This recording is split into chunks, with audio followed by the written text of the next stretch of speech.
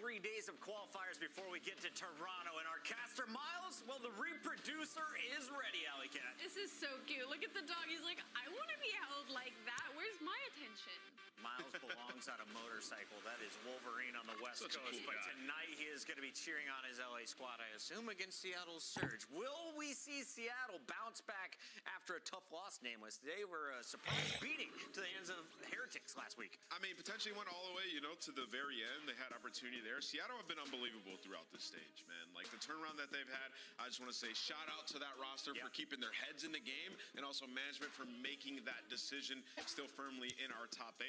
But yeah, LA Thieves, man, they have been a force to be reckoned with. They could totally be undefeated right now. They win that game 5 against Minnesota, 5-0.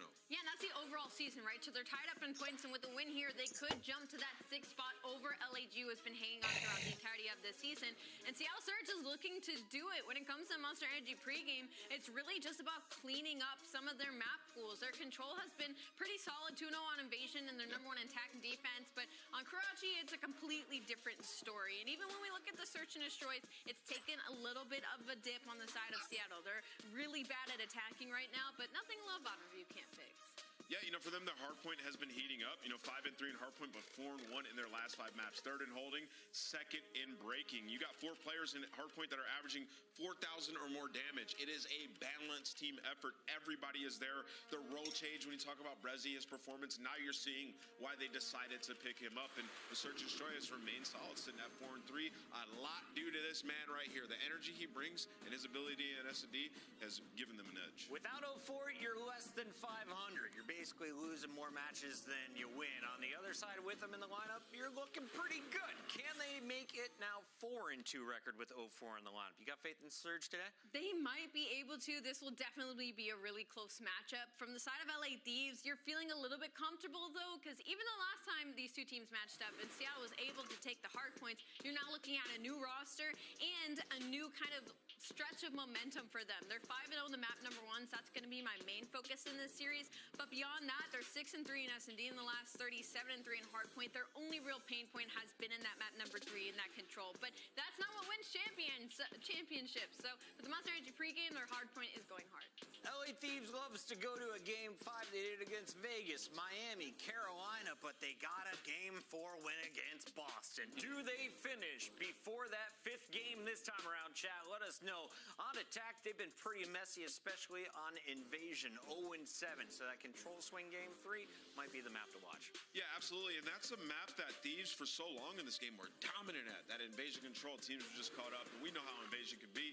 But now we have Karachi in this one. Yeah, they need to figure out either Karachi or High Rise control, because LA Thieves firmly a top 5 team in my mind based on their performance so far. They're feeling comfortable with this map set as well. I have to say, I love that we're starting on Vista. Didn't see it a lot last weekend. We get it to open up this best of 5. It's guaranteed to be there. Do we get to Rio? Do we get to Invasion? I think we definitely get to Rio. Do we get to Invasion? I don't know.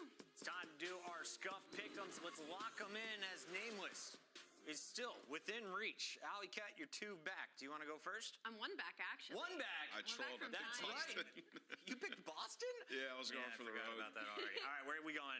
Oh, this is Time really to hard catch win. up. I'm going to go with LA Thieves. They've had a stronger Search and Destroy. Nameless? I'm going with LA Thieves as well. I just think they're the better team.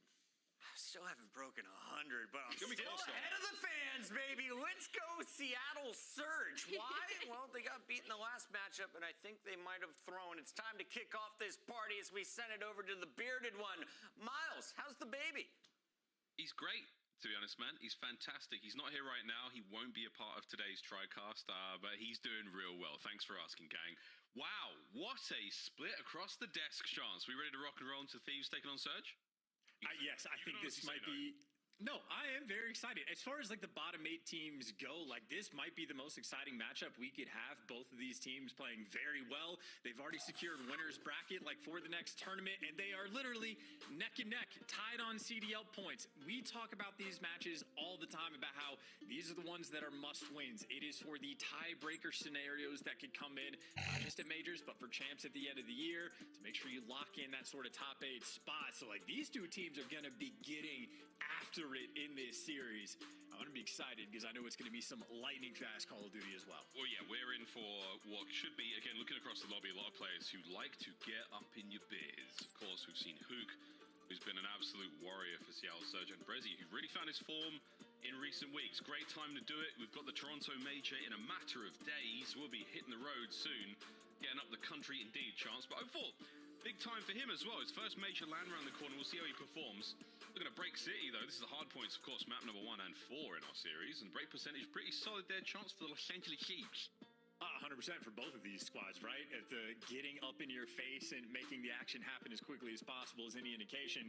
Two of the best break teams we've had in the game so far throughout Stage 3.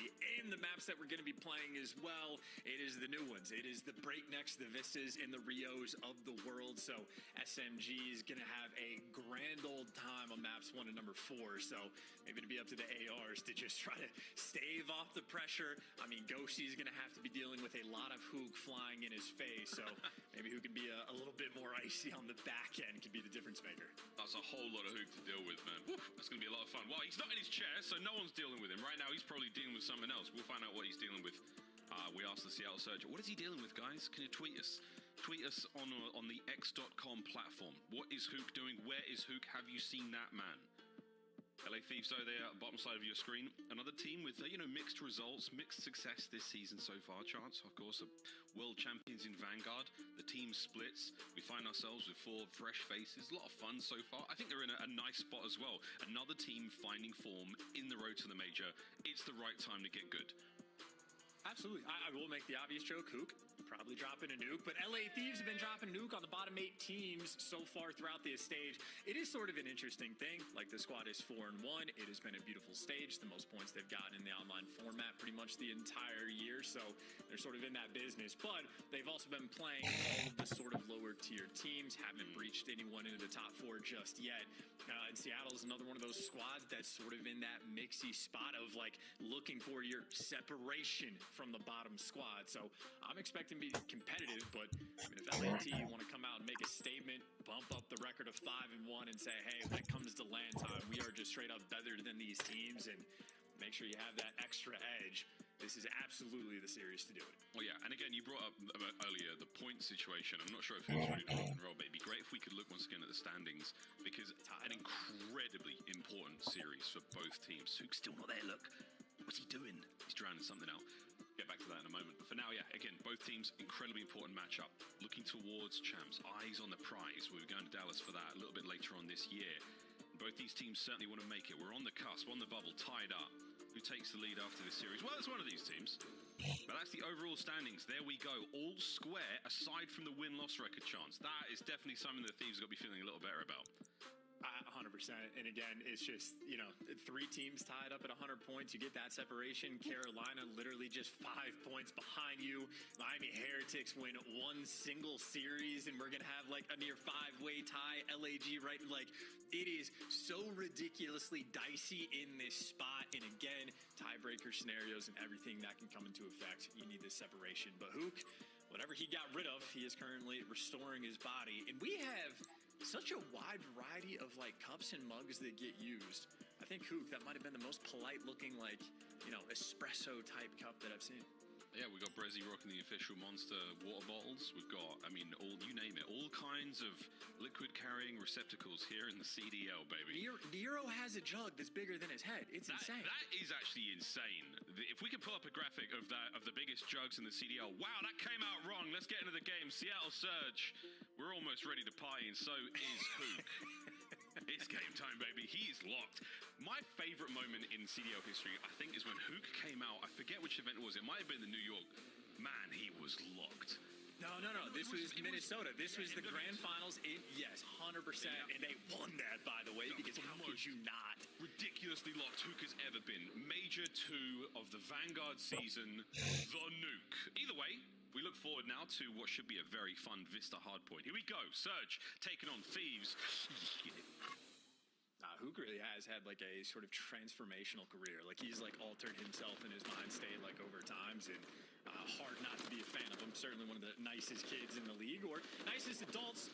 Everyone grows up so fast, just like Seattle grew their way towards this hill. Not a good joke, but it is a good time. Abuza kicking off things with 3, and well, they got all their cuts covered. Unfortunately, no trophy is going to make your life a living hell, but Abuza able to get one in, so Seattle in a decent spot. Hey, no joke about it, mate. They're in. Brezzy, wonderful lap he does. And that It's a nice one pump into the feed. Gets himself 2. Ghosty stops the bleeding for now. 200k applied. Thieves looking to get back into this. But a nice start there from Seattle Surge. Good pace, good kills, trophies, you name it. Everything was there. Contest 04 down. Nasty and Joe Deceives. They clean house. Yeah, Joe Deceives found the perfect timing on the flank, knew where everybody was coming off spawn, and he just picks up the freest 3-piece he's ever going to collect. And, I mean, now it's just about the cutoff kills. There's the next one. Easy reads on Breji, and Joe Deceives know how the map is going to play out. Seems like before Seattle's going to. There's a cruise missile. His third life has been nothing but class, but as we switch off, it's because Ghosty collecting the hill time, trying to collect a couple skulls as well. Kremp right on it. Picks up where Ghosty left off. Lead change until the contest is done. Nasty wins his. So good looks here across the minimap. As the LA Thieves boys doing what they can to keep the hard point there. Krem's got a big play ahead of him. Finds 1 of 2. Abuza's holding it down. Just keeping the boys at bay, and that is going to be time still going the way of the Thieves. Nasty, smooth straight there from Brezzy. There with the Renetti. Gets his 20+ seconds to go, and Serge, you've got it.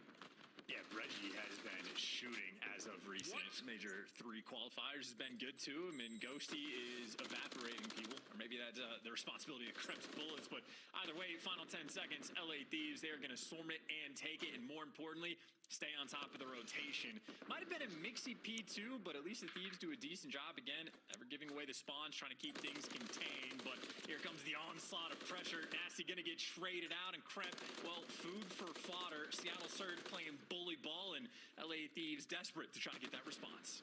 Well, it's not necessarily the ball in their court just yet, but the trophy's certainly going to help keep any airborne projectiles away. Oh my God. 2 in the feed. Abuza picks up his. All down, Thieves.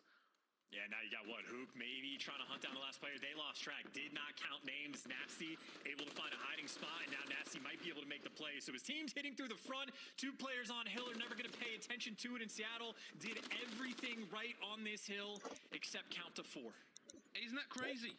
Isn't that crazy? Whose job was that? Kremp opens up the back, looking towards new hardpoint. LA Thieves with a great bit of time now, great rotation as well. Can Nasty stay alive? Another set of kills there from Seattle Surge. Chance they're looking lethal here so far in Vista.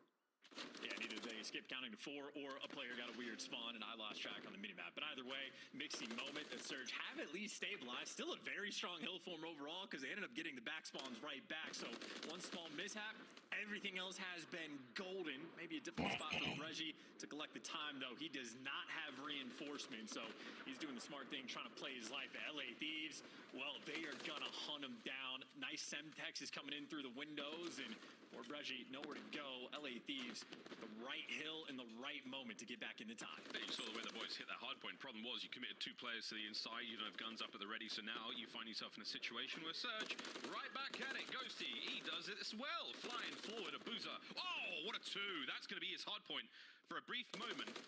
Nice work from Nasty. Non-stop here on Vista. Insane pace by both teams. And good shots out of Kremp as well. Another contest. This hard point is a mess. Yeah, but like Seattle willing to just full send and absolutely battle for that scrap time. So they're going to have a nearly 50-point lead going into this new time, but they're going to get cut down along the way. So LA Thieves do get the pure setup. 3 players around, you get the head glitches on the bridge, an opportunity to run things up and get right back in the game. Ghosty, wow, nice work.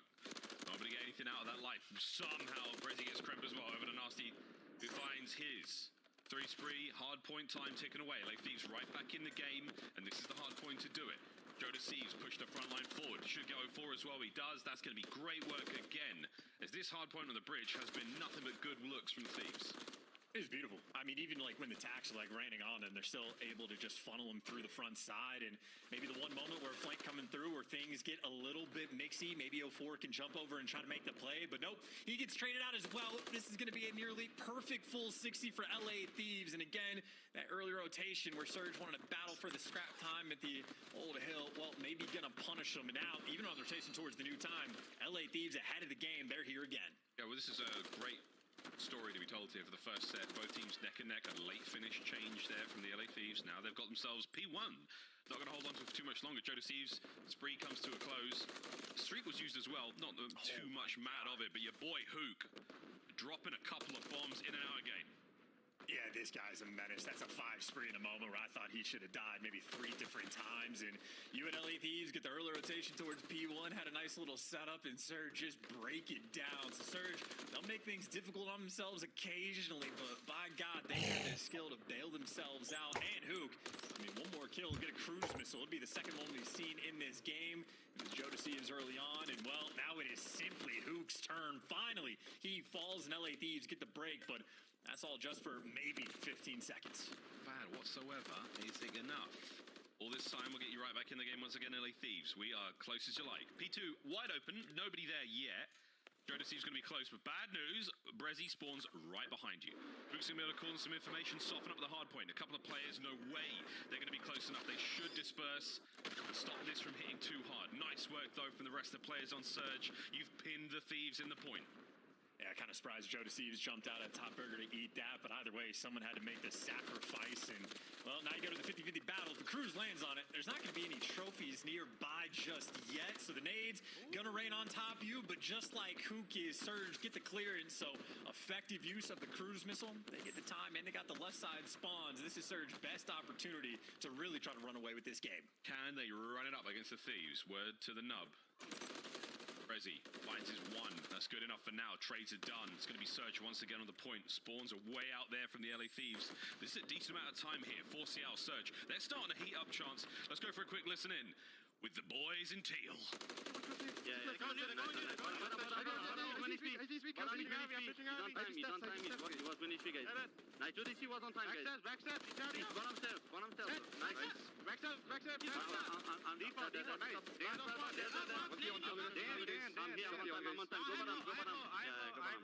I need my phone. One's on me cap. On my back. I'm watching my back, okay, guys? I need him. Yo, I have your box.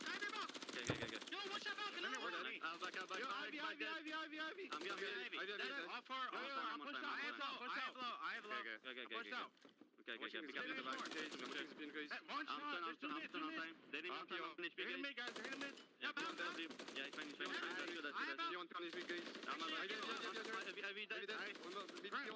Nice. That's forward.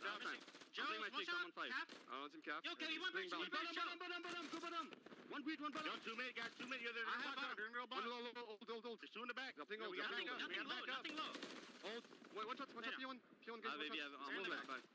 P1, nice. They're already in the back. Fill up, guys. I'll put the back, Alex. Just watch out, crimp, short. Nice. I'll put on the back. Nice. I'll put on the back. Hold it. I'm needing time. Okay. You stand outside somewhere. Dead. One time. We're missing one, guys. Nice. That's for that. Hold time. Go see the first guy. Okay? They're gonna be 2. I'm in cap. Yeah, they can only go burger. Okay. Nice. I'll be right. I'm gonna one on time. It is a next level slamming, Chance. Making a slam wedge out of the Thieves. Yum. Yeah, playing against Surge and Hardpoint has to just truly be an experience. These guys are insane. That's another 4-man wipe in every single player on a streak, including 0-4 getting to call one in. Just the stamp on the game, the boom of Nasty and Krempin. Well, the food for fodder of Booza. 3 minutes nearly in the hill in so many kills. Surge looking dominant there in map number 1. Come here, baby. Damn, what a map 1. Okay, Desk, who's sweating? Who's a little nervous with their big picks? Oh, the Thieves are so good. Can you grab me a soda? Okay. Good God, what a start that was. Sorry, is that what? I think that's what they all sound like. I can't remember. What an opener. That was in the refrigerator. As one of the best nameless impersonations I think I've heard. Zinni certainly has a run for his money. But this box score, it just cracks me up. You have a Booza, again, nearly 3 minutes in the hill, but he was still nearly as engaged as 0-4 and Hook, and those are like your pace setters. So that means Surge almost have a style where it's not like they're like getting those super pushed out hills, a ton of cutoff kills where the guys like in hill just bored, there's nothing to do. No, it is constant chaos. You have to be turned to be in a lobby with these guys. And like we all know, Hook might be the fastest player in Call of Duty history. The guy plays at a lightning speed. If there's someone for him to kill on the map, he's going to be challenging. 0-4 has actually been matching his pace, if not more so, in every single game mode. So somehow the new rookie AR player from Surge might be faster than Hook.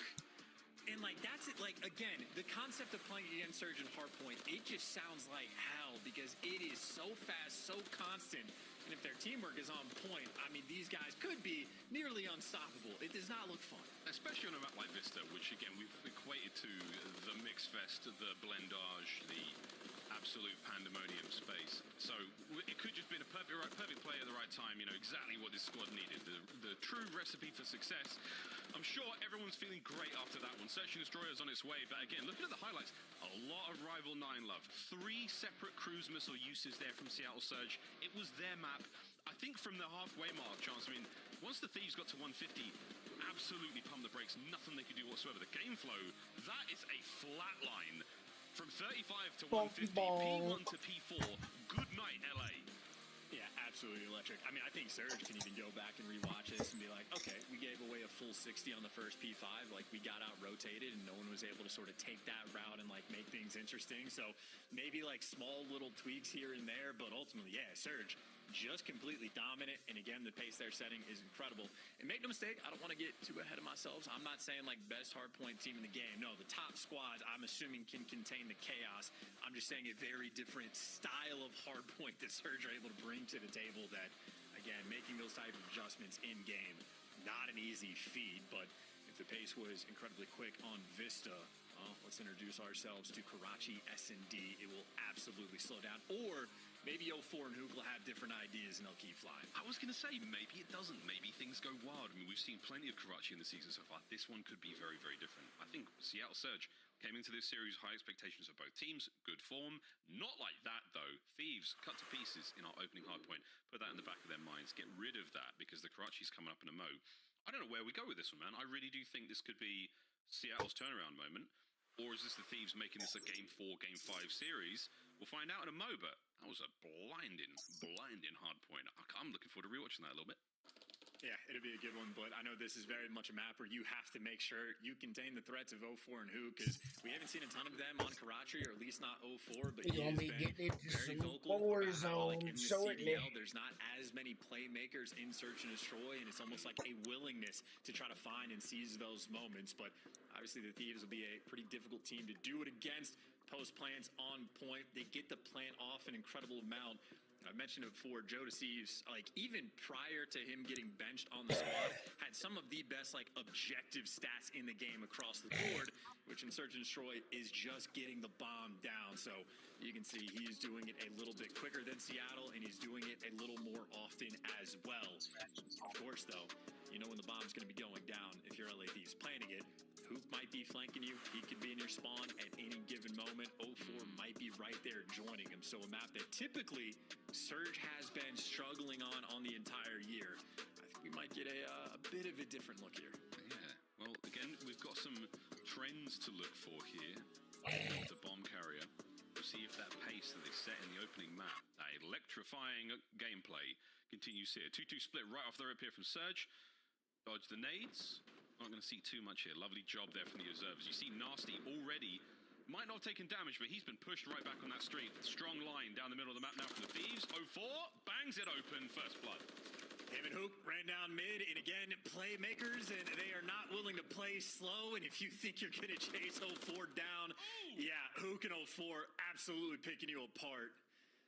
Thank you. I love when you call something out as a commentator and the players deliver immediately. Shout out 04 for that one. Shout out. Oh, what a cut down. Seattle Surge. That was very, very clean indeed. Hook, once again, wherever he's drinking, I'd like some of that because you are shooting fantastically nice, son. 04 cleans up. 3 in the first round. And it's a very simple play, too. Like, run down the middle of the map, you stun check barrels, nobody there. Okay, cool, we have the space, go and take it. Throw his shoulder. Don't see anything. I think maybe Breggy from top third might have spotted the player's sandbag, so you just get right in the mix and go for the kill. 04, again, he's going to be playing with confidence, and if you're not on point, he is going to punish you. Against, that trick surely doesn't work twice, especially against a team like the Thieves. Stacking up here from Surge, dodging nades. A little bit of damage to Kremp as well. So will you push the advantage you've got right now, Seattle? You've got damage. Oh, the guns are up at the ready. They want the fight, and they are winning it. Thieves, no answer. Yeah, no, nades and tax completely on point in this moment. And Nasty, I mean, you might even just have to go and chase that kill. And if it's not Hook that's going to be behind you in your spawn, well, 0-4 is here too. And that dynamic duo applying pace. Poor Ghosty, 1v4, and they are flying at you. They are chowing. They are not giving you a single moment to breathe. Wow, okay, that's good. And it's looking pretty calm. Not a whole lot being said here from Surge. Executing to the game plan that's clearly very well rehearsed. Playing their advantages, winning their opening battles. Brezzy, I think the community dubbed him the French John Wick after his interview last week. So far, that dog is alive and well, but he's still playing fine. Yeah, so I don't hate that. I can live with that. Yep. He's got the hair for it, certainly. So he's got not too great bad. hair. I think CDO does well. Got his feet up, yeah. Well, feet up is something the LA Thieves can't afford to have right now. There's 3 players without a kill yet. Ghosty's the only one involved, but even then he's been left in these tough situations alone. Jonas Thieves gets on the board. Nice naughty angle there to deal with 0-4. Brezzy with immediate bomb pickup. It wasn't Hook running it this time round. So I wonder if the Thieves have taken that into consideration. Gotta say, that's one of the rattier spots I've seen played to maybe just top red and go ahead and pre-aim in the first 10 seconds of your round. And you're playing against Surge, so it works, is the funnier thing. But that's one rogue player, Hook. Rogue player number 2 that you have to be very delicate to contain. Kremp might be able to spot him, but no tags coming through. So Hook found the timing. Just got to find that kill, and there it is. We got a 3v3. He does a really good job of staying undetected. Strikes when the timing's right. Kremp wins a big one, but Hook's still on the run. Oh, gets another. Here we go. Hook, this is for the ace. You got 25 seconds to try to recover the bomb as well. That's where Kremp is waiting. Big problem here as well. He hasn't seen Joe Deceives. He was last spotted top red, but that was literally a minute and 15 seconds ago. And now Joe Deceives has the shoulders, calls out to Kremp what to do. And Joe Deceives making the adjustment. Nice first blood and there for the help towards the end. And same thing with Nasty and Kremp. I think Kremp might have been dead to rights on back bridge. Abuza had him tagged up one shot, but Nasty there for the coverage. So on point on that defensive round. And again, if you can just stop that sort of initial play and then focus on the mid-round adjustments, still not going to be an easy feat, but certainly the way to go. It's one of those things, though, stylistically. You're the boys of the LA Thieves. Joe's like, all right, it's Hook. And maybe Ghosty passes the info out. Everyone just pauses, pump the brakes. You know he's running out of time. You know he's coming to you. Just let him make that mistake. Or not even make the mistake. We just have to expose himself. Good work from the Thieves. Heads up play to win the round. Can they do it again now? On offense, we're moving towards A real quick. And that'll be a free bomb plant and a nice first blood. I mean, Surge right now, they have plenty of pressure towards the middle of the map, but they left that site nearly wide open. And, well, there's the dynamic duo making plays again. Hook and 0-4 flying together, trying to clutch this 3v4. The gruesome twosome looking for their second kill here in the round. Can they get it together? Nasty in a corner. Posted up. There they go. Whoa, boy! 0-4 gets it. Ghosty can't get a pair. 0-4 shooting bodies. The round is done. My goodness, he says, no, thank you, boys. They smash through. Yeah, it's a nice little bag as well. Man, I wonder what the experience of like is 0-4, because he has had one of the fastest rises through like the amateur scene, or like the S&D scene, then to Challengers, then to the Pro League, and now he gets to play with someone like Hook. This guy might be in heaven. Of like, you're a playmaker, and you get to play with the like almost ultimate playmaker as well in S&D. Man, that if you want to be aggressive, because that's a 3v4 retake with bomb down, and they got it done in what, like 25 seconds. There is no time or energy wasted. That is someone's making the call, and you just execute. Whew. So what we got in the bag for Seattle Surge, attacking round. 6-1 for 0-4. For those who can't see those little numbers, makes it nearly a 7. Yep. But it is these two again. Again, the chemistry right now is so good. This ain't the first date. Like, they've been doing this a while now. But the candlelit dinners at this point for these two. Oh, no, Joe, run, Joe. Get out of there, man. You know who's coming. Sorry, back to your candlelit dinners. No, you're fine. This is better. As Nasty, again, you just feel like you're in chaos, because meanwhile, you're dealing with the insanity of Hook and 0-4, and Abuza's just posted, chilling somewhere on the map, feeding this intel. LA Thieves, all of these arrows are just spinning in circles. Wait, maybe Joe Deceives spins the right direction, got the jump on Hook, and able to drop him, but this will be bombed down Man advantage here for the retake for LA Thieves. Still not an easy thing to get done. Yeah, it's not over yet. Don't count your chickens before they've hatched. Kremp, a couple of tags. Doubles back, 30 on the clock. Joe Deceives now moving forward. You've got a Boozer on that top flat. Shots. Will he be able to get the kill? No, Kremp's there for it. A Boozer, last man, 20 seconds.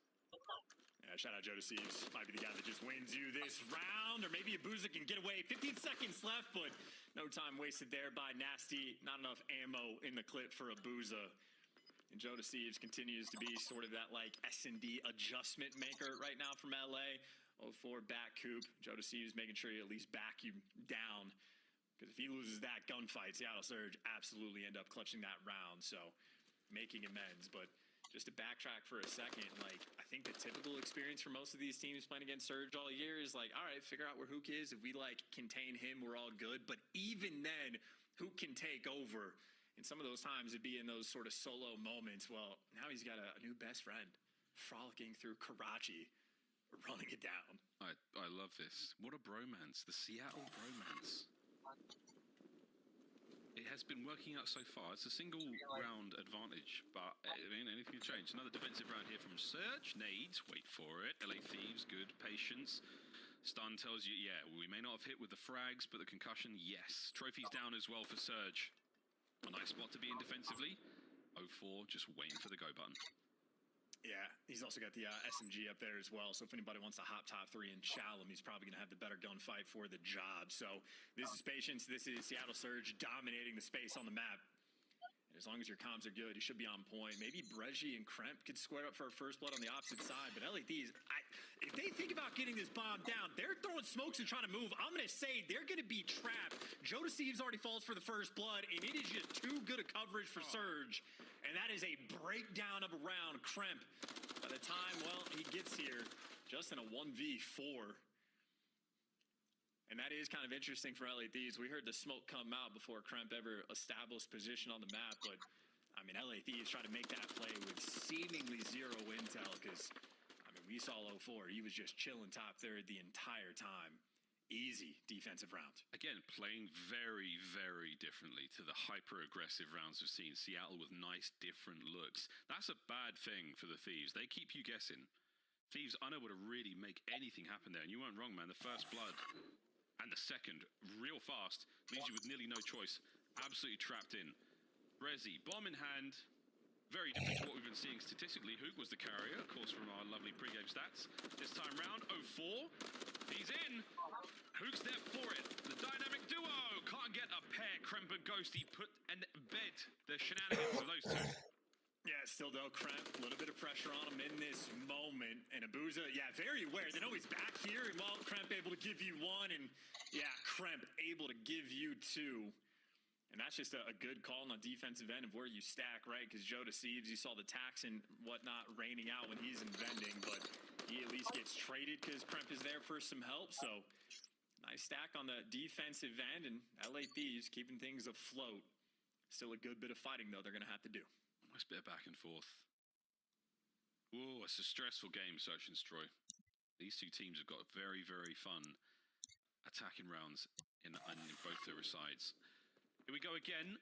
This time round, Thieves. Can they keep riding the momentum of that defense? Can they get an O win to tie things up 4-4? Stock standard, same looks. They're going to wait out the concussions this time as well. And nobody got hit by attack, so Surge technically don't have any intel on this, so it's a 2-2 split, so you might be able to bully your way through B this time with the smoke strat. But Joe Deceives has a stun, not a smoke, so maybe a slight adjustment being made.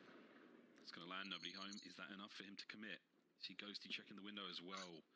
No intel right now for the Thieves. Not a single piece. There's a smoke, there's the trophy, and yeah, I'd be terrified too. Hook last time just appeared at the smoke and got the first blood. But meanwhile, you throw the smoke and you try to make like a sneaky play. Hook's already hunting you down, and he catches you as well. You try to play 200 IQ, and you get picked apart. 0-4 in the feed as well. Nasty gonna get that trade, but a 3v2 for Surge, and they are still schmoovin'. Oh, Nasty wins a big one. Ghosty, can he get two as well? What a round! Thieves find the equalizer. There you go. Again, you are dealing with players that are running you down. That's how you're going to have to play. Play a little ratty, be in the better spot, and wait for them to come to you. So that is absolutely a mistake being made by Surge in that moment, but Ghosty still forced to deliver. This is sort of like a pressure makes diamond sort of situation, I think, where like Surge, they are going to force you to play well. And they're going to make sure that you're going to have to make these decisions quickly. So maybe a mistake in that round, blowing the man advantage, tie things up 4-4. LA Thieves on defense as well. Absolutely can take the lead here. Here comes Kremb. Stun check. Connects. You're in a great spot here. Hook somehow not getting hit by that Semtex. Surge are committing to the B side of the map. Only a Boozer watching the flank for now. Again, not a lot of info. Awkward gunfights. Here they come. Wait for the smoke, too. It's about to turn into chaos. It's Nasty watching over, but Kremb, no more help in this one, but why would you need help? Actually, never mind. Nasty gives it to you.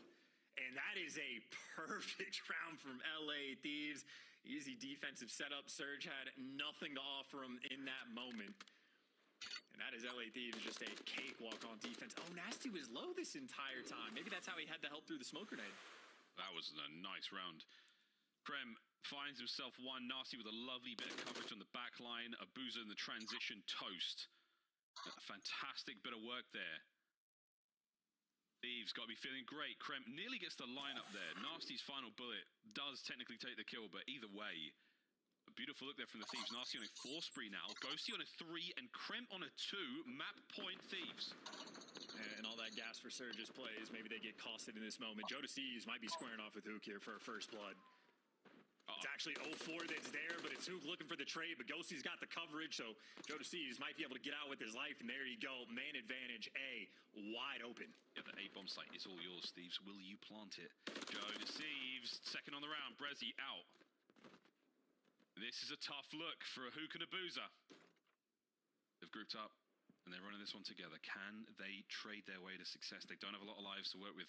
Check this corner. Check this mound of dirt. Not going to happen. The Thieves clean them both up before they could even get near the site. Beautiful work there in the search. Tied up 1-1. Yeah, big wins, and I think LA Thieves had sort of every sort of different piece they needed to operate to get that map win. They did. Jodeci's making nice adjustments, playing some pretty spots. Kremb and Nasty making some big plays on the defensive end. I think Kremb had a few of them at both sites as well, but I think maybe the most important round is where, I mean, you had LA Thieves trying to run the bomb, rotate over towards A. Who catches the first blood, but then that go button does not cease, and well, Ghosty picks you apart, kills a Boozer, kills Hook, and disrupts that main advantage. It's maybe evened up relatively so on the first blood front. Certainly Hook setting pace, but they contained it. You deal with the threats, you get a 6-4 dub. LA Thieves tying this series up. I told you, Miles, we're going to have a battle in this one. We're having the battle. We're definitely having that battle. Staying on Karachi for our map number 3 as well, boys and girls. That's going to be Control on the other side of the break, but hey, that was a fun search and destroy. Both teams looking fantastic. LA Thieves, strong defensive rounds. And boys got the good D. And the offensive attacks there from Surge, creative and blistering at pace times, but not enough to get it done. LA bounce back. Karachi Control on its way. I'm really looking forward to the Rio, because if Vista was anything to go off of, this is going to be an absolute banger. Invasion S&E for Game 5, if we do get to go there. But for now, Karachi and Rio, they are absolutely in the pipeline. We're almost ready to get into those, folks, but we're going to take a quick break in a mo. Look at that, though, Chance. Back-to-back rounds, 4 in a row there to close out for LA Thieves. It took a while to get them going. It took a while to download the sort of strats, but once they found it, no looking back.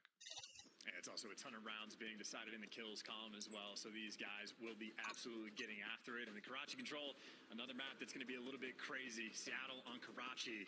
Well, we can name some better duos. We love a bit of crazy here in the CDL. Well, this duo is going to go for a quick commercial break, and you should get yourself a beverage, something to eat, because when we come back, playing Control on Karachi. Don't go too far, boys and girls. This is the CDL.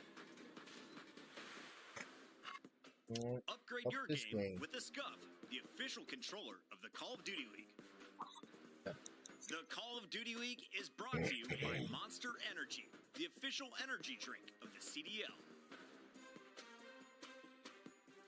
The The Cataclysm Pack is available now. This bundle includes the Cataclysm Operator Skin, Dystopia Weapon Blueprint, Iron Lung Charm, Broom Animated Calling Card, Alpha Vinyl Guiding Light Emblem, and Scratch Tally Weapon Sticker. Use these items in both Call of Duty Modern Warfare 3 and Call of Duty Warzone. Available in store now using Call of Duty points.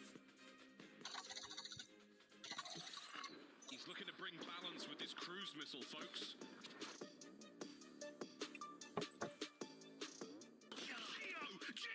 Geo, my God, it's his hard point. He is on an absolute spree. 39 and 19. The women, the children, you name it. Dude, he's back on his Rio BS. He cannot be killed if we catch it from the third person. This man is a maniac. You burst on through, but that's the streak in. Now Selly, minute or so left on the point in desperation time. Royal Ravens getting just enough kills. No, not yet. Not done yet. Yeah, not done yet. They were trying to rotate over to P2 and flood, but does not happen. There was always one more player left for Atlanta FaZe. Runs it. Can't find the next. Hydra's there for the pickups chance. This could be game. Oh, that's going to be it. Kismet's headset, I think, calling game. You heard there's no resuscitating them from this series. Dashy up over the top. They're looking for him. He wins it down to 1 versus 1. 5 to go. He doesn't have play. He's got to hunt him. He's got to hunt him. Snoopy has to hunt. He's just trying to buy time. And Dashy. Love around the Twitter world.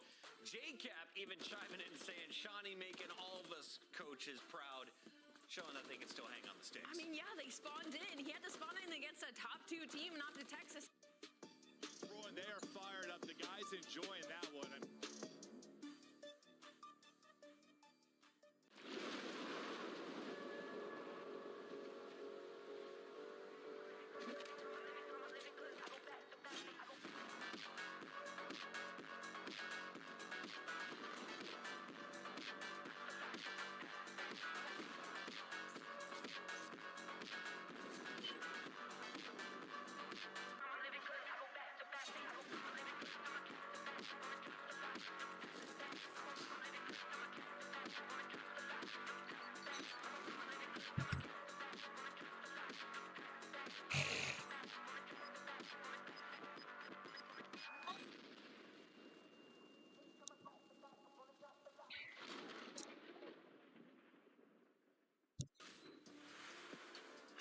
Boys and girls, map 3 is almost upon us. Chance, we were talking about this in the break. 04 shoots bodies, and then what happens after that? Lose the map. That is the tried and true tradition. I think that is way too much alliteration. I tried too hard to do my job well in that moment. But yeah, rookies shoot bodies. You lose the map. It happens. I think everybody sort of remembers their first times. We can't all be Celium in this world. You got to be careful. So yeah, 04 again, incredibly confident player. Likes to make plays and search and destroy. Still got to win the map, though, so you get punished there. However, great news for Seattle Surge. My God. Like, there's, what do you want me to say? Hey, their average ticks, not the worst in the league so far in this stage. That's great news. Admittedly, it is Karachi. Offense much easier, so I don't think the attacking rounds will be quite that bad. But, yeah, good Lord. I mean, yeah, even on these maps. This is the best news, I think, for LA. Even if their control has been this bad, Seattle Surge are, like, historically bad at control right now.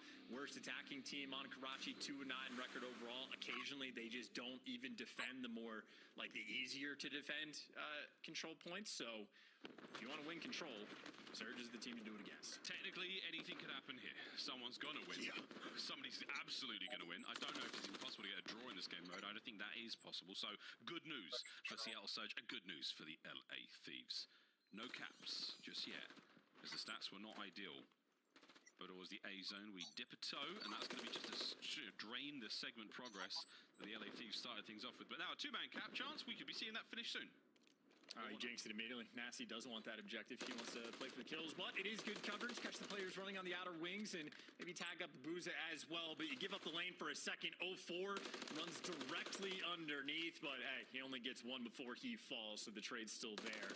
LA Thieves just having a clean setup, and Nasty, he's just been picking apart, getting free B kills against the rival non-players. Yes, perfect timing from Nasty. Full spree right now, setting up for the pressure towards the backside of B. Okie dokie, will take it. We'll see what the fallout is from this play. But 2 minutes on the game clock there. Lovely work from the Thieves. A cool, calm approach now, Nasty. Can you get kill number 5 in a row?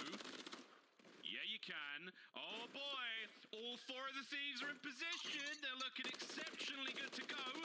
This is the kind of place that doesn't give you the table until everyone's here. The whole squad nearly on the point. Beautiful look from the Thieves. Seattle, you're nowhere to be seen. 1 kill at a time. Quick contest, they're in. It is literally 0-4 against the world right now. Finally, someone else on Seattle gets a kill. Beanboozle wants to help his teammate out.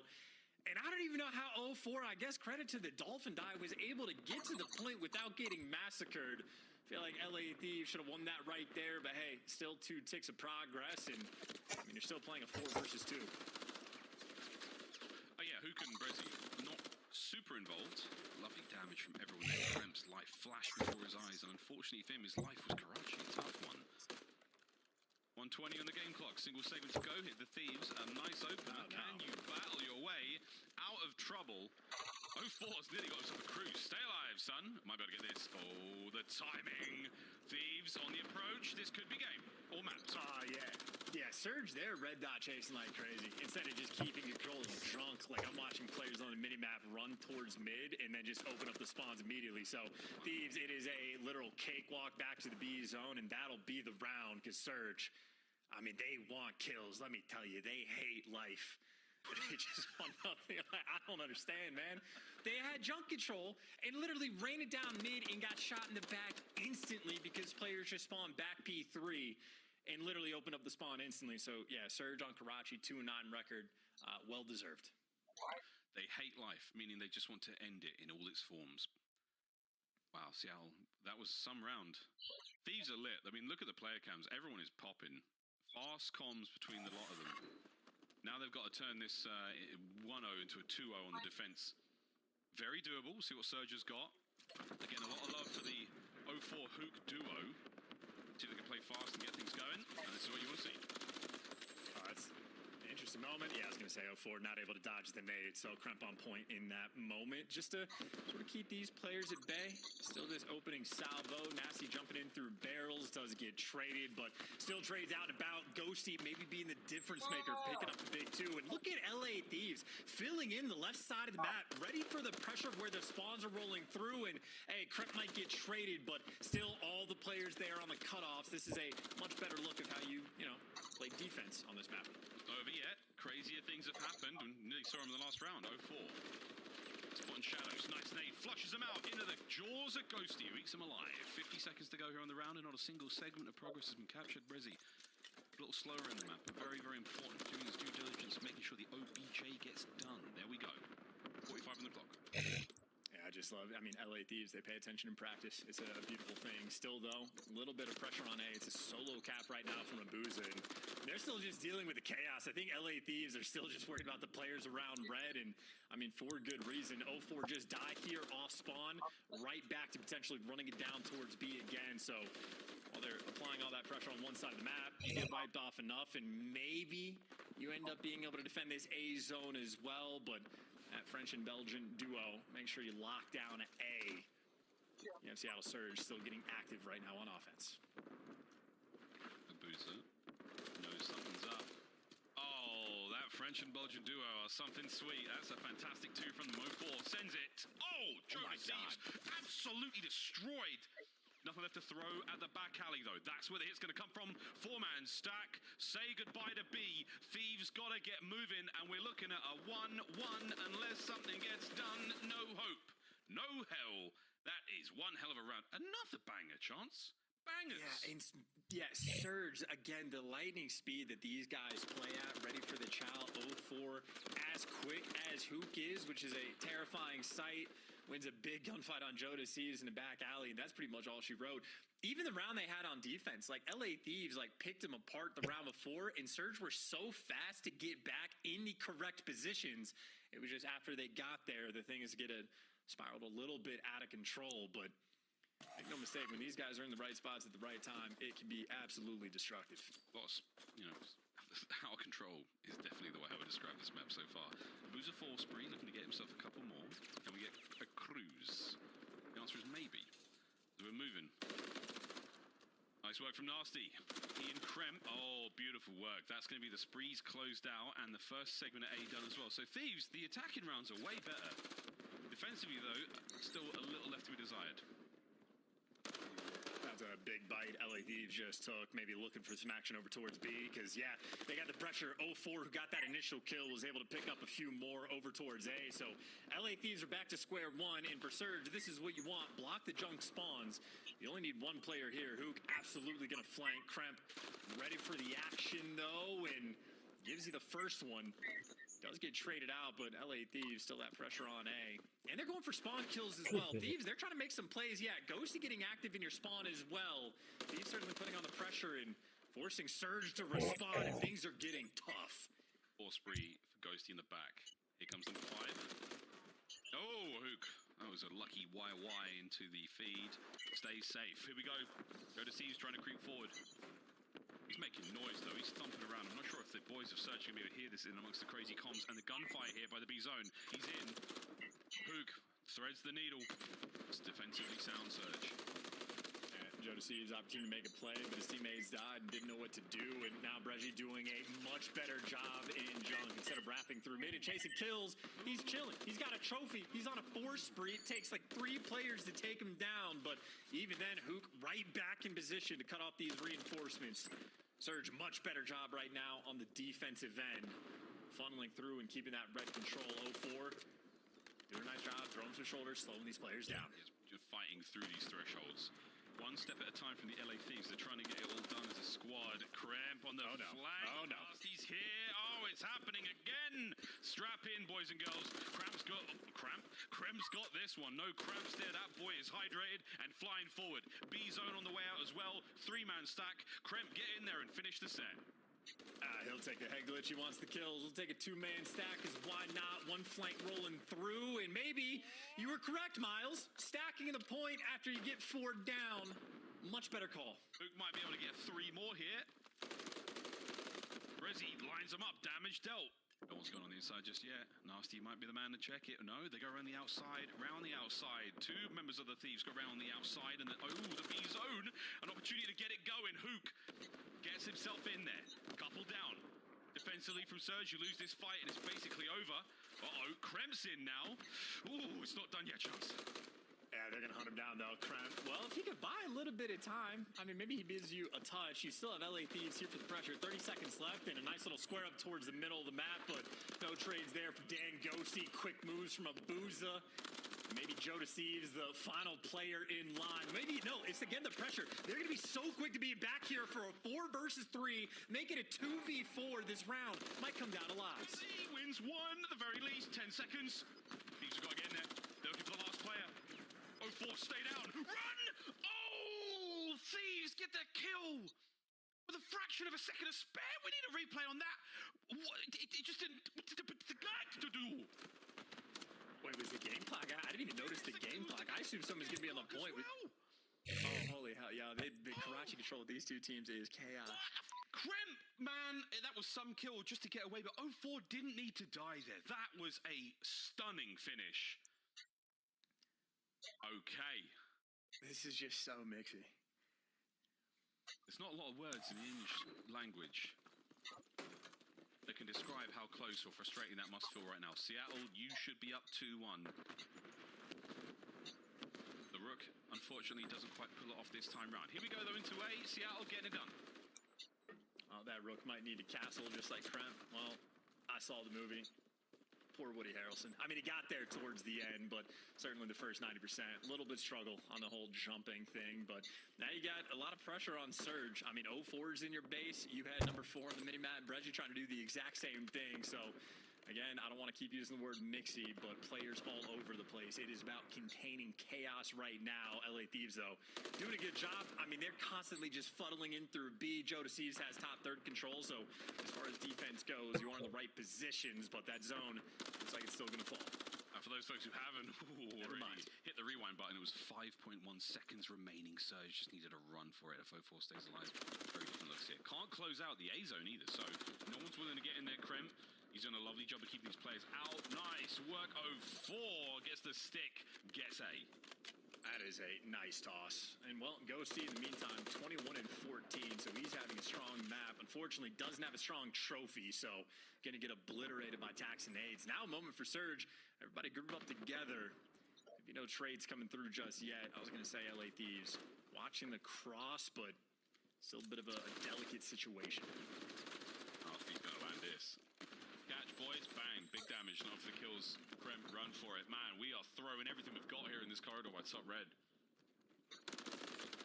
Good work out of Joe. Gets his one. That's good enough for now, but an open avenue for Seattle Surge to flood and now drown out the B point. Ghosty's let a couple of players through. He's not going to know until they get on the zone. Krem from behind. The dagger gets two. Well, who gives you one? Ready for the flank. And now, yeah, Krem seals the deal in that moment. Good Lord. 4 spree for him as well, picking up a big 3-piece. Krem is sort of like a defensive-minded player almost. He's popping off on the defensive rounds, S&D, and right now defending his heart out on a 5 spree, 27 kills, and maybe another funnel into the head glitch. Surge, well, they get the first kill. Couple go their way, and a small window of opportunity with the man advantage, but it looks like LA Thieves gonna close that door, hook behind enemy lines, but for the moment, the only one trying to open those floodgates for his team. Contest. Done. Krem, he's the last man in position for now. Ghosty over the wall. Nice work, Calvo 4 on the slide. He's taken a lot of hits, though. He does have a teammate on the inside here. How many times have we seen this zone get blown wide open? There's another one added to the pile. Boozer can't get anything done. It's Ghosty with both weapons in the feed. Just over 30 to go. Yeah, they have no lives remaining with 38 seconds left on the clock. That is, I mean, that's criminal. That is pace. To die that quickly. 30 deaths in a span of like 2.5 minutes maybe for the extent of that round. Surge running it down straight into death, and death thy name is Ghosty and Krem having an absolutely fantastic time there in map number 3.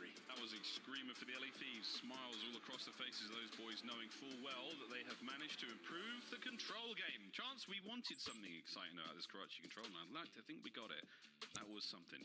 We go to Rio now for another hard point. Can Surge bounce back and give us a game 5? The last match of the day.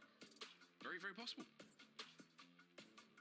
You're not wrong. I'm just trying to like tally up the deaths right now. I guess like, well, no, not even really that close comparable. That is 10, 12, 15 more deaths there on the Surge players compared to LA Thieves. And granted, it is an objective-based game mode, but they lost 2 rounds on lives. Maybe slow down just a touch. Not an easy thing to do, and you want to speed it up in hard point, but control a now 2-10 record on that map. Gonna have to start making some adjustments. See how much Surge has got left in the tank, because they're in trouble now. Rio hard point coming up next. Invasion to close out. If they can get there, that's going to be the interesting thing for me. The search and destroy has not been superb. Obviously, LA Thieves looking a little stronger there in the Karachi 6-4 was a great stat line as they managed to figure out Surge. They really didn't just, batter them. They defeated them decisively. Almost ready to go though into our matchup, Chance. Where are we thinking? What we dressing here for Rio? Is it going to be a big Surge win? I would not be surprised in the slightest if we go to a game 5, because Surge, like, their pace is not going to stop. These guys are not going to run out of energy. They're going to bring that same sort of impact to every single map that they play. And you can't lose hardpoint on live. So I think they're going to have better odds here on the Rio. But I will say, Thieves have found form. Joe Deceives, it's not even his camera. He actually just glitched out in real life. So as long as he can get back in the action, and hey, we see a little bit of movement, might be fine for the map 4. He glitched out and he's going to dip out. Well, map 1 versus map 4 so far. This is just the stats coming into today. So the margins are not ideal, Chance, in the map 4 situation. Surgery's team that definitely heat up. They get things going. Thieves typically start off strong as far as our map 1s and map 4 records go, but that just makes this a far more interesting lineup for me. Again, I think I'm leaning more towards Surge. The Thieves have got a lot of work to do though. Can they ride that control win? And I suppose an interesting note on that too is that Thieves, normally dominant in the map number 1s, actually lost the map 1 in this series. So this is actually a beautiful look now from Surge, and LA Thieves don't necessarily slow down as the series goes on. It might be a Team A versus Team B situation. LA Thieves in this series are Team B, so the map 4 is Seattle's pick. So Seattle wanted the Rio more than they wanted the Vista. Thieves chose the Vista and walked into death. But again, a lot of mind games potentially can be played with the Team A, Team B if you don't want to pick Vista. I think Vista currently, it's like maybe an 11-2 record for the good side versus bad side start. So I don't know if the map is necessarily going to have that impact where long-term teams are picking Team B sort of to make sure that doesn't become their map pick, if you will. But look, there's a lot of confusing things I'm saying. I think Surge could force this to a game 5. Let's keep it simple. So what you're saying, Chance, is a Surge goal game 5. Yes, thanks very much for that, Michael Barbaro. Yeah, Surge almost ready to go. Clearly something going on. Ghosty's got a bit of a cough. Have some hydrate. Get some also water. I've been trying to get this line in since the Search and Destroy. Ghosty does look like a French heavy metal singer. Wow, that is an unbelievably specific cut. And you might not even know the lead singer that I'm talking about. It is a very specific person that Ghosty honestly could be twins with the guy, but the guy has an incredible voice. So I want to see. I'm not going to say the line, actually. Save it, and then... Yeah, I'm saving it. And then explain it with pictures side by side on Twitter, and we'll talk about it a little bit later. Here we go, though, boys and girls, into Rio, map 4. Don't let those stats fool you. I think Surge were happy to get into this one. Again, looking at the rotations and the holds, statistically, it's the solid here for the LA Thieves. After the big win and Karachi control 3-1, let's see if they've got enough to put Surge down. Seattle looking for the game 5. And if this is a map win for Surge, but if it's like a nail biter, like a 250, 240 kind of situation, we might see a kill record broken. Yeah, that would be something. We've come close quite a few times already in the season. Nice work from Krem. Man, he is shooting tonight. Last player left up, Brezzy. Cut down by Nasty there. This should be good time for the Thieves. Yeah, Graham certainly has. Krem leaned forward in his gamer chair. There's the G I was trying to get out. And, well, all G for the moment. Easy wins there from Krem. You had 0-4. Full sending straight to death. Hook says, okay, my turn. Brezzy wants to take his turn being the next one in the Congo line of death. No teamwork and coordination just yet from Surge, but by God, when they find it, the getting will be good. The getting will be good, but the getting has yet to be gotten. 27 with a big win. Nasty's out of ammunition. That's going to be hard point towards Surge, but it's a measly few seconds of rotation is really what matters, and that's the Thieves in firm control. Surge, they are battling out of the chains set up by the Thieves here. A possibility to get out towards the new hard point, but Joe Deceives is certainly making them sweat. Those are easy reads for Joe as well. Yeah, Brezzy not even able to heal up before he falls. So stronghold so far. Gotta say, Krem is shooting his gun as well. And he got Joe Deceives timing out the perfect flank. He got Surge. Anyone gonna check this? Abuza maybe half reading it, but by the time you do, doesn't matter. You just get broken down. It's only for the spawn out coming through that are gonna keep Surge alive, but I think you got Ghosty. He is reading it. Oh, he reads it. He can't quite complete it though. It was a page turner of a battle, and now the next chapter says the Thieves have got the hard point. Not enough for the kill there. Abuza's in. 15 seconds to go. Another late break from Surge. They're staying alive from scrap time. They might not be able to hold on to this one for too much longer. Ghosty keeping him down. And that's his only job, is just to slow him down. Joe Deceives, that death does not matter. He'll spawn right back up towards the new time. Ghosty just wants to keep these players at bay, and he might fall, but that's 3 players that are going to be working the flank. And Joe Deceives again off spawn. Nice little credit corner to pick it up. Yeah, 9-3 from Krem. Slow down a little bit after the opening first hard point, but regardless, Nasty keeping the back street safe, keeping spawns good. That boy has dug his heels in. Watch out for 04, spawn real close. Okay, I take it back. Seattle Surge have spawned in the back line. Oh my God, yeah, I was about to gas up LA Thieves play. I mean, guys, come on. You got to sit further back in the spot. I don't know, man. I don't understand this game sometimes, but Surge happy for it. Abuza 12-5, by the way. Maybe top contender to go and break that kill record on a 4 spree as well. So Surge take the gift and try to take that all the way home. Not going to be a tied-up game, but maybe a 20-point gap as we rotate towards new, where Thieves, they just have a clamp on it. Yeah, Thieves clearly didn't get the notification there was a bug breach detected behind them, and they got eaten there. Well, tough. Let's see if they can't spit some bile on towards this new point. Good work from Abuza here, as he's keeping them down, keeping them out. That's another good string of kills. It's 14-5 overall, and it's a cruise. Yeah, look at how the tide's turned. One small moment, and Surge might just run this all the way home. So effectively tied up and reading the flank as well. Who good comms or not good comms? Good awareness there in that moment. Even gets the stun off to slow these players down. Easy pick up there from 04, and Abuza continues to rain destruction. Hasn't died in 3 hills. That is a 9 spree, 17 to his name. And another multi-kill as well. Surge, yeah, they have found their pace. They have found their form. And LA Thieves, they have found their spawn again. They are currently getting daggered. Hey, look, the going has now been gotten, and good God, it's good. 9 for a boozer. Can't get any more in the middle of the map. Over towards the bridge, hard point we go. Final in the first set, and the first set was sweet for Seattle Surge. Not too dissimilar chance from what we saw the first hard point. Again, LA Thieves yet to get going. This Chris is gonna hit. This is also a demonic route. So Kremp is going to fall. LA Thieves are going to be spawning on the left side of the map. Cruz doesn't get you anything, but the spawns are going to be blocked. And if any one of his teammates got a kill, this could have been great. Unfortunately for them, LA Thieves just bully you out, dodge the Cruz missile, and stay alive in time. And, well, now Surge are going to be tucked back in their spawn. Lovely work. Ghosty now shooting. Okay, Thieves, not out of this yet. The trophies are still up. Got to throw a bit more and bad vibes at that hard point to make it softer. Lead change on its way. And Brezzy, again, a bit of a slow game, a lot of time in the hard point, playing a very methodical role here for Surge on this Rio. Can they get into the hard point? Answer is absolutely not. Final 15 is going to be done. We're going back to P1. And chance, it's exactly the same as the first hard point. Thieves with the late resurgence in the first set.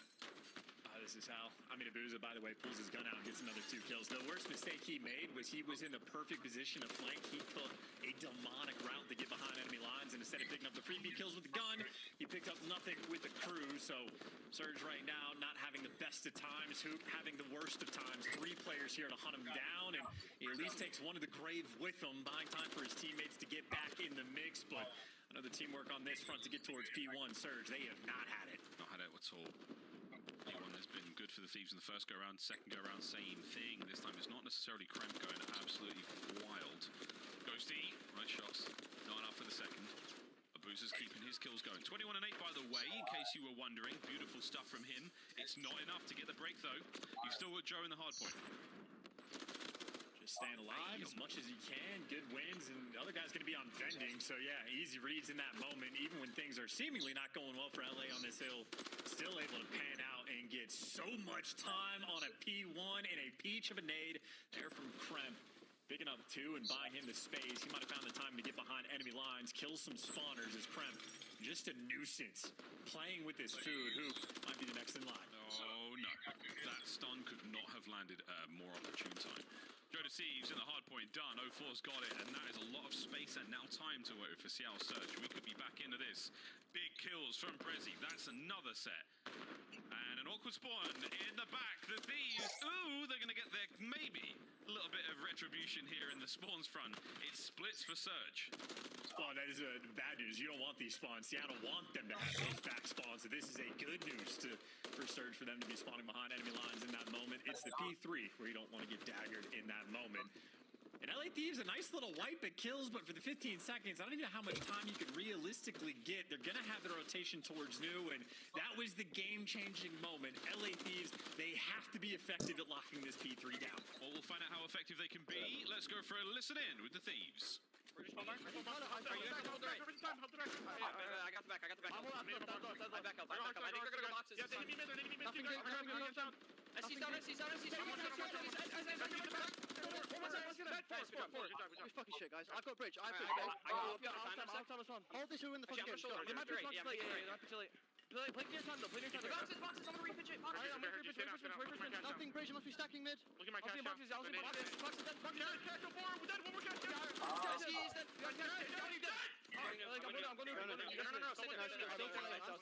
Play center. I'm staying as well. The only one new. Tell me if you see anything. I'll go. I don't see anything. They're all old, boys. They're old. I think they're all. Tell me cash a little weak. Yeah, that's true. I agree. I spawned out. Give me well. All the booze are weak. He's on center weak. I'm cracking up. Well, he's going Marty, my deep. Center weak. Okay, 2 boxes. Where are they spawning? There's 2 front. 2 boxes. Main boxes, Joe. I'm gonna Go. Yep, that's one time. One more behind the One shot on the way. Next, don't be close. You two. We're stunning for you. I got the bubble. You come back. I need it. I have a trophy. I'm named there. Close barricade. Yo, one more. One shot then. Me too. He's there. Right side. on the right vent. He's on the right vent still. Right vent. Forward to the right vent. Push boxes. Push boxes. Push boxes. Tie game. Play now. Push boxes. Play these kills. Down in boxes. Calm down. I'll see me that one now. Hold deep right, whoever's on. Hold deep. Yeah, love the comms from LA Thieves. Goes to the human UAV. Someone asked a question, he answers it instantly, and he calls it correct. LA Thieves using the comms, staying ahead of the rotation, trying to stay ahead of the game. Because Surge, the comeback might be in. Oh, the comeback is absolutely in. What a match this is for the Game 5 for Surge, for the Series Thieves. Joe deceives. 26-21. We heard him in the absolute listening. Every single time. The comms are furious. Can they find a break here? Surge are holding it on. No one giving anything away just yet. Hook with a big kill. Gets him second. That's another set. And that's going to be the lead for Surge. Oh, this is such a good hill. Hook picks up 2, starts flying at you, and you just can't even contest it. LA Thieves can't get anybody near this time. An early rotation that gets broken down immediately, and Surge been class. P1 has been their biggest problem, though, but good news for Surge. They're going to be here first, but I guess, hey, 20 seconds to fight for. Still a lot of action at this old time. Tons of action still. 0-4. As he gets right, no, he doesn't. P1 is on its way, but you can do the damage here. Ooh. Deep breaths, boys and girls. Final 10 for the win. Surge are looking good. They're turtling too. LA Thieves turtling in some corners. Breji maybe the opportunity to make a play. And a team kill right there in that moment. Not well timed. And Breji made his way to the point. Can't buy a trade though. Nasty. Keeping his team alive. They might be prairie dogging. And turtling. Why not? It's all happening here. It's all coming out in the final hard point. LA Thieves. Breaks are good. They're in. And the Boozer find a few more kills in this absolutely sensational game of Rio Hardpoint. Trying to get himself forward. Looking for that one opening. They've got a little bit of time to get the break. One is all it's going to take. Yeah, Surge, though, they haven't been able to break this hill. Finally, somebody's taking a round instead of flooding into the blender. 0-4 going to be calling it. I mean, he's taking the deep route. It just gets red. LA Thieves, the P1s are like butter. 10 for it. They're eating it alive. It's the bread and butter. 5 seconds for the win. Oh my goodness. Here comes the lead change. Seattle Surge, you've gone to pieces. It's done. Thieves. 3-1 the final score.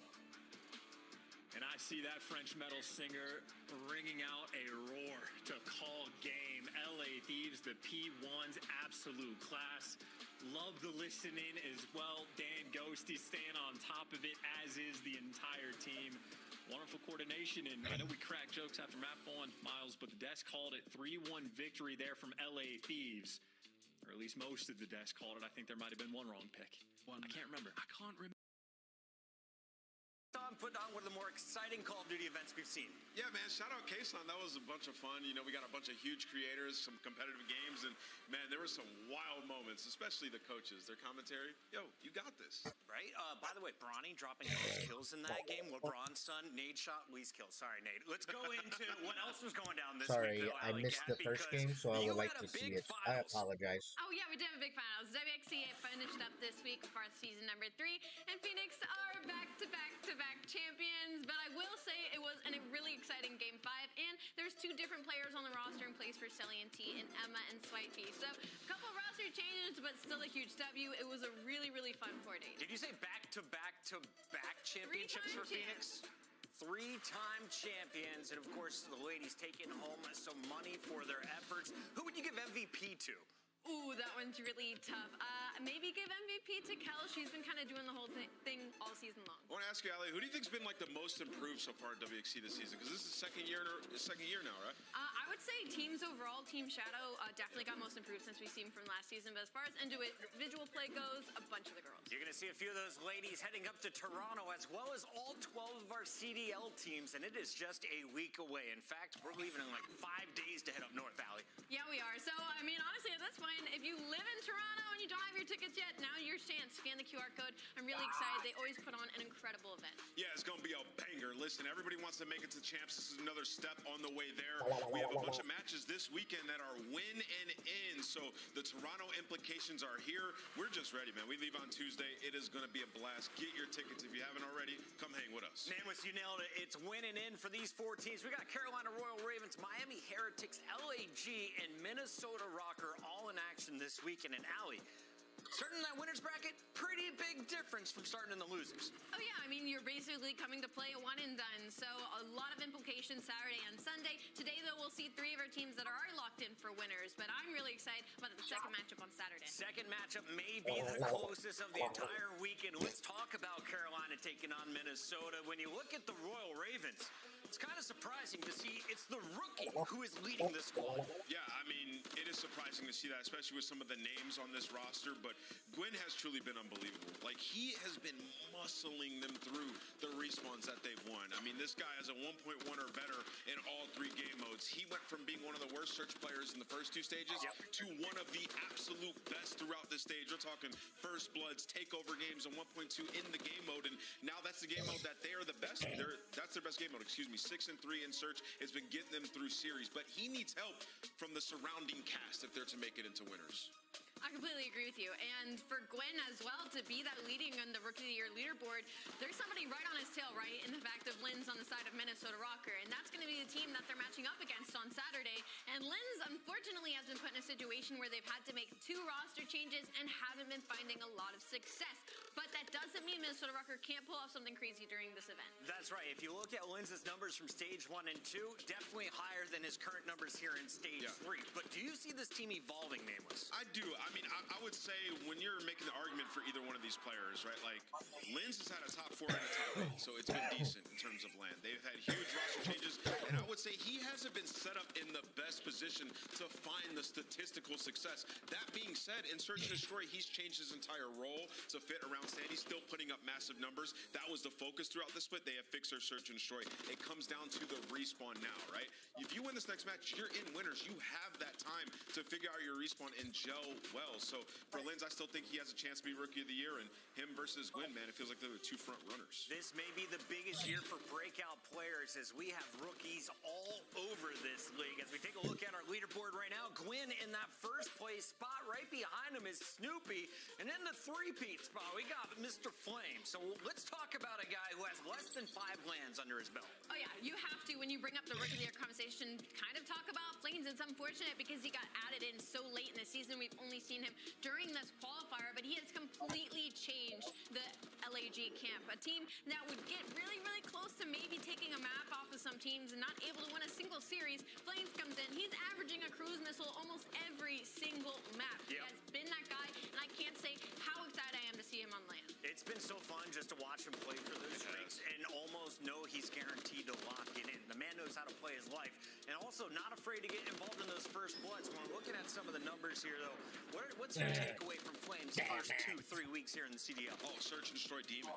Absolutely. I mean, you're talking about LAG squad that for sure unequivocally gets better on land when it comes to respawn. And now in S&D, you got a guy who's giving you 1.5 and also winning 75% of his opening duels. So in a great position. All you got to do is go through the Miami Heretics to make winners. You beat Minnesota, you beat Boston, you beat Miami, and you are in the winners bracket once again if you're LAG. But the Heretics finally righting some wrongs in a win over the Seattle Surge, surprising almost everyone on the planet but me, Allie. I always had faith in this team. Yeah, of course you did. You definitely didn't do that for fun. On the side of Miami Heretics, it was a huge win for this camp, not only for the sake of mentality, not only the sake for standings, but they were 0-5 in control, and they were able to take that map number 3, and they weren't able to close out hard points. They took the map number 1, and then a dominant high-rise 6-1 win. Lucky and Real had an absolute masterclass search and destroy.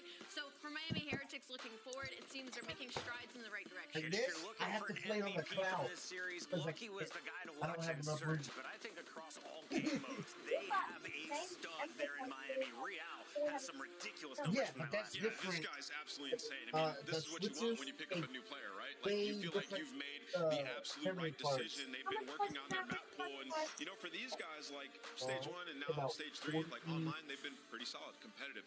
Can they do it on land, though? It feels like Real could be the answer. He's full of confidence. But this, bring that energy up to Toronto next week. But today we get the qualifiers continuing with 2 matches on the day. But see, this thing that I have that I can't even play the games on, 5 wins on the season.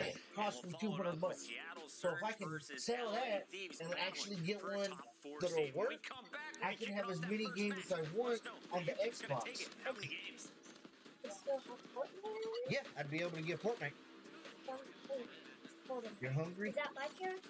Yes.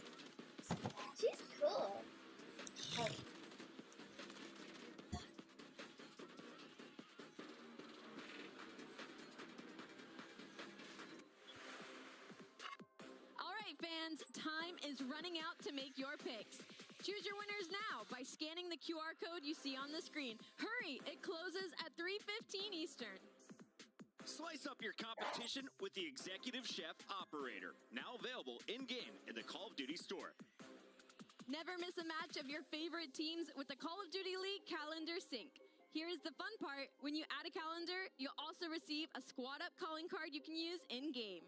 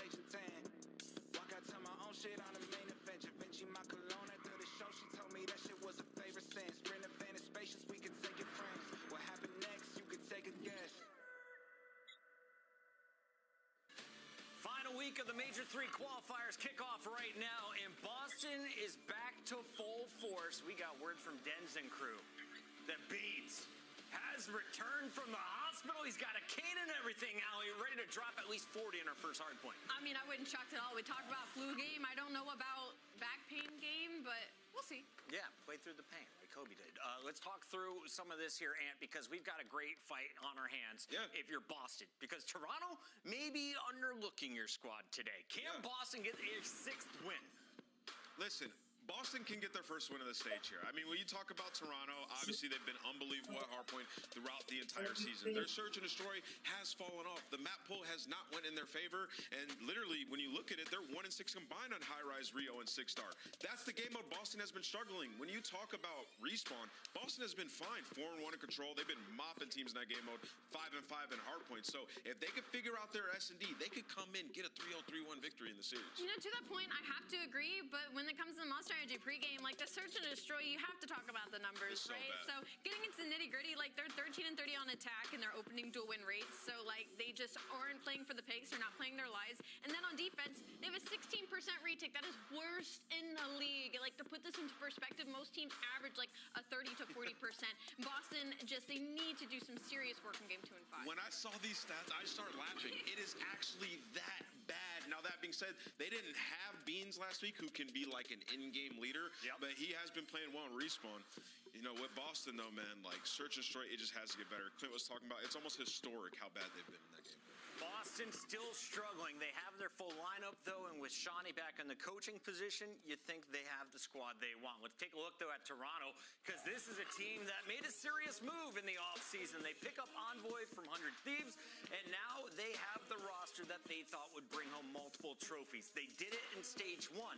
But they really aren't in the discussion going into Stage 3, their home major. Why is that, Allie? Because they have a similar situation as Boston. Their search and destroy hasn't been up to par. But when you kind of hold these two next to each other, Toronto is making strides in that game mode. They just 3-0'd Minnesota Rocker. It was a round 11 on high rise, which isn't usually very objectively played, but you could see the play calls made. Like round 11, Envoy gets the first blood, and Toronto fake that B plant and then move over to A and get the bomb down. So on the flip side, Toronto is making steps in the right direction. Let's take a look at our maps and modes. We got Karachi up first, 2 doses of 6-star and Invasion for a game number 3. Nameless, is there a chance Boston goes to another round 11, game 5 on High Rise? If they go to round 11, game 5 on High Rise, I will die laughing because they had the worst strat I've ever seen. They sent Snoopy on a dummy mission. He got trapped. But I will say in these maps, though, Toronto doing exactly what I thought. They're playing their worst search and destroy. So opportunity for Boston. Scuff Pick'ems, let's do it right now. Nameless, you are in the lead with 102 correct answers. Let's make it 103. You guys are on my coattails. I'll give you guys a chance. I'm going Boston Breach. I think Boston come in, they get their first win.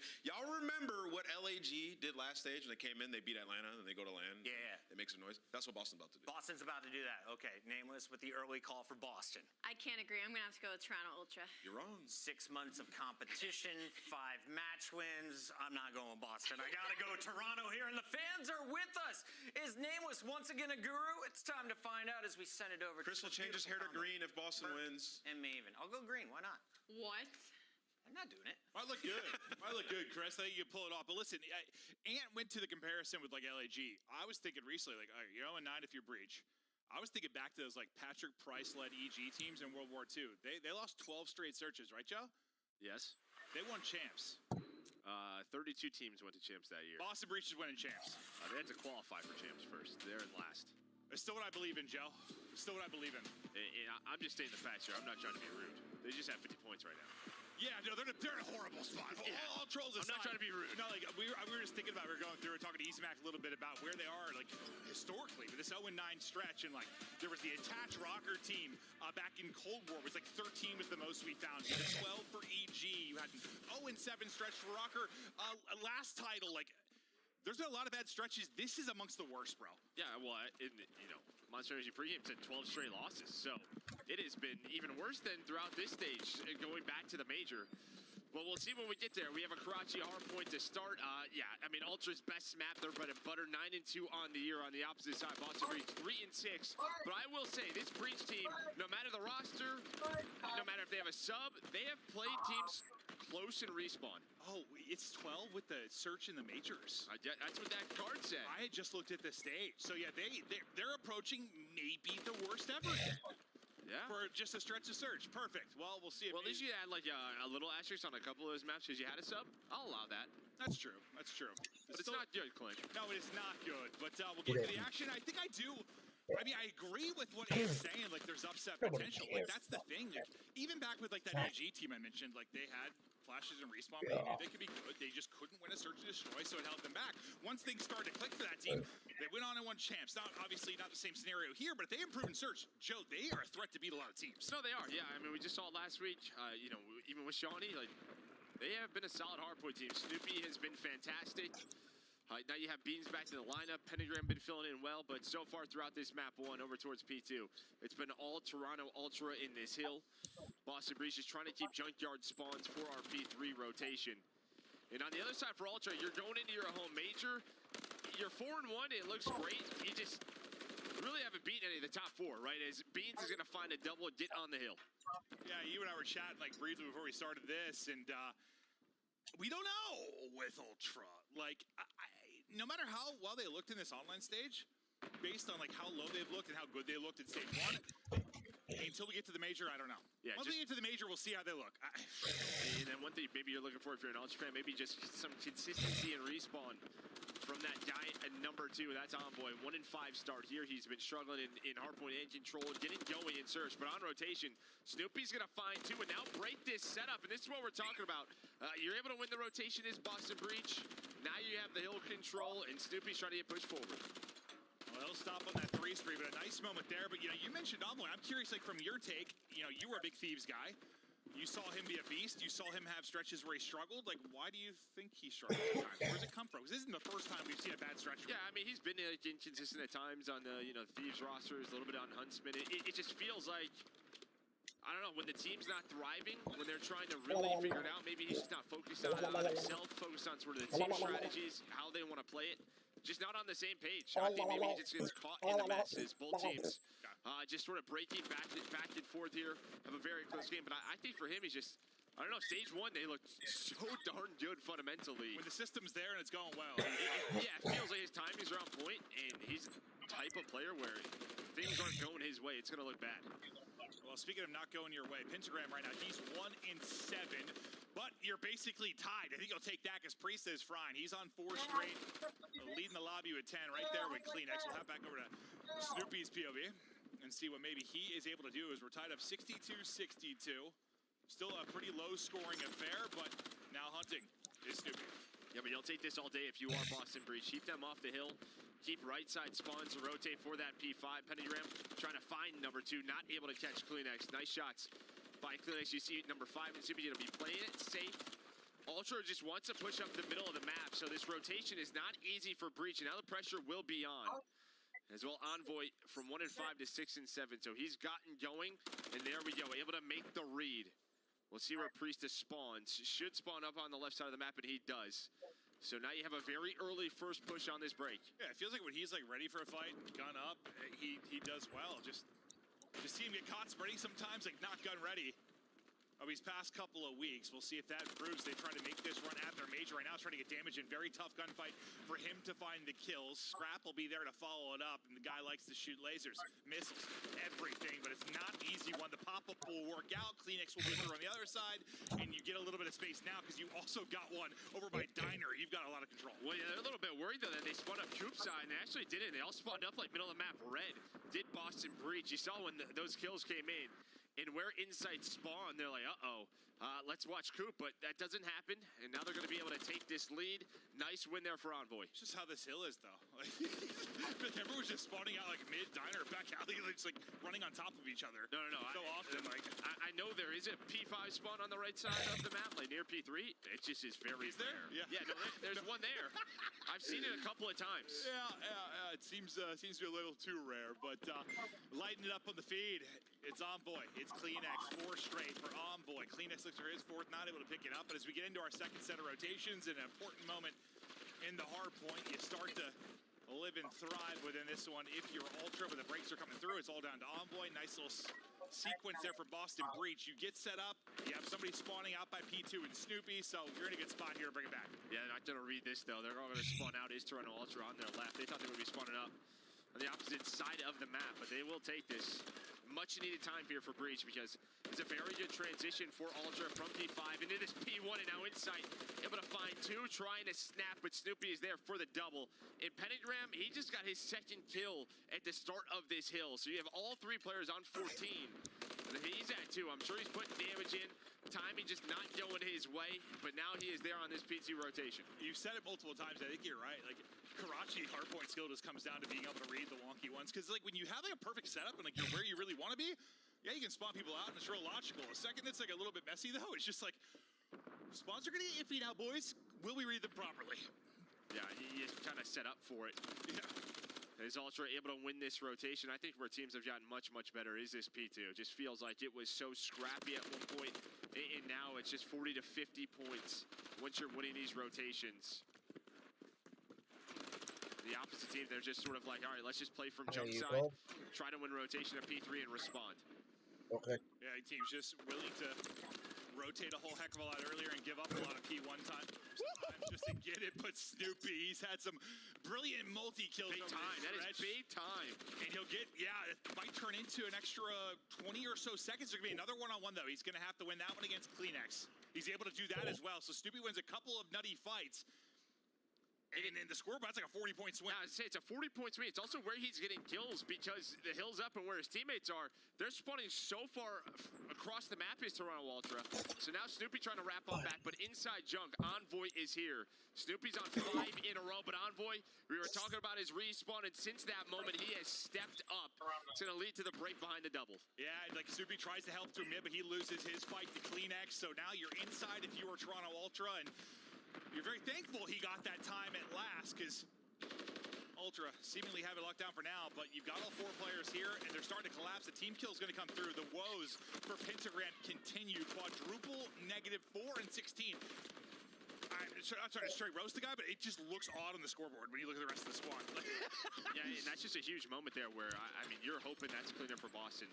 Great job by Ultra to break down the room, but you have a chance with Snoopy's plays over towards P2 to potentially be in the lead, but it's a break there from Ultra to lead to this. But we're going to go listen to the comms from Boston Breeze. Let's go to a listening.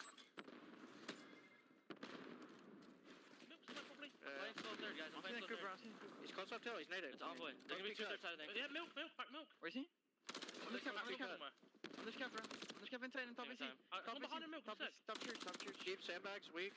I'm just hiding back top church. Top AC. I'm then come bottom church. Bottom church. Deep. The top third. I'm gonna push out mid.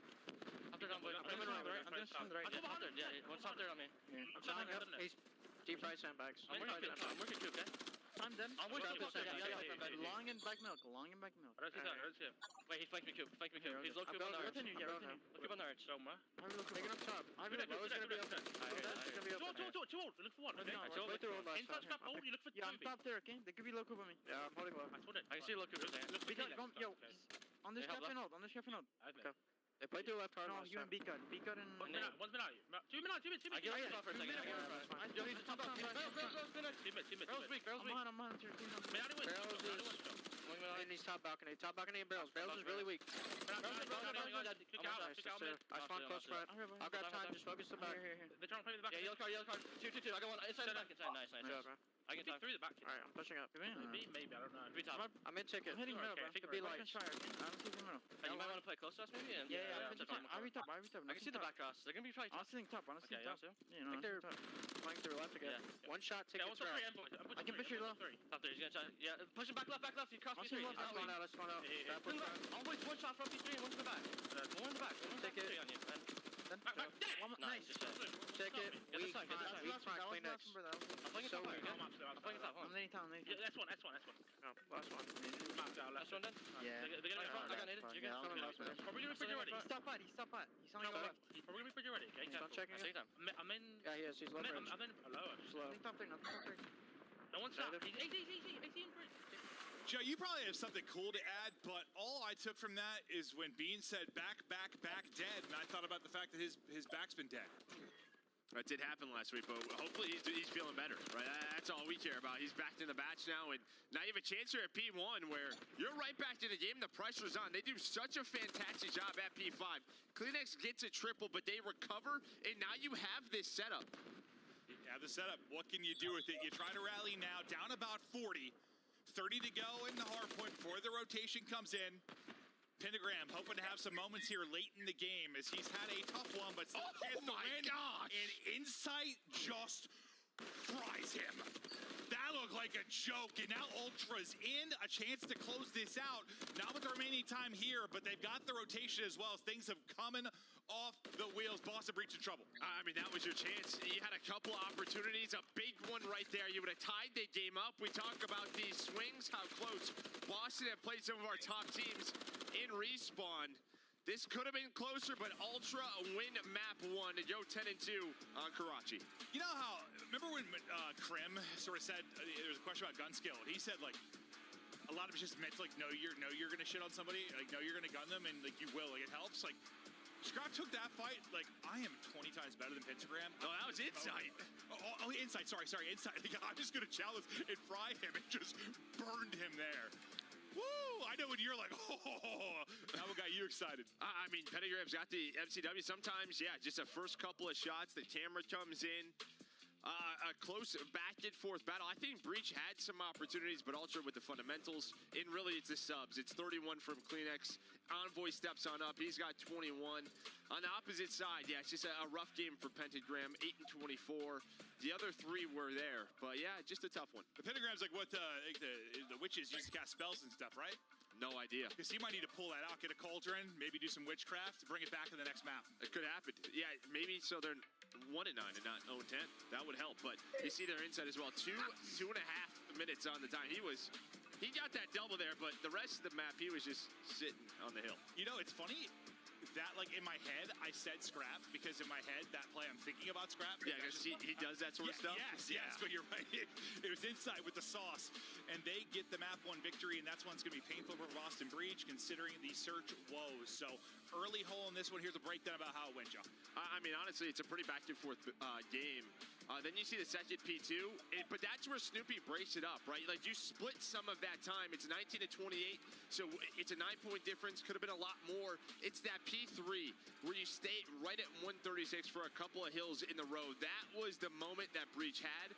And then over towards the end of the game there at that P1. So they had their opportunities. But, yeah, sometimes you can't allow a team to break because they'll put you in the blender. Yeah, those situations are tough because, like, you know, when Snoopy wins those fights, right, Diner?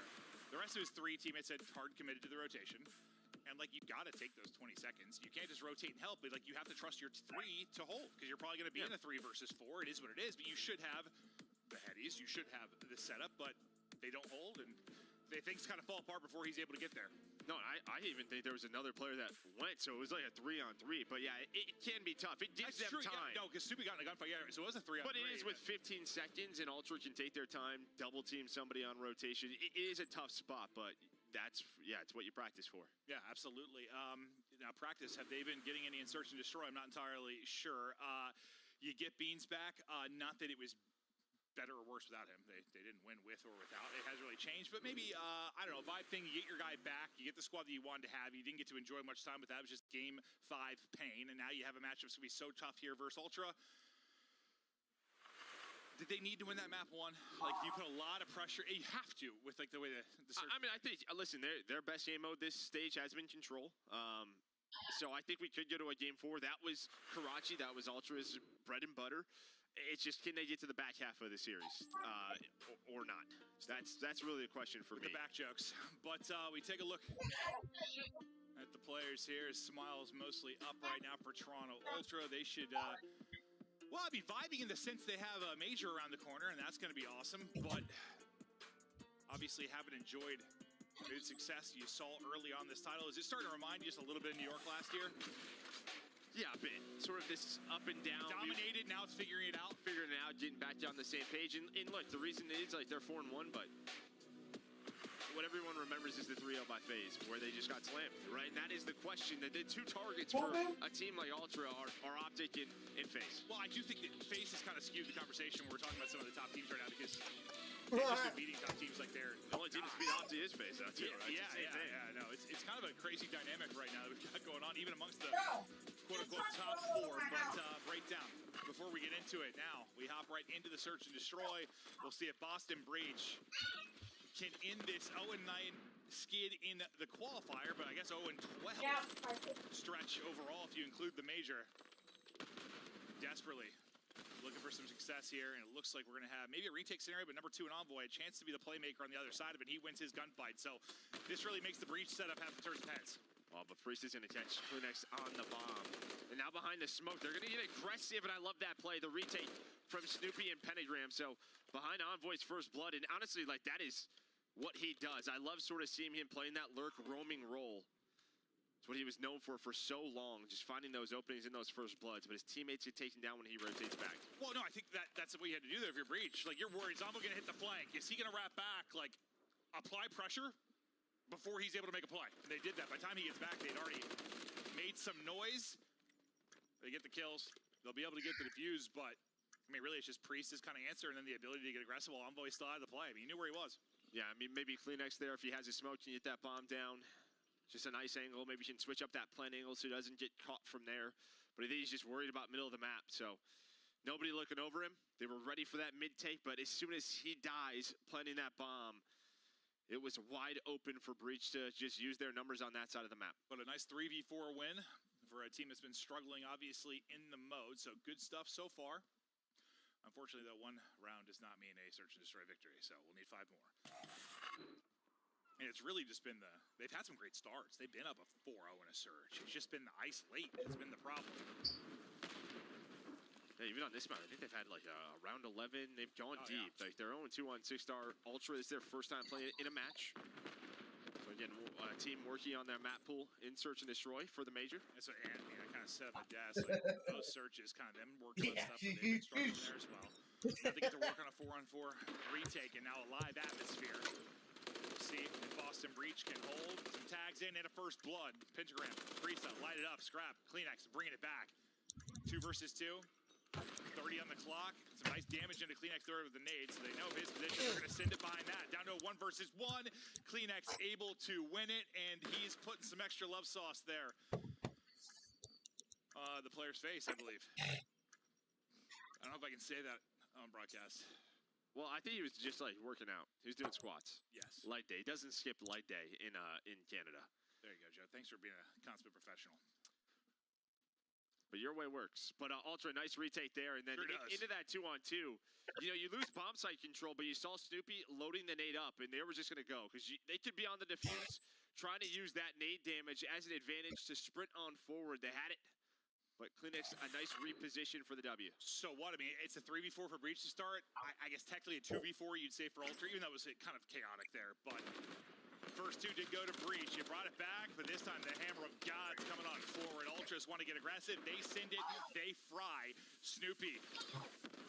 And a whole lot of trouble just inside of a smoke. And, well, as a nade hits, his position's given up, and they fly like a flock of seagulls. They sure do. And that's what you're going to see on this map, right? It's a lot of retakes, and on the opposite side, it's sort of, do you want to play for middle? Do you want to 4-stack one site? They opt for the 4-stack on defense. The problem is it was an A-hit for Toronto Ultra, and they just go. Fight fire with a lot more fire. Yeah, no, that was a hit. That was a hit for sure. That one was done real quickly. It's Kleenex 4-1 now. 4 straight for him as well. Scrap and him have the team in the backpack right now. They have 8 of the 9 kills currently. Beans is back, but his search and destroy prowess not yet helping. He's looking for his first. We'll see if they can now make a play over towards B. They got 3 other players here looking for the opener. Great shots there from Priest. Like a Scrap nearly fried him. I think that's a bit of an ego chow there from Scrap. He's just really your info guy. I mean, you'd love for him to get in some info. And his first shots are on the player inside of the pool, but then he's like ready for the next gunfight. It's just, again, your one job there is to get the info and play the 4-on-4, but it's Scrap. It reminds me of, honestly, like poolside raid, like the one guy that would play back. Get the info, just don't die. Yeah. Like, and when you die, things fall apart very quickly. Like, there's some, listen, the map's not raid, but there are some similarities just in kind of how it's laid out. But that reminded me of that. Like, we used to always say, like, you can't die in that spot. Remember, like, Zenny would always die in that spot, then Toronto dropped him and they got good? But yeah, no, he can't die there. That is true, Joe. It was definitely an ego check. He came out like bunny hopping, like trying to find it. Almost absolutely zapped one. We'll be tied up 2-2. Yeah, a little 2-2 split now for Toronto Ultra. Yeah, you've got all 4 just hitting it defensively over towards A. So the 2 players from Toronto trying to just get out with their lives. You've got a free site. 1 can't get out. Scrap maybe a chow he didn't need to take. That's a 1 versus 3. It's the same thing. Yeah, that's sort of Iowa player. Your job, you have it. They have the B bomb site. I mean, you'd love for him to get one. If he gets one, it looks good. It's just that now you don't. Now it's a 4 versus 3. You put your team into a tough spot. The good thing is bomb is down, so time working against Boston Breach. Kleenex at a bit of an off angle. You would think a quick trade. There it is. And there is the swarm, the double from Snoopy. Envoy, though, gets behind enemy lines. He's going to have a chance here. Opts to just go for a gunfight, maybe get a freebie. Not going to see that it's the problem. And, well, there is the retake. And yeah, you weren't wrong. Just Scrap. He's playing for 1.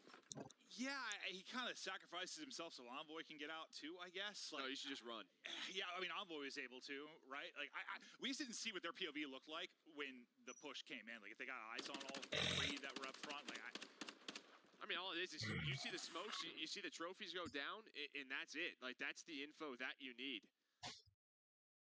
from the Ultra side. And, you know, his players are hitting pool. Like, all right, we don't see anything. We're going to start to hit this bomb. But a couple of rounds now where Scrap gets caught, and now it is a 1-round lead here for Boston Breach.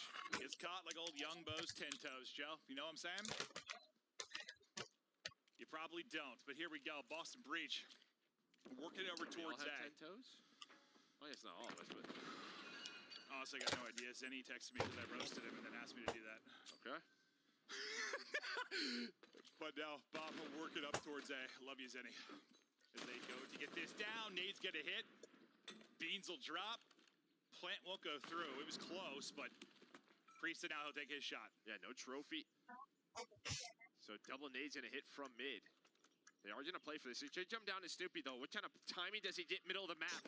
Watch that number 5. Here we go. As Denny is up, able to find the first and the second, but his teammates drop, so 1-on-2. But he has the cruise now. He has the cruise. He can opt to use this if he wants to. Nade in hand.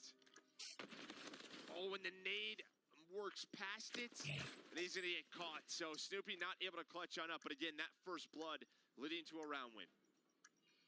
Woo!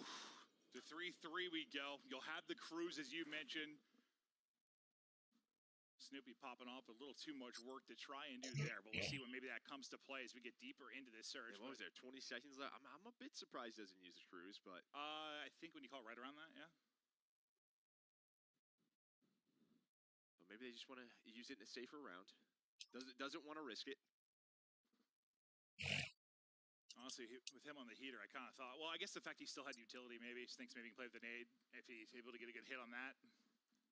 Yeah, it just flew over. Yeah. It's a cannon for an arm. A different story if he lands a good one, though, probably. All right, here we go. All 4 this time will play as a unit for Ultra on offense. No more 2-2 split. Maybe somebody getting caught. We'll see what they do behind this. But 8 for now. Open. Priesta is jamming out in the club. There's your info play from Priesta, just watching that cross. Now his teammates mid-stairs going to start to work over towards A. Bomb's not going to be planted, and Ultra going to opt to take this fight middle of the map, so they just get caught. You had the bomb site, but they're like, let's hit mid, maybe we catch a timing. Instead, they got caught. Inside now. 1 versus 4. He's had some wild search and destroy rounds. Some crazy clutches in his history as a player, but very tough spot now. 1 down, though. Chow's the next. Knew he had a tag or 2. Thought maybe he could take it with a pistol. Not able to do it. He's shooting well. Yeah, he's shooting. Up to 4 for Boston Breach. Yeah. Up to 4. Nice little, rotation play there. They don't get caught by Ultra. Ultra's just trying to find that timing as they transition on through. I mean, you're fortunate in some ways, like, you know, you're playing some of Ultra's maps that aren't great. This is your chance to really capitalize, maybe get a search win, but nothing is really good for you right now when it comes to search. So even though Ultra's working on stuff, like, you're working on everything too if you're Breach, right? So didn't expect them to come in here and dominate, but look, tracking back to get bomb now. That'll be Priesta that'll pick it up. All right, so he's going to use a cruise the way he's playing this, so he's going to call it in. What is he going to find behind this? His teammate's going to start to work over towards B, and he's going to hit inside. So nice first blood with the streak. A beautiful view there from up top as the cruise comes in. Now Ultra want to go. They're trying to catch Snoopy on the flank quickly, and they will. So behind that, because the bomb wasn't already up towards B, bomb's not planted. The cruise turns into a 1-on-3, and these are the rounds we are talking about that have played Boston Breach. They use the cruise, they have all the info, and then Ultra just punch him in the face. That was actually physically painful to watch. But almost like how I said that first round, it was like great to get aggressive after, you know, Amba got the first pick mid, and they had to be very decisive with it. Like, Snoopy calls a streak, they know he's towards spawn, right? Yep. So they just go at him. Now, the other side of it, Scrap just pieces him up. But, like, I like that. Like, isolate them quick. You know he's behind the rest of his squad. So great decision there from Ultra. But still, it's just... You got information, you got a kill, you got a first blood, you're leading in the search and destroy. We're creating new ways to lose rounds. Yeah, just great reaction from Ultra. If they know bomb's not planted yet, like they're going to be working towards B, let's catch them on that setup, and they did. They did, yeah, they certainly did. Now, trying to go forward like the hammer.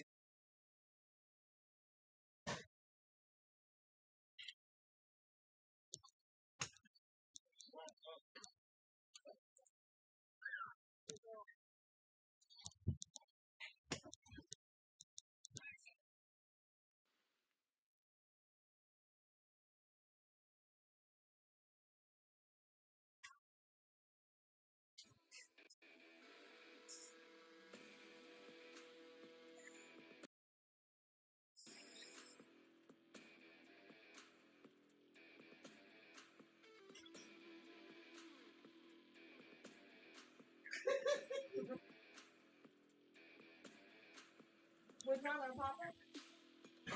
This one I use. This one? This one? Yeah.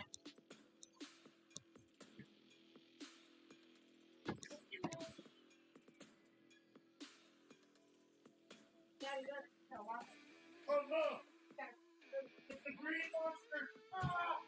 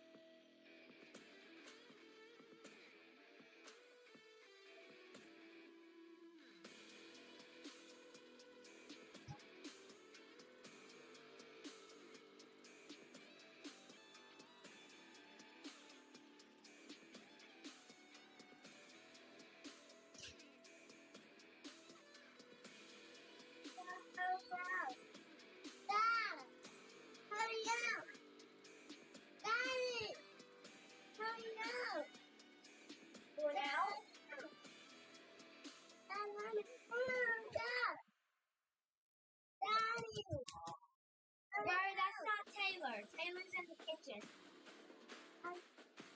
Got in the kitchen. This one. This one. Can you see?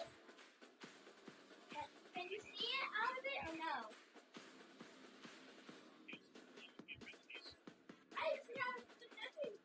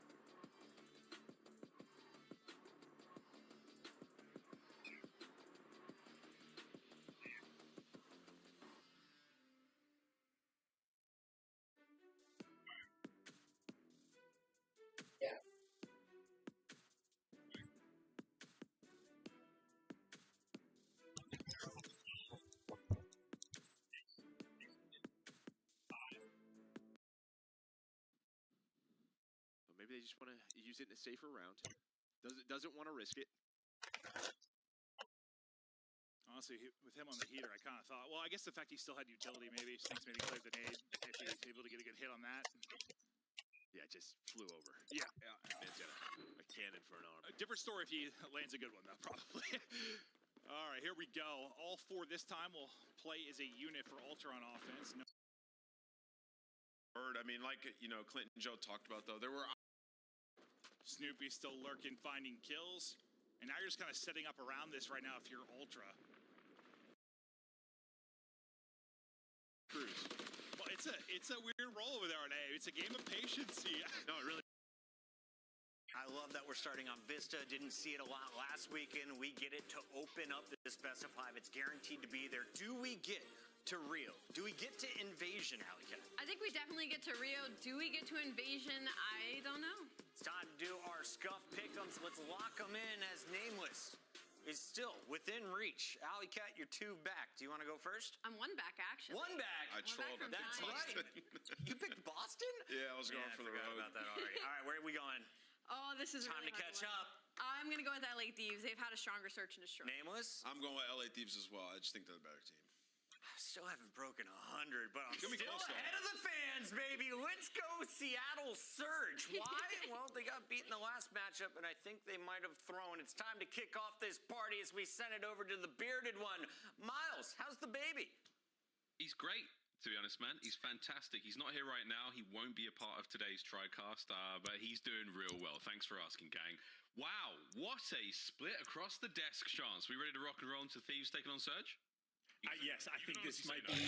No, I am very excited. As far as like the bottom 8 teams go, like this might be the most exciting matchup we could have. Both of these teams playing very well. They've already secured winners bracket like for the next tournament, and they are literally neck and neck, tied on CDL points. We talk about these matches all the time about how these are the ones that are must wins. It is for the tiebreaker scenarios that could come in, not just at majors, but for champs at the end of the year to make sure you lock in that sort of top 8 spot. So like these 2 teams are going to be getting after it in this series. I'm going to be excited because I know it's going to be some lightning fast Call of Duty as well. Well, yeah, we're in for what should be, again, looking across the lobby, a lot of players who like to get up in your biz. Of course, we've seen Hook, who's been an absolute warrior for Seattle Surgeon. Brezzy, who really found his form in recent weeks. Great time to do it. We've got the Toronto Major in a matter of days. We'll be hitting the road soon, getting up the country indeed, Chance. But I thought, big time for him as well. His first major land around the corner. We'll see how he my bad. I was performs. We're going to break City, though. This is the hard points, of course, map number 1 and 4 in our series. And break percentage, pretty solid there. Chance for essentially I finally got my Interstellar. Now I'm working on the Mastery Camos. They just came out with. And making the action happen as quickly as possible is any indication. Two of the best break teams we've had in the game so far throughout Stage 3. And the maps that we're going to be playing as well. It is the new ones. It is the breaknecks, the Vistas, and the Rios of the world. So SMG is going to have a grand old time on maps 1 and number 4. So maybe to be up to the ARs to just try to stave off the pressure. I mean, Ghoshi is going to have to be dealing with a lot of flying in his face. So maybe who can be a little bit more icy on the back end can be the difference maker. There's a whole lot of to deal with. Take it easy. It's going to be a lot of fun. Don't want it in his chair, so no one's dealing with him. Right now, he's probably dealing with something else. We'll find out what he's dealing with. We asked the Seattle Surgeon, what is he dealing with, guys? Can you tweet us? Tweet us on the X.com platform. What is Hook doing? Where is Hook? Have you seen that man? LA Thieves over there at the bottom side of your screen. Another team with, mixed results, mixed success this season so far. Chance, of course, world champions in Vanguard. The team splits. We find ourselves with 4 fresh faces. A lot of fun so far. I think they're in a nice spot as well. Another team finding form in the road to the major. It's the right time to get good. Absolutely. I will make the obvious joke, Hook. Probably dropping a nuke, but LA Thieves have been dropping nuke on the bottom 8 teams so far throughout this stage. It is sort of an interesting thing. Like, the squad is 4-1. It has been a beautiful stage. The most points they've gotten in the online format pretty much the entire year, so they're sort of in that business. But they've also been playing all of the sort of lower tier teams, haven't reached anyone into the top 4 just yet. And Seattle's another one of those squads that's sort of in that mixy spot of, like, looking for your separation from the bottom squad. So I'm expecting to be competitive, but I mean, if LAT want to come out and make a statement, bump up the record of 5-1 and say, hey, when it comes to land time, we are straight up better than these teams, and make sure you have that extra edge. This is absolutely the series to do it. Well, yeah, and again, you brought up earlier the point situation. I'm not sure if Hook's ready to rock and roll, but it'd be great if we could look once again at the standings, because it's an incredibly important series for both teams. Hook's still not there, look. What's he doing? He's drowning something out. Get back to that in a moment. But for now, yeah, again, both teams, incredibly important matchup. Looking towards champs, eyes on the prize. We're going to Dallas for that a little bit later on this year. Both these teams certainly want to make it. We're on the cusp, on the bubble, tied up. Who takes the lead after this series? Well, it's one of these teams. But that's the overall standings. There we go. All square, aside from the win-loss record chance. That is definitely something the Thieves have got to be feeling a little better about. 100%. And again, it's just, 3 teams tied up at 100 points. You get that separation. Carolina literally just 5 points behind you. Miami Heretics win 1 single series, and we're going to have like a near 5-way tie. LAG, right? Like, it is so ridiculously dicey in this spot. And again, tiebreaker scenarios and everything that can come into effect. You need this separation. But Hook, whatever he got rid of, he is currently restoring his body. And we have such a wide variety of like cups and mugs that get used. I think Hook, that might have been the most polite looking, like, espresso type cup that I've seen. Yeah, we got Brezzy rocking the official Monster water bottles. We've got, all, you name it, all kinds of liquid carrying receptacles here in the CDL, baby. Nero has a jug that's bigger than his head. It's insane. That is actually insane. If we can pull up a graphic of the biggest jugs in the CDL. Wow, that came out wrong. Let's get into the game. Seattle Surge. We're almost ready to party, and so is Hook. It's game time, baby. He is locked. My favorite moment in CDL history, I think, is when Hook came out. I forget which event it was. It might have been the New York. Man, he was locked. No. This was Minnesota. This was the grand finals. Yes, 100%. And they won that, by the way, because how could you not? Ridiculously locked Hook has ever been. Major 2 of the Vanguard season, the nuke. Either way, we look forward now to what should be a very fun Vista hardpoint. Here we go. Surge taking on Thieves.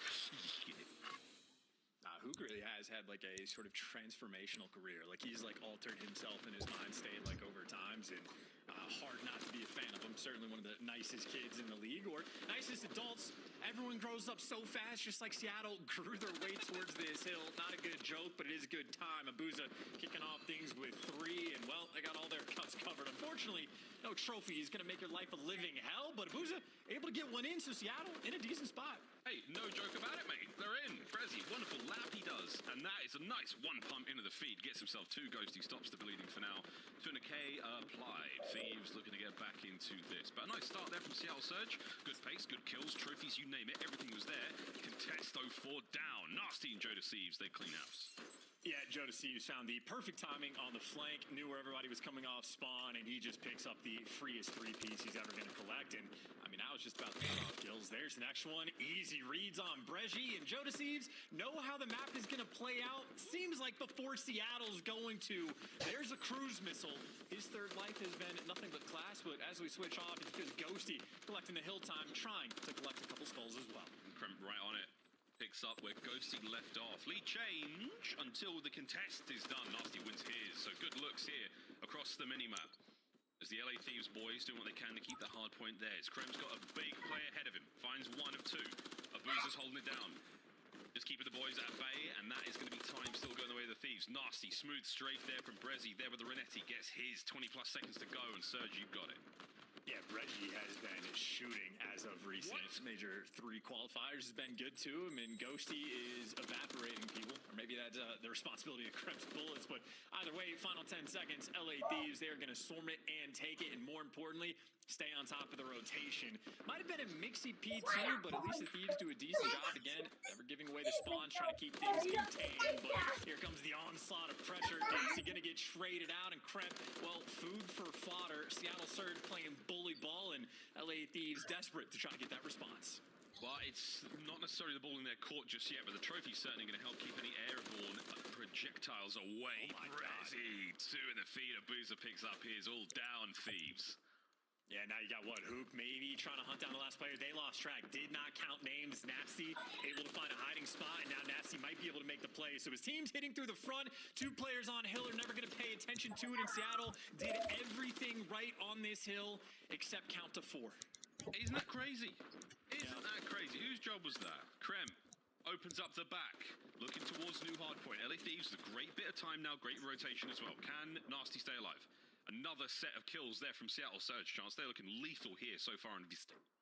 Yeah, neither they skip counting to 4 or a player got a weird spawn and I lost track on the minimap. But either way, mixy moment that Surge have at least stabilized. Still a very strong hill form overall because they ended up getting the back spawns right back. So one small mishap, everything else has been golden. Maybe a difficult spot for Breji to collect the time though. He does not have reinforcement, so he's doing the smart thing, trying to play his life. The LA Thieves, well, they are gonna hunt him down. Nice Semtex is coming in through the windows, and for Breji, nowhere to go. LA Thieves, the right hill in the right moment to get back into time. You saw the way the boys hit that hard point. Problem was you committed 2 players to the inside. You don't have guns up at the ready, so now you find yourself in a situation where Surge right back at it. Ghosty, he does it as well. Flying forward, Abuza. Oh, what a 2. That's going to be his hard point for a brief moment. Nice work from Nasty.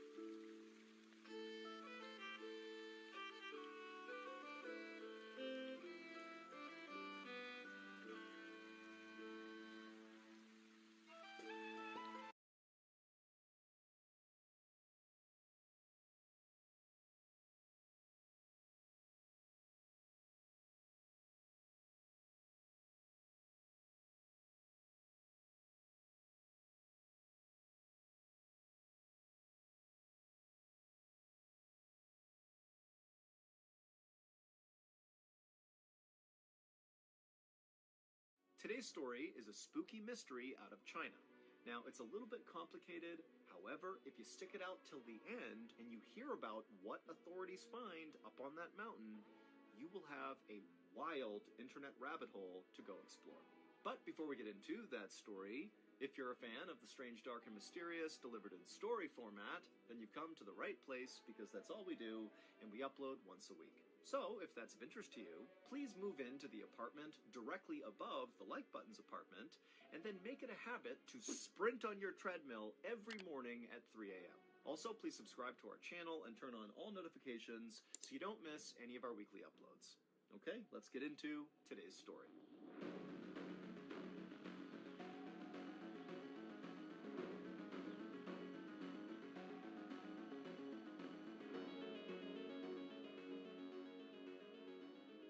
At 5 a.m. on September 30th, 2008, a 61-year-old man named Xian Tiexiang finished getting dressed inside of the bedroom that he shared with his wife in the city of Beijing, China. After he finished getting dressed, Xian reached down and scooped up his backpack off the floor that was already packed, and then as quietly as he could, he kind of tiptoed around the bed to his wife's side to give her a kiss goodbye. Xian was going to be heading out to a local mountain that day for a day hike. And so Xian, he gets next to his wife and he bends down to kiss her, and right as he does that, he accidentally wakes her up. And so his wife opens her eyes and she looks up at him, and Xian just says, you know, I love you. He gives her a kiss and he tells her, hey, I'll be back tonight before midnight. And so his wife, she kind of groggily said okay, and she grabbed his hand and squeezed it, and she told him that she loved him, and then she fell back asleep, and moments later, Xian had left the bedroom and walked out the front door. Xian's home was only a couple of blocks away from the train station, and since he needed to ride a train and then also a bus to get to this local mountain that was about an hour-and-a-half journey away, the train station was his first stop. And so Xian, as he walked towards the station, he was all smiles. I mean, he was really excited about this day. So Zhen was retired, but he had spent his whole life teaching geography at Beijing No. 5 Middle School. And he was a very passionate teacher, but the thing he was most passionate about, that he routinely really pushed on his students, in some ways more than geography, was his love of nature. In fact, Xian loved nature so much that when he was not teaching, he basically spent all of his off time out in nature going for hikes. I mean, that was his thing. And today, Xian was especially excited about his hike because he was hiking one of his favorite trails. It was located on Mount Miaofeng, which is a mountain located 30 miles to the northwest of where Xian lived. And this mountain was quite famous because of all the sacred and ancient temples that kind of dotted the mountain all over the place. And then also, there were all these beautiful roses, like the flower, that would bloom all over the mountain in the summer. And so it's just this totally strikingly beautiful place. And normally, Xian would actually hike up this trail and then actually camp out on Mount Miaofeng, mostly because on the summit, there was this incredible view of downtown Beijing. And at night, the view is like spectacular with the city all lit up. But on this particular day, Xian knew an overnight stay was not possible because he had to be back home by the next day because it was his mother's 90th birthday. And he was very close with his mother, and he was not going to miss that. And so Xian eventually made it to the train station, he bought his ticket, he boarded his train, and then he sat down in a seat, and as soon as he did, he opened up his bag and pulled out a stack of papers. For this hike, Xian had packed himself some food and water inside of his backpack. He also packed a newspaper called the Beijing Youth Daily, and he brought along his diary.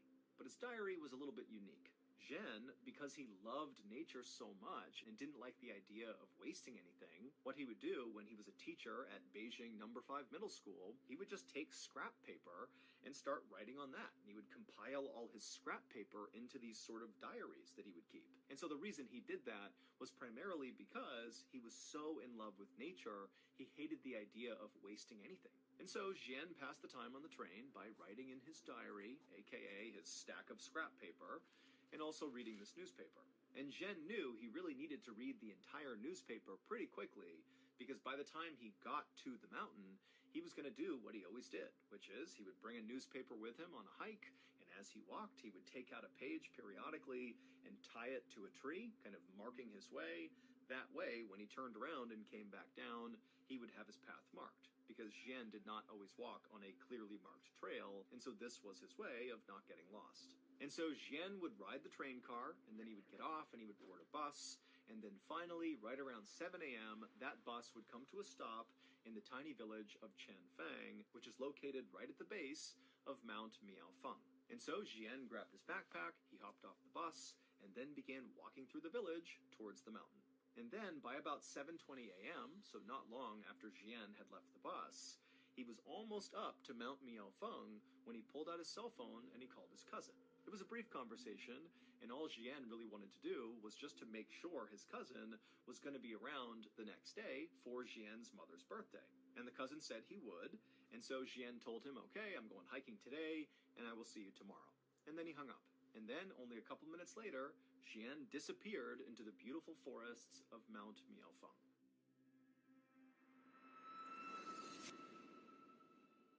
A few years ago, I started noticing that I was getting a whole bunch of solicitation phone calls and emails. Now, at first, it was just some random company trying to sell me some product, but pretty quickly, it took a turn and became just a succession of spammers and scammers trying to get me to wire them money, or send them a gift card, or click on suspicious links. Now, honestly, this was more of a nuisance than a real concern, because I didn't read any of these emails, I just kind of ignored them, but it made me wonder, how do they have my information? So, as an experiment, I just Googled myself, and I can tell you I was genuinely shocked by how much of my personal information was just out there for anyone to access. And keep in mind, this happened pre-Mr. Ballin. This is like I have no social media, I don't post anything to the internet, yet somehow my data was widely available on the internet. I wound up hiring a service that basically scrubbed the internet and removed all of that private information, and as soon as they were done, these spammy phone calls and emails stopped, and most importantly, I had peace of mind again that my identity was secure. So, if this could happen to me, it definitely could happen to you if it hasn't already. And so this is why today's video sponsor is Aura. Aura is the one-stop shop for securing your identity. Aura can identify all those data brokers who are selling your information without your consent, and what they can do is they can put in an opt-out request on your behalf and take down your personal information off of those shady websites. Aura offers many other features as well that will also help protect you and your family's privacy. They have a VPN, they have identity and credit monitoring, they have antivirus, password management, they have identity theft insurance, they have parental controls, and much, much more, all on a single app. Aura is very easy to set up, and you get everything at one affordable price. I value my privacy, and I value yours too. So right now, go to aura.com/MrBallin to start your 2-week free trial now. The link is also down in the description below. Again, that's aura.com/MrBallin to start your 2-week free trial today.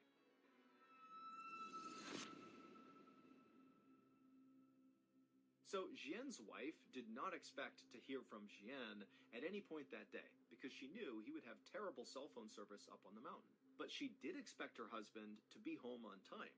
He had told her that morning before he left that he would be home that night before midnight. And if you knew Jian, you knew this guy was never late. He said, I'm going to be someplace at a certain time, he would be there. So, when 10 p.m. rolled around that night, and still Jian was not back yet, and he had not called, Jian's wife was actually not worried, because she was thinking, okay, well, it's 10, he'll be home in the next couple of hours, because he said he'd be here by midnight tonight, and he will be here tonight. And so she went to bed expecting to wake up and see Jian in bed with her in the morning. But the next morning, when she woke up, Jian was not in bed, so he did not come home, and so his wife immediately was very concerned and began calling Jian's family, and nobody knew where he was. And so that day, the family went to the police, and they reported Jian missing. The local police immediately organized a search for Jian.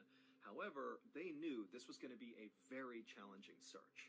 Mount Miaofeng is not some enormous mountain by any means. It's a decent-sized mountain, but it's really known for having these paths that twist and turn all over the place, so it's pretty easy to get lost. And then also there's a whole bunch of sheer cliff faces kind of all over the place, so if you're not paying attention, you could literally just walk off a ledge. So in short, this is a dangerous and confusing place. And at the same time that this search was happening out on the mountain, the police were also in contact with Jian's cell phone service provider to see if they could track down Jian's cell phone, because obviously if they could find that, they might find Jian too. But the only way a cell phone can be tracked is if the cell phone is on. Because when it's on, it connects to the nearest cell phone tower, and that's how these service providers are able to tell where these phones are. They look to see which tower it's connected to. But when Jian's cell phone service provider looked for his phone, they quickly determined his phone was off. So unless the phone came back on again, they would not be able to locate the phone. However, they were able to pull all of Jian's cell phone signal history up until his phone was turned off. And what they found in the signal history is the day before, so the day Jian went missing, his cell phone was on at 4 p.m. that evening, and he received a phone call at 4 p.m. And the service provider was able to see that when this phone call came in, Jian's cell phone was not where they thought it would be. It was not high up Mount Miaofeng. It actually was near the base of the mountain. And when police reached out to the person who had called Jian at 4 p.m., they discovered it was just a friend of Jian's, and this friend said that Jian said he was coming down the mountain now, and he'd be home soon. So this new information did basically line up with what Jian had told his family he'd be doing that day, just a quick day hike, although again, they kind of expected it to be a little bit longer. It seemed a little odd he'd be down the mountain by 4 p.m., but still, this basically lined up with what they thought he was doing. However, this new information did not help explain what happened to Jian. Like, why was he missing? The expectation was he must have gotten lost or hurt or something up on this mountain. Maybe he's stranded somewhere and can't go anywhere. But now, based on this phone call, it sounded an awful lot like Jian was not even on the mountain when he disappeared. So where was he? Police had already checked all the bus stations and train stations in the area, to see if maybe Jian took a different way home or something. But when they went to all these different stations, there was no evidence that Jian had been to any of them. And there was another problem. Members of Jian's family told the police about Jian's habit of tying newspapers to trees to mark his trail as he hiked. And the family told the police that Jian did this every single time he hiked, and his wife told the police that for sure she knew her husband had brought along a copy of that newspaper. So by all expectations, there should be markers up on that mountain, literally leading searchers to wherever Jian went. But after an entire day of searching Mount Miaofeng, they didn't find a single newspaper anywhere. For the next several days, this big search for Jian continued, but nothing was found. That is, until October 7th, so 1 week after Jian had vanished. On that day, Jian's cell phone service provider noticed that Jian's cell phone had suddenly turned back on. And the phone was not on or near Mount Miaofeng. Instead, it was located 36 miles away from the mountain at a train station called Beijing West Railway Station. Now, the cell phone was only on for a couple of seconds, but it was on long enough for the provider to confirm that it really was in that location. And so the police immediately dispatched a team to go to Beijing West Railway Station and see if they could find Jian. But when they got there, Jian was not there, his phone was not there. They looked at all the security footage, there was no sign of Jian. They searched the surrounding areas, nothing. And on this day, at basically the same time that police are at this railway station trying to make sense of, what's going on with the cell phone, a villager from Chanfang Village, which is that little village that sits at the base of Mount Miaofeng, came forward with a very strange story. He said on the day that Jian disappeared, this villager was at his little shop. He sold walnuts to hikers that were making their way towards Mount Miaofeng. It was basically like snacks for the hike. And he sees this guy walking up through the village towards the mountain, and he looked exactly like Jian, because now Jian's face was on the news, and this villager had seen it, and so he felt like he had seen Jian. And so this villager said, this guy who looked exactly like Jian, he walked up and actually stopped at this villager's shop to buy some walnuts. And this villager and this man who looked like Jian, they just chatted for a few minutes, and at some point, this guy who looked like Jian, asked the villager, hey, these are great, but where else can I buy walnuts? I want to buy other types of walnuts and bring them back to my family. And so this villager was like, oh yeah, well, the best walnuts in all of Beijing are actually located about 30 miles away at the base of another mountain. It's called Tietua Mountain, and there are vendors over there who sell the best walnuts. So that's your answer right over there. And then after the villager said this guy who looked just like Jian, it's like everything changed for him. It's like his expression changed, his tone changed. It's like he's been given this information that's changed his life, about these walnuts. And he says to the villager, "Okay, I'm going to go there right now."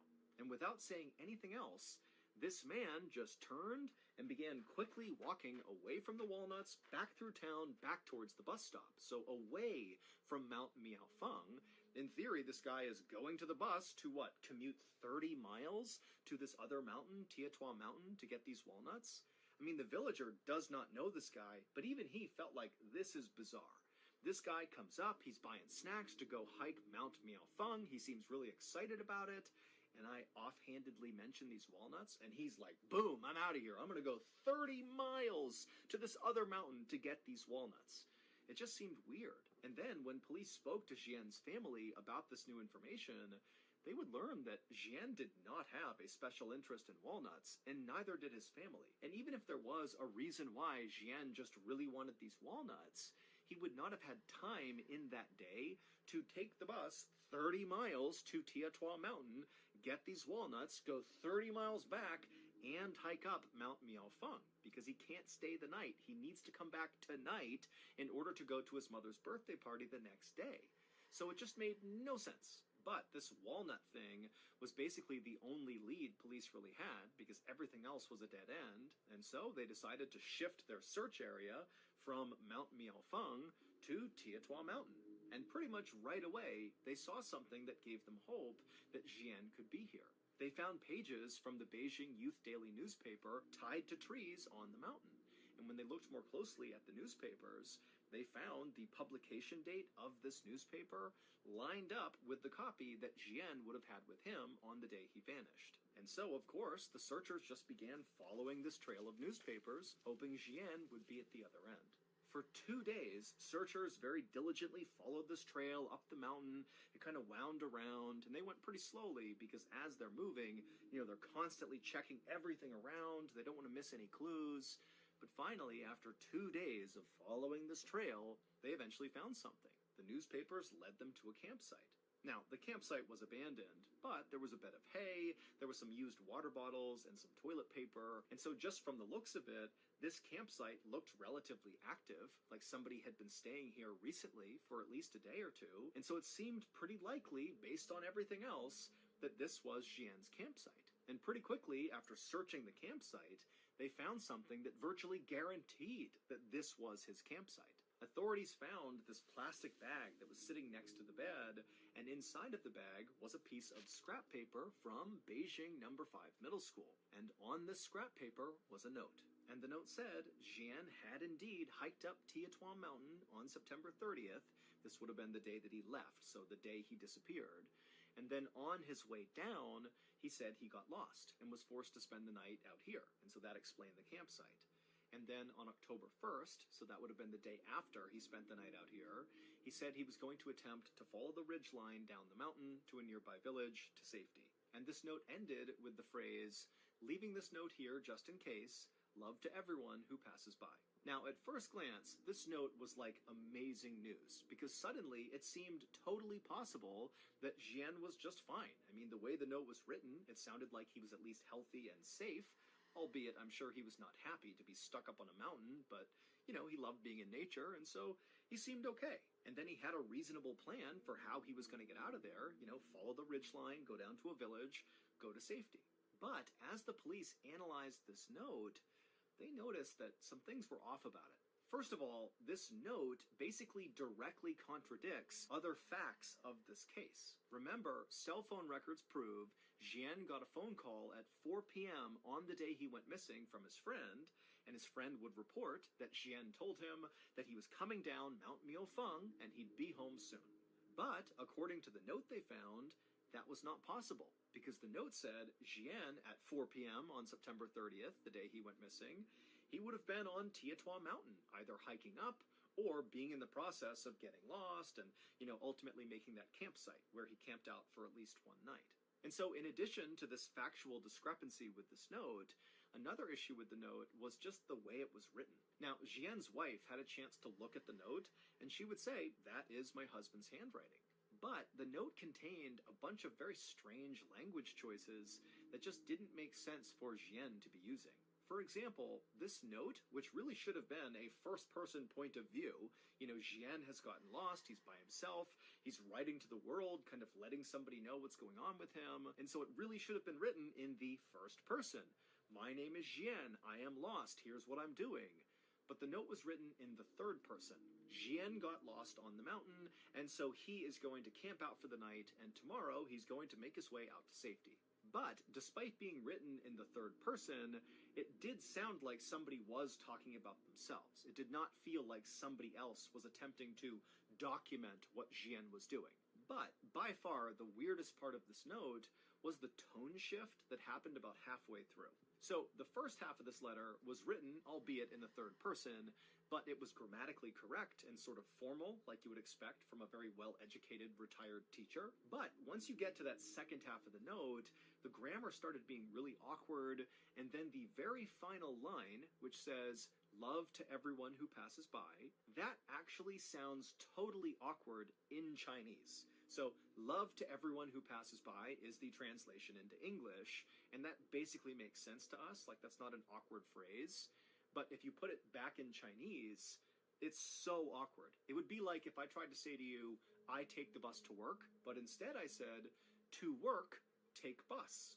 Right? Like I wouldn't say it that way, and it would immediately seem very awkward for anybody who knows me if I wrote or said something like that. And so this last line stood out so much that actually police and friends and family of Jian assumed he must have left that in there as like a secret message or a code, like a distress signal, especially when you consider the other weird factors around this note. But nobody could figure out what it meant. The day after this note was discovered, a searcher was up in the vicinity of Jian's campsite on Tietua Mountain, and they were walking around, kind of retracing their footsteps, looking for new places to search. When they turned a corner, and up ahead, they noticed there was this tree kind of hanging out over this rocky cliff, and dangling from the tree was something gray that looked sort of out of place. And so the searcher, sensing this could be a clue of Jian's whereabouts, he yelled out for other searchers in the area that he had found something, and then he took off running towards this thing to see what it was. And when he got up to the tree, he looked up, and he saw it was a pair of sweatpants that had clearly been intentionally tied to this branch in the tree. And so the searcher, he reached up and grabbed one of the pant legs and kind of tugged on it, and when he did, all these white things began falling out of the pants and landing on the ground. And when the searcher stopped and looked down to see what they were, he couldn't believe it. It was a whole pile of human bones. However, they were not Jian's. In fact, nobody ever figured out who these bones belonged to or why they were stuffed inside of pants and tied to a tree on this mountain. But the discovery of these bones would open up a whole new mystery, because after these bones were found, all the searchers came over and basically just began combing the area near these bones, and the police began uncovering body after body after body.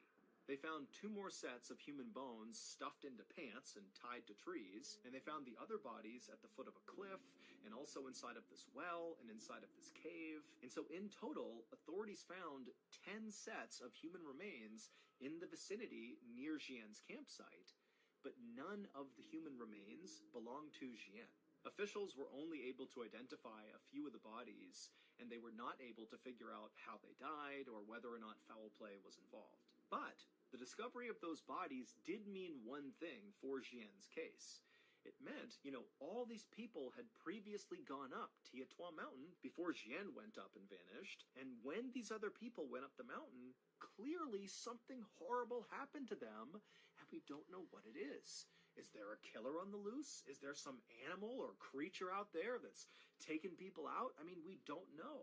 But what started to happen since Jian went missing and his story was all over the news in China is that all these other hikers who've been on Tietua Mountain before have begun sharing their experiences when they hiked up Tietua Mountain, and some of their stories about what they've seen on that mountain are horrifying. One person said they were walking up the mountain, they had their partner with them who was a little bit farther back the trail, and so they're kind of walking up on their own, and the first person, as they're walking up the trail, suddenly sees this guy just kind of come out of nowhere wielding an axe, and he walks up to this person, and all he says is, "Are you alone?" And the hiker's like, no, my partner's back there. They're coming up here. What's going on? But the Axeman, he basically acted like he didn't even hear their answer. And he just asked it again. Are you alone? And the hiker was like, no, my partner's back there. And the Axeman again just said, are you alone? Are you alone? Are you alone? And this axe person kept doing that until the hiker and their partner just turned and ran. And then another hiker shared a story about how they were walking up a trail on Tietua Mountain, and at some point they lifted their head up, and he saw a little ways up the trail, kind of off the trail, so in the tree line, were all these people, like this group of strangers, just standing there, motionless, kind of half behind trees, like they were kind of trying to hide themselves, but also not. And they were just staring at this hiker, unmoving, not speaking, just staring. And so the hiker, they look up and they see this, and they were so unnerved so quickly that they just turned and left, and they have no idea who those people were. And so, obviously, we have no way of verifying these other hikers' stories about what they saw on Tietua Mountain, but when you combine their testimony with Jian's story, it really makes you wonder, what's going on up there? The official search for Jian was called off at the end of October, so roughly 1 month after he vanished. But, unofficially, the search for Jian continues to this day. However, they still have not found his body, and basically no real progress has been made. Before you go, I just wanted to point out that we sell merch, official Mr. Ballin merch, year-round at shopmrballin.com. We do the limited drop model for holidays and special events, and we'll create like special things that come out on those drops. But in between those drops, I just want you all to know that we always have the Ballin Basics line available at shopmrballin.com. And that includes things like t-shirts, crew necks, hoodies, there's even a beanie and phone cases, and more. So go check it out, shopmrballin.com. We have merch year-round. And actually, one design that just came out that's on sale right now, and it's, I think, one of my very favorite pieces of merch, is this shirt right here. It's a graphic t-shirt based on the Headless Valley, one of the best episodes I think that we've put out on YouTube. The back is like a movie poster for the Headless Valley episode. And so this is a great shirt. I wear it all the time when I'm not wearing flannel, of course. And again, it's on sale right now at shopmrballin.com. All you have to do is use the code HEADLESS20 at checkout and you get 20% off this bad boy right here. But you gotta hurry because that code is only good until 11:59 p.m. on May 7th. After that, the discount's gone. The shirt's still there, but the discount is not. So again, merch year-round with our Ballin Basics line at shopmrballin.com. And right now, you can buy this Headless Valley Story Tee for 20% off by using the Headless20 code at checkout. So go to shopmrballin.com and get your Mr. Ballin merch. So that's going to do it. If you enjoyed today's story, be sure you check out our podcast called the Mr. Ballin Podcast, where we have literally hundreds more stories right now that sound an awful lot like this one, but many of them are only on the podcast. They are not available on YouTube. So again, that podcast is just called the Mr. Ballin Podcast, and you can listen to it on any podcast platform. Thank you so much. Until next time, see ya. Wait, don't go anywhere. If you're looking for more strange, dark, and mysterious videos, click here.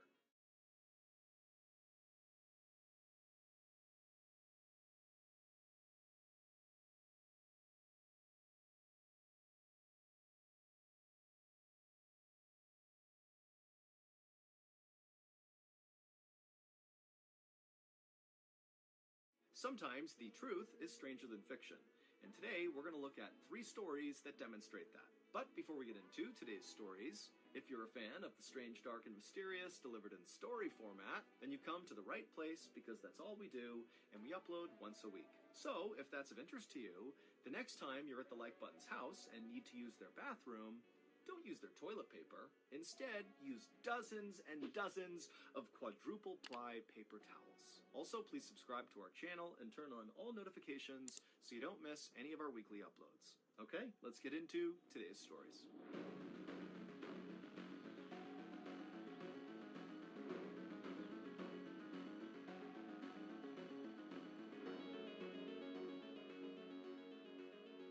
Around 7:20 p.m. on the evening of December 11th, 2002, a police department in a rural English county called Surrey started receiving all these frantic emergency calls. Now, all of these calls were coming from drivers on a heavily trafficked highway called the A3, and they all were saying the same things. They had seen this totally reckless driver with super bright headlights that was weaving in and out of traffic and going at high speeds and nearly crashing into people. And then a couple of the callers said they actually saw this car go down the embankment off the side of the highway, and so it looked like they might have crashed. And so, of course, this police department, after getting all these calls, decided to send out a couple of officers to see what was going on. When the two officers got out to the A3 and began patrolling the area on the A3 where all these calls were saying they had seen this reckless driver, they didn't see the driver. They didn't see a wreck on the side of the road. They didn't see any signs of an accident. I mean, there was nothing there. Now, had only one person called in about this wild, reckless driver, at this point, the officers would have chalked this up to a mistake or even a prank. But so many people called in about this one particular reckless driver on the A3 that these two officers decided to just keep on looking and really see if they can figure out where this driver went. And so, to this point, the two police officers had been just driving on the A3 to try to find this driver. And so they decided they would park their vehicle, get out, and walk on foot on the edge of the highway because there were these huge forests that lined either side of the A3. In fact, Surrey, the county in England where this was one of the most heavily forested areas in all of England. And so these forests on either side of the A3 were very dense. You could not see very far into them. And so these officers were thinking that it might be possible that this driver, if they were driving as recklessly as all the callers made it seem like, they could have veered off the highway, gone down the embankment, and then because they were going at such a high speed, they could have crashed their way into one of these forests and basically disappeared from view from the road. That in order to see this crash in the forest, you'd have to be basically in the forest. And so these two officers, they pulled over, they got out, and they began walking along the edge of the highway, staring into the forest, looking for a sign of a car wreck. And sure enough, after walking for a while, one of the officers spotted something deep in the woods that looked almost metallic or plastic. Whatever it wasn't supposed to be in the forest.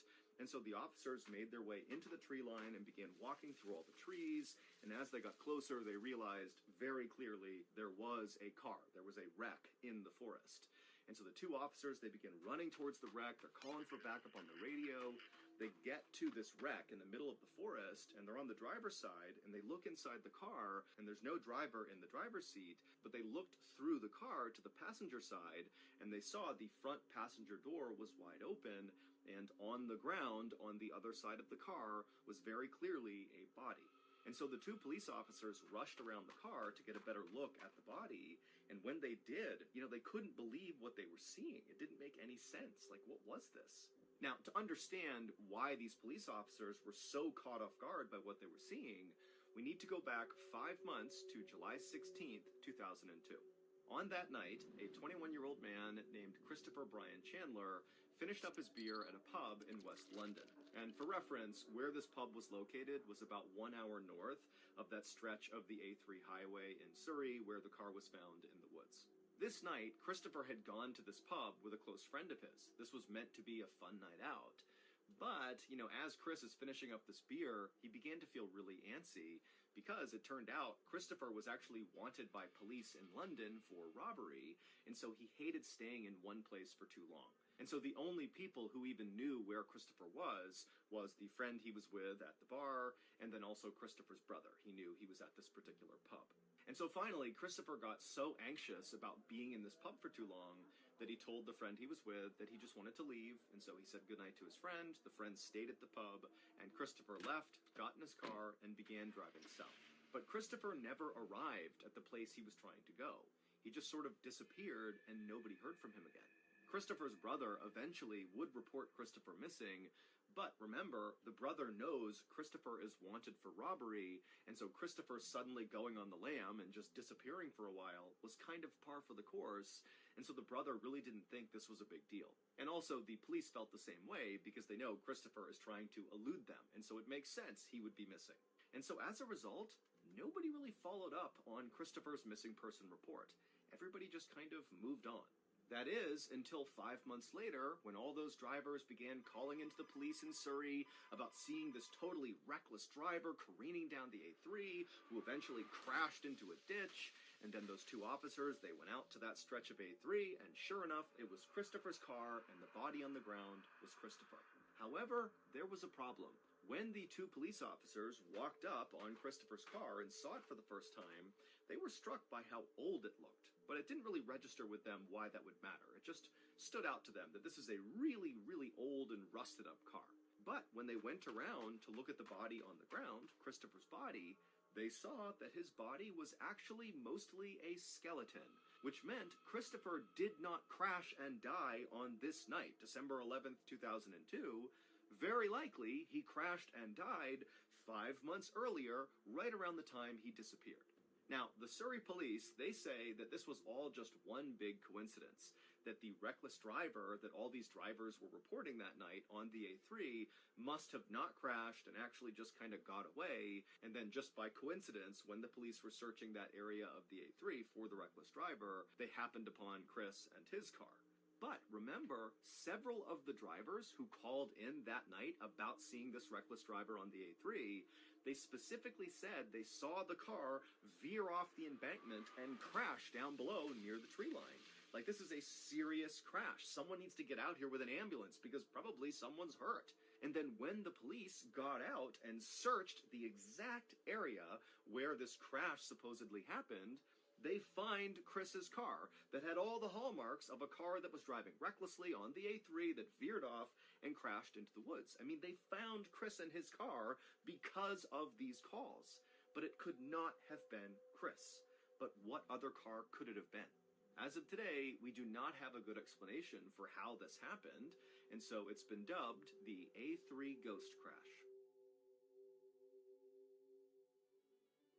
Well, we finally did it. I don't know if it was all the acid we poured into their contact lens solution, or if it was all the wild predators we released in their house, but somehow, some way, we killed the like button. And I know this because the ghost of the like button paid me a visit last night. And after slapping me right in the anti-tragus and then pouring fox urine in my eyes, the ghost of the like button said, "Listen here, Mr. Ballin, if you want to bring me back to life and keep up with your antics, you need to bring me one piece of brand new Mr. Ballin merchandise." And I said, "Are you kidding me? Of course! We just launched a brand new merch line called Ballin Basics on shopmrballin.com right in time for the holidays. Ballin Basics has all your Mr. Ballin essentials like a sick hoodie, a great crew neck, heck, there's even a special collector's item, the old Sigalang pin, and they're all numbered. There's only 500 of them, so get them while supplies last. So again, go to shopmrballin.com. Ballin Basics is live right now, so get your new merch, get your collector's item pin, old Sigalang. Meanwhile, I'll work on resurrecting the like button so we can continue to find fulfillment in our lives by slipping some mayonnaise in the like button's peanut butter and jelly sandwiches. Happy holidays, everybody. Go to shopmrballin.com.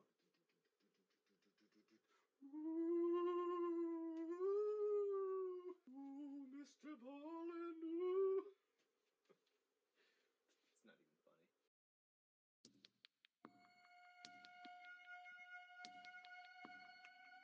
On the morning of August 2nd, 2017, two men sat together laughing inside of a bar in a tiny village in northern France.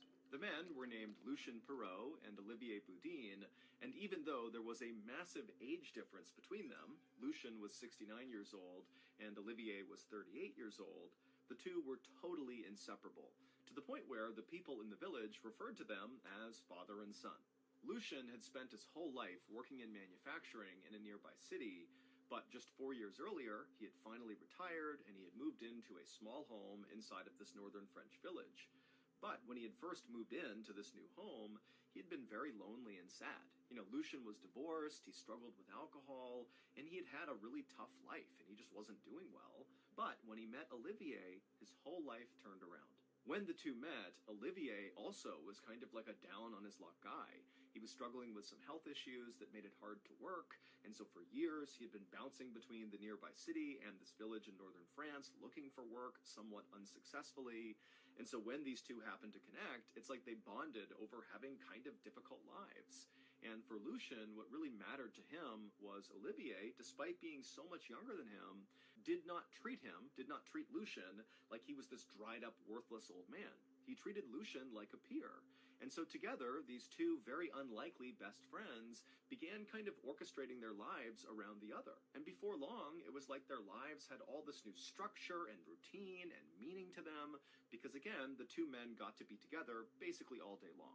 So, on this particular morning, as Olivier and Lucian were together at this bar, they began talking about what they wanted to do that night. And they settled on having a barbecue at Lucian's house. Lucian would cook up some beef, and they would sit out on his back garden patio and just spend the night together. It sounded like a wonderful plan. And in fact, the bartender would say that when Olivier and Lucian finally left the bar that day, that he recalled overhearing them being so excited about this particular barbecue. And so that evening, Olivier and Lucian arrived at Lucian's house, and they went out to the back patio, where Lucian had already draped a nice tablecloth over this small round table. It was a red and white checkered pattern tablecloth, and on this table was an open bottle of wine and some cheese and a baguette. And so Olivier, he sat down and began enjoying some wine and bread, and Lucian walked over to the grill and began cooking up the beef. Lucian had a neighbor. We're going to call her Marie, because we don't actually know her real name. And Marie's second-floor window overlooked Lucian's garden patio, where the two men were having this cookout. And so that night, Marie did glance out and saw the two men kind of listening to music and goofing around, and she was used to them spending lots of time together, and she was also used to them staying up late at night.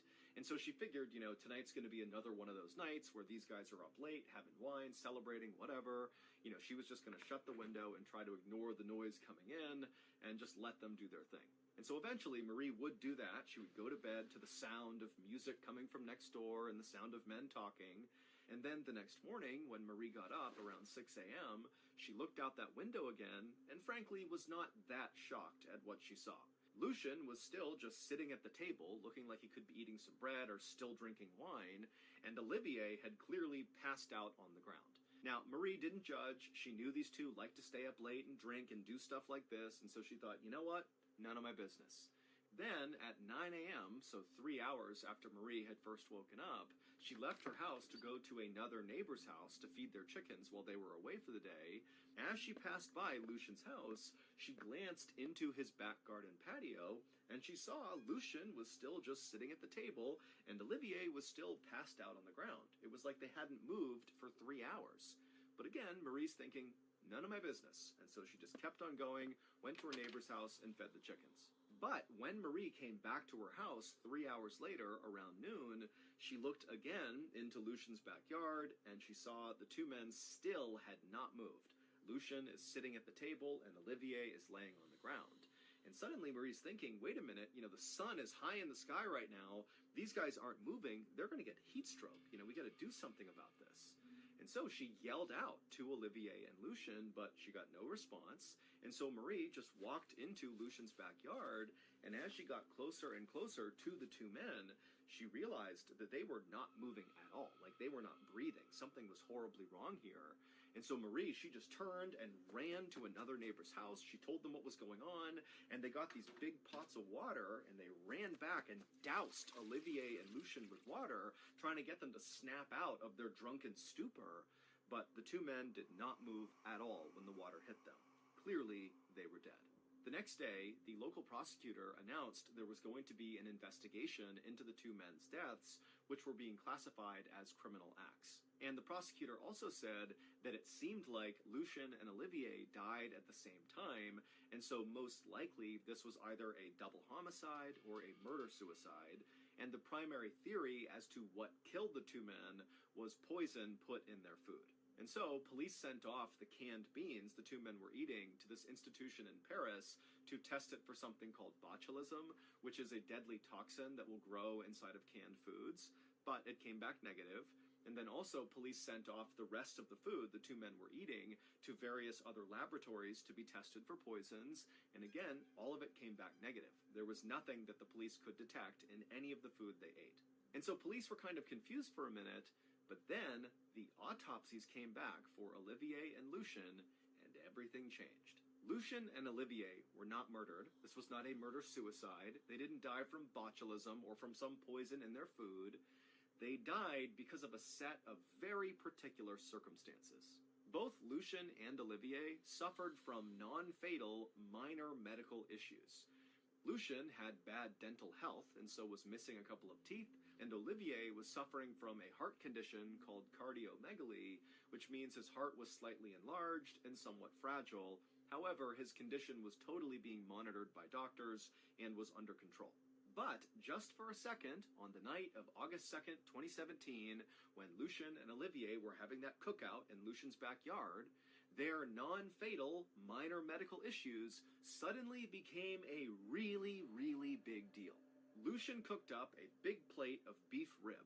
Now, beef rib can be difficult to chew even when you have all your teeth and take your time, but Lucian was missing teeth, and he loved this beef rib so much, he was wolfing it down really quickly, and so he wasn't chewing it enough, and at some point, he swallowed a particularly big unchewed bite, and he began to choke.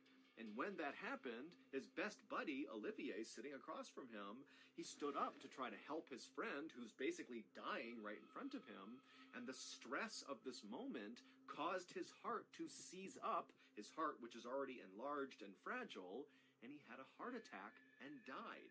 And then Lucian, who now has no one to help him, continued to sit at the table trying to get this beef out of his throat, but he couldn't, and he eventually asphyxiated and died as well, hunched over at the table.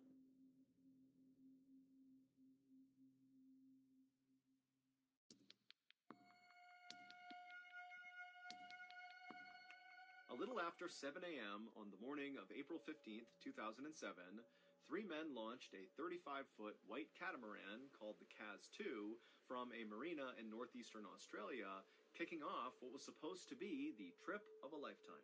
The captain of the Kaz-2 was 56-year-old Des Batten, and for months he'd been training for this trip. And the two friends that Des was bringing with him on this trip were Jim Tunstead, who was 63 years old, and Jim's brother, Peter Tunstead, who was 69 years old. All three of the men had spent a lot of time plotting their actual course they'd be going on, which was from this marina on the northeastern side of Australia, up and around the north side, and then down the western coast to Perth, which was their final destination, and where all three men lived. In total, this trip was supposed to take 8 weeks, and all three men were absolutely giddy with excitement at the prospect of spending an entire 2 months basically just drinking beers and fishing. Now, Des, Jim, and Peter were not the types to blow off responsibility to go party. I mean, they were devoted family men. All of them had been married for 30-plus years. Des had 2 kids, Jim had 4 kids, and Peter had 5 kids. But they were all either retired or nearing retirement, and this trip was going to be kind of a way to celebrate the end of an era. And while all 3 of them had gone on other big sailing trips, this one easily was the biggest one in terms of the distance they were covering and how much prep went into it and how expensive it was. I mean, this was like 10x the scope and scale of any other sailing trip they had done. And so, on April 15th, 2007, shortly after the 3 men had launched their boat and kicked off this big trip, Peter's wife would call him just to see how it was going. And she would say, you know, Peter was in great spirits, and she could hear the other 2 men laughing in the background, and it sounded like they were about to start fishing and maybe have a couple of beers. And so it seemed very much to Peter's wife like this trip was going as well as it could be so far. And so eventually, Peter told his wife that he had to go, he told her he loved her, and then they hung up.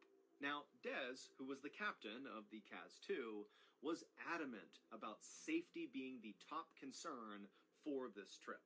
Even though all 3 men were relatively healthy and had a lot of sailing experience, and even though Des was a member of a volunteer marine rescue group and so literally could be called on to go perform rescues at sea, despite all this experience and know-how, before they kicked off this trip, Des made Jim and Peter go through all these man overboard drills on the Kaz-2 to make sure they knew how to do it if for some reason, you know, an emergency arose out at sea.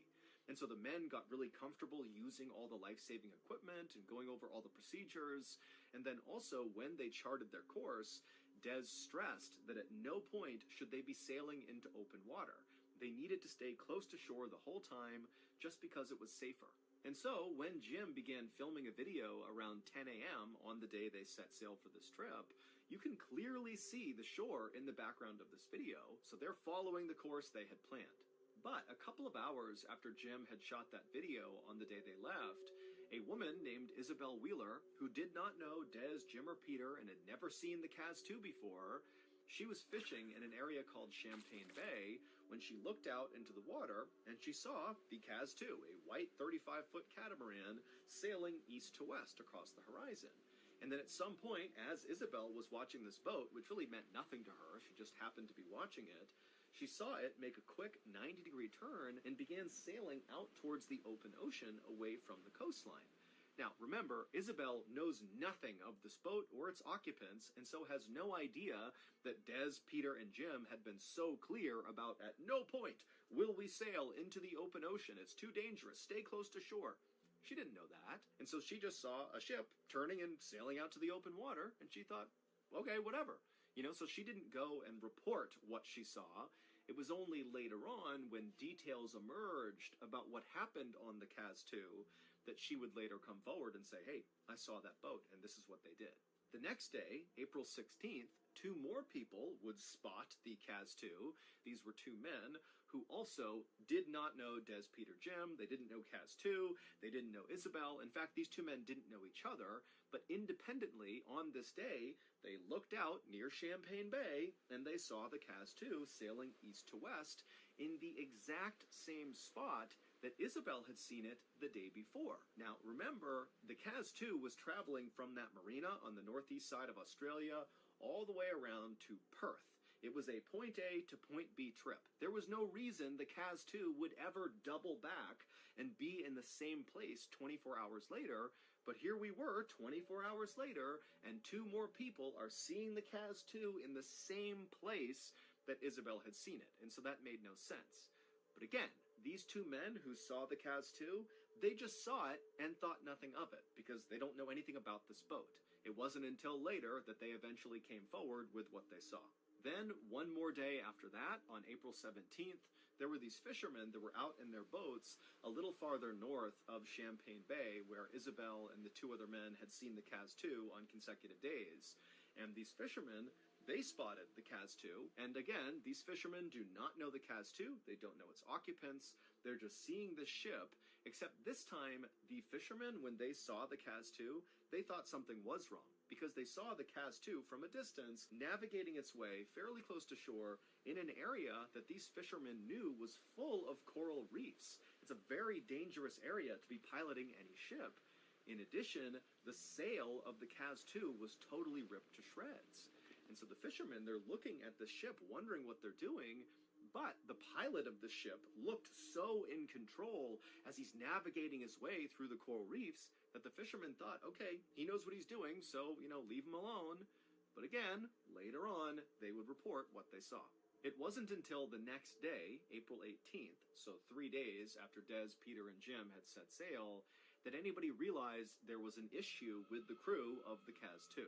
Because on April 18th, a Coast Watch surveillance helicopter was flying over the Great Barrier Reef, and they looked down and they saw the Kaz 2 with its badly damaged sails, piloting all around this very dangerous part of the water to be piloting. And so the crew on board the helicopter attempted to radio down to the Kaz 2 to see if they were okay, but no one from the Kaz 2 called back to the helicopter. And so as they're waiting for a response from the Kaz 2, the helicopter crew is watching the pilot of the Kaz 2 clearly, navigating the boat in between coral reefs. And it seemed like, despite the damage to the sails, he knew what he was doing. And so to the crew on the helicopter, this didn't really look like an emergency, but it seemed like something worth flagging. And so they called the Marine Police and said, hey, we have this ship here that's not responding. We think they're okay, but you might want to come take a look. And so the Marine Police, they would come out to the area where the helicopter had said they had seen the Kaz 2, and when they got there, the Kaz 2 was gone. At this point, the Marine Police got some information about the boat, Kaz 2, and discovered who owned the boat and who was on this trip, so Des, Peter, and Jim, and the police would get in touch with all of their families, and they would all tell police that besides Peter's wife, who talked to Peter on that morning they left, no one had heard from any of the men. They had gone totally silent since that first day. And so when police heard this, they knew this had to be some kind of emergency, and so a search was launched to find the Kaz 2. And 48 hours later, a rescue helicopter that was part of the search was about 80 or so miles off the northeastern coast of Australia when they looked down and they spotted the Kaz 2. And it still had all torn up sails, and it was kind of spinning listlessly in the water. And from the helicopter, they couldn't see anybody on board the ship. It was totally vacant on the deck. Now, at this point, authorities really have no idea what's going on with this boat or its occupants. It was possible that maybe they had been hijacked, and so Des, Peter, and Jim could be held hostage down below, along with the people that took them hostage. Or maybe the boat just got stolen, and Des, Peter, and Jim are not on this boat, and that it's just the criminals on board, and again, they're down below, hidden from view. So authorities, they don't know, but they decided to take a risk and just send somebody down to get on that boat and just see what was going on. So, a rescue officer on board the rescue helicopter named Corey Benson was lowered by a rope where he was dropped into the water, and then Corey swam by himself over to the Kaz 2, and he climbed up the side of the boat, and he stepped onto the deck, and right away he noticed it was kind of like eerily quiet on board the boat. There was nobody he could see, and there was no sign of any disturbance, minus the sails of the ship being all tattered. And for a second, Corey thought about maybe calling out for Des, Peter, and Jim to see if they were down below and could come up and solve this mystery. But then he also worried that if he called out, there could be some bad people on board this boat, and he didn't want to draw their attention. And so Corey was quiet and just began walking towards the front of the boat. And as he did, he began to notice signs that people must have recently been on board this boat doing normal things. Like, for example, there was a fishing rod that was cast out into the water that was anchored to a post on the side of the boat that looked like it had just been operated minutes ago. There was a blue mug of coffee that was just sitting on a table that looked like maybe someone had been drinking from it recently. There was a neatly folded t-shirt on another chair with a set of glasses on them. I mean, there was just all these kind of tells that this was a boat that was being used recently. And when Corey actually got to the front of the boat where the captain would stand, he saw the engine was actually still on. It was idling. And so Corey turned it off. Now, at this point, Corey knew his next step was going down the stairs and opening up the door that led into the cabin down below to see if Des, Peter, and Jim were down there. But he also knew when he went down there, despite there being backup up in the helicopter and more people making their way out here, Corey would be all alone if there were criminals or bad people down there. But this was his job, and so after taking a deep breath, he turned and walked down the few steps, and he got to the door that led to the cabin. He grabbed the handle, and he opened it up. And the room he was walking into was kind of like a half living room, half kitchen area, and he saw there was this table, and on it was a newspaper that was dated April 15th, so the day the Kaz set sail. And then on the wall behind the newspaper was a calendar where days had been marked off all the way through April 14th. April 15th was not marked off. But also nearby on a table was a computer that was still plugged in and on and looked very much like someone had just been using it. And also there were plates of food that were out that didn't look that old that also seemed like people must have just been eating from them. And then also Corey could see past this common area into the bedroom, and very obviously the bunks inside of there had been slept in. And so basically everything seemed like it was where it should be. There was just one problem. Des, Peter, and Jim were not on this ship. There was no sign of where they were. They were just gone. And there was nobody else on board the ship. It was just completely abandoned with no sign of what happened. Des, Jim, and Peter were never found. And so we have no idea what actually happened to them. Nor do we have any idea why they were seen by Isabel and the two men and the fishermen doing all these weird things, like randomly piloting out towards open water, which totally went against their plan, which was stay close to shore, be safe. Or, why on that second day they were seen in the same spot near Champagne Bay, indicating they had doubled back after going towards open water. That went against their plan, which was point A to point B. Why are they doubling back around? And so unfortunately, this whole thing is just one big mystery that has yet to be solved.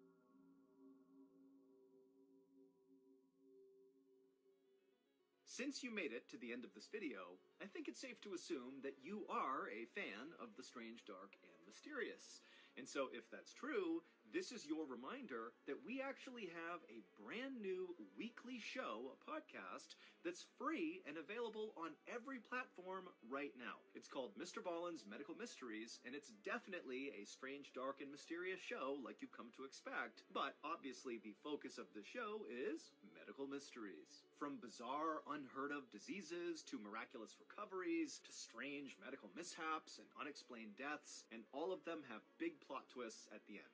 The first 8 episodes of Mr. Ballen's Medical Mysteries are out right now on every platform, and this Tuesday coming up, another 8 episodes are going to be released on Amazon Music. Or if you listen on other podcast platforms like Apple or Spotify or whatever, you will continue to get one new episode of Mr. Ballen's Medical Mysteries every Tuesday. And if all this was not enough to convince you to at least go check out Mr. Ballen's Medical Mysteries, then hopefully this sneak peek of episode number 9, called Sleep Addict, releasing this Tuesday, will push you over the edge. After you listen to the sneak peek, be sure to go follow and turn on all notifications for Mr. Ballen's Medical Mysteries. Here is the sneak peek of episode number 9, Sleep Addict.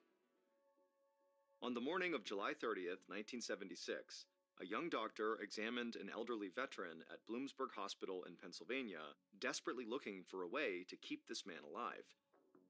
His lungs were filling up with fluid, but no matter how many times the doctor drained them, the fluid just kept coming back. The man suddenly began to spasm in his bed, coughing up a bloody pink froth. Dr. Ernest Campbell tried to stay calm, but he knew he was running out of options. He'd seen people die from respiratory failure before, but this had progressed faster and more suddenly than anything he'd ever experienced. And this patient was only one of several in the hospital with the same disturbing symptoms. In fact, Dr. Campbell had heard about similar cases appearing across the entire state, and so he was terrified that this was the onset of a deadly epidemic.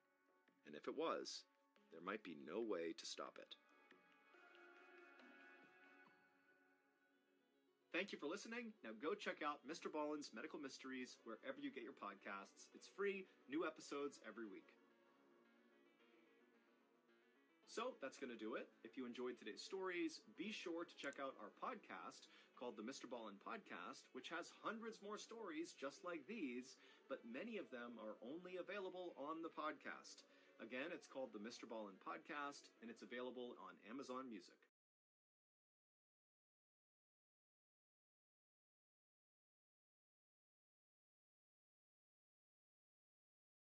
At around 2 p.m. on March 23, 2015, a 911 call came in to the Vallejo, California Police Department from this man who sounded totally drunk or high on a drug or something, claiming that his girlfriend was missing and she had been kidnapped, but his story just didn't make any sense. When the officers got to this man's house, immediately they see this guy when he opens the door, and he looks deranged, and his house looks totally off and has this weird smell that's almost like a chemical smell. And then when they asked him, to give them some information, what's going on here? Where's your girlfriend?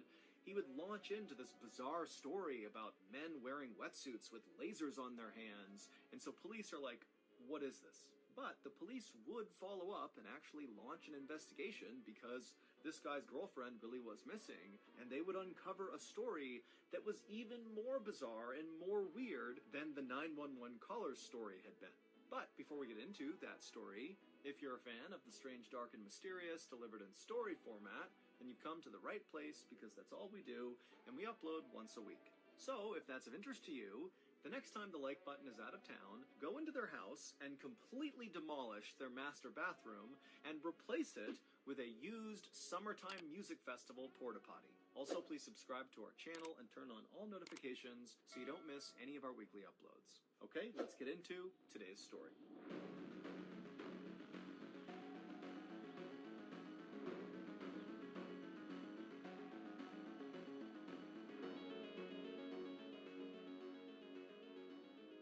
Late on the afternoon of March 22nd, 2015, 29-year-old Denise Huskins reached for her buzzing cell phone, and when she saw who was texting her, she immediately felt this knot of anxiety in her stomach.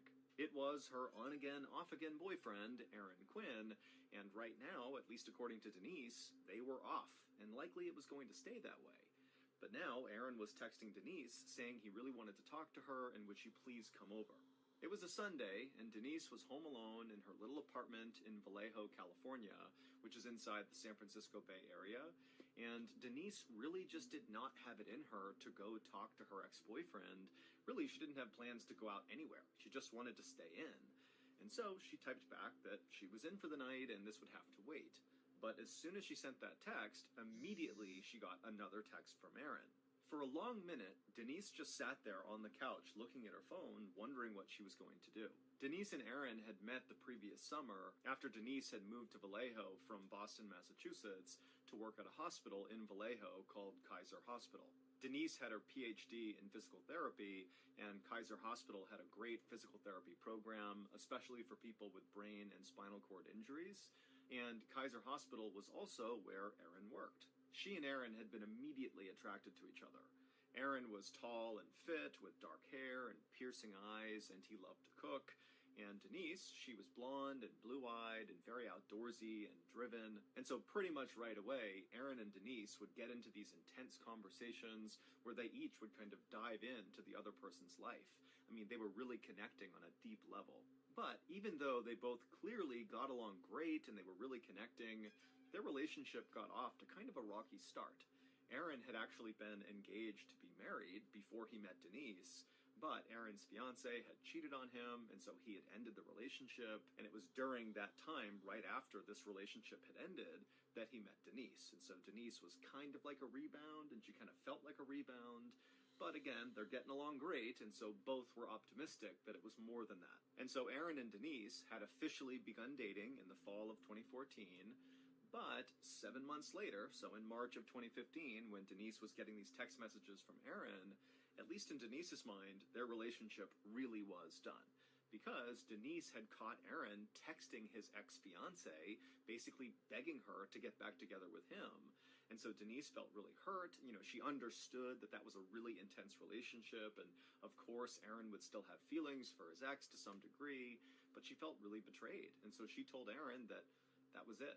But it was really painful for Denise because she did love Aaron, even though she knew, this relationship likely wasn't going to work. And now here Aaron was blowing up her cell phone with text messages to meet up and talk, and he just wasn't taking no for an answer. And so Denise finally typed out this long message back to Aaron, basically saying, look, I don't feel comfortable coming to your house. It's the house that you shared with your ex. I don't want to go there. We can talk another time. I think for right now, what you need to focus on, Aaron, is kind of like recording me. Take me out on dates and show me that you really want to be with me, because right now there's no trust. And Aaron, to his credit, wrote back to Denise and basically said, yes, I'm definitely willing to do that. I want to put in the work to win you back. I care about you, Denise. But he said, I really have something important to tell you, and I just don't feel comfortable talking about it anywhere else besides at my house. So please, can you just come over tonight? It's really important that I see you. And at first, Denise really did just kind of hold the line, and she told Aaron that, no, I'm not going to come to your house. But again, Aaron, he just would not let it go, and he really seemed actually very eager to see Denise, and it made Denise feel special, and so eventually she kind of gave it up and said, you know what? Okay, I'll come by. And after that, Denise got up off the couch, she got dressed, she called their favorite pizza place and ordered some pizza that she would pick up and bring to his house for them to eat that night, and then she headed out to her car and pulled out of her driveway. At about 5:30 p.m. that night, Denise arrived at Aaron's two-story home on Mare Island, which is actually just a little peninsula in Vallejo, California. And Denise, she grabbed the pizzas off the passenger seat, she grabbed her overnight bag because she was optimistic that, they're about to have a great talk and maybe rekindle and maybe she'll stay the night. And so with her things and her pizza, she walked up to the front door and knocked. The next day was a Monday, and Aaron and Denise were both scheduled to work at the hospital that day.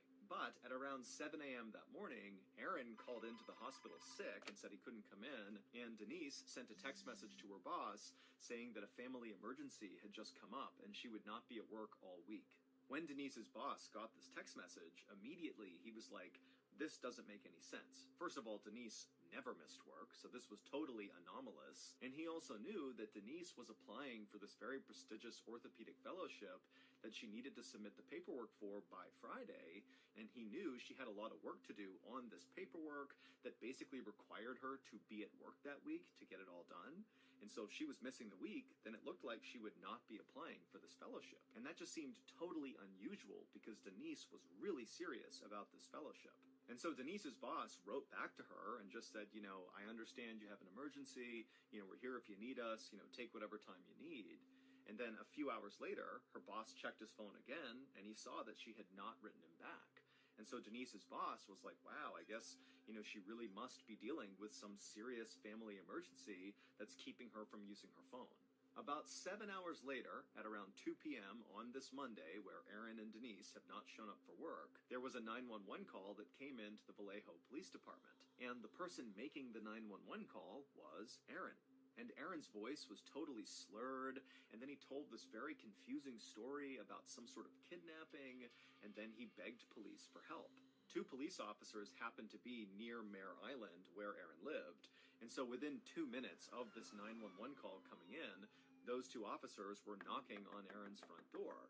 And when Aaron let them inside, these officers noticed 3 things in quick succession. The first was Aaron was obviously drunk or high. He was under the influence of some substance. He just did not seem right. 2, there were at least a dozen empty beer bottles lining a back wall in the kitchen. And 3, the entire house reeked of cleaning chemicals. One of the officers immediately turned to Aaron and said, "Are you on drugs?" And Aaron would say, "Yes, I am on drugs, but these drugs were given to me by the kidnappers." The officers immediately exchanged confused glances, looked back at Aaron, and then just said, "Okay, well, we're going to take a look around." And so the officers wound up going upstairs, and as they went upstairs, that cleaning chemical smell got stronger and stronger, and they made their way into the master bedroom, and they saw the ground had obviously been recently vacuumed, and that cleaning smell was really strong in here. The sheets on the bed were all gone, except for the fitted sheet that sat over the mattress. And so the officers were about to leave the master bedroom and keep looking when one of the officers stopped and he noticed something on the bed, and he called the other officer over, and they walked over and they looked down, and sure enough, on the bed was about a quarter-sized drop of blood. The police officers left the master bedroom and they went back downstairs where Aaron was, and they walked up to him and said, "Okay, tell us again what happened with these kidnappers and what's going on here." And Aaron would launch into a totally bizarre story. Through slurred speech, Aaron would say 12 hours earlier, so around 3 in the morning that morning, so early Monday morning, Aaron said he was in his house with his girlfriend, Denise, when suddenly these men wearing wetsuits broke into the house, and they immediately tied up Aaron and Denise, and then made them wear these goggles that had been all taped up, so once they were on your face, you couldn't see anything. Aaron would tell the police that the intruders, in addition to wearing wetsuits, they also were carrying guns, tasers, also laser pointers, and also very high-powered flashlights. And so when they came in, there were all these lights and beams everywhere. I mean, it was totally chaotic. Aaron then explained to police that after he and Denise had been tied up and had these goggles on, the men in wetsuits came over to them and put headphones on each of them, and then they played this recording, which had this weird, soothing music, and then somebody narrating, telling Aaron and Denise that they were not in any danger, that this was just a robbery, and to stay calm and nothing would happen to them. And so Aaron and Denise had done just that. They tried to follow orders, and then at some point the headphones came off, and both Aaron and Denise were told to go to separate rooms, and they kind of fumbled their way into the separate rooms, at which point the men demanded they give up their banking information and passwords, and Aaron and Denise did that. They gave up all their banking info, and then Aaron and Denise were brought back into the living room. They were tied back up again, and then even though Aaron and Denise couldn't actually see this, they heard the sound of somebody apparently coming in that sounded like a doctor, who then took Aaron and Denise's blood pressure before administering this drug to them that made them both very sleepy. And then before Aaron and Denise passed out from this drug, Denise was taken by the intruders, and the intruders told Aaron that they had rigged a camera system inside of his house to watch him so he couldn't leave to go save Denise. And so Aaron basically just stayed in the house until he fell asleep from this drug, and then when he woke up again and managed to get his restraints off, he saw that Denise really was gone, and so Denise had to be with the kidnappers. After Aaron was done telling this totally weird story, which again, you gotta remember, as he's talking, he sounds totally drunk. and so they kept having to ask him to say again what he was saying, and, Aaron's just kind of loopy, and so the whole thing is just so weird. And so when Aaron was finally done telling the story, the two officers just stared at him in silence, and then the officers looked at each other, and without even saying anything, they both were thinking the same thing. Probably this guy has killed his girlfriend, Denise, and after he killed her, he must have spent time cleaning the house, which is why they smelled all the cleaning chemicals, and then maybe when he was done, he felt bad about what he had done, and so he began drinking beers to kind of cope with what he had done, and that's why all those empty bottles were there, and that's why he was acting so drunk right now. And then at some point he had worked up the courage to call 911 and pretend that he didn't know where his girlfriend was and make up this whole alibi about these weird kidnappers that came in and did this stuff. But obviously it was just a ruse. This guy killed his girlfriend. That's what happened. And so finally, one of these officers spoke to Aaron and they said, "You're going to need to come to the station with us and explain yourself."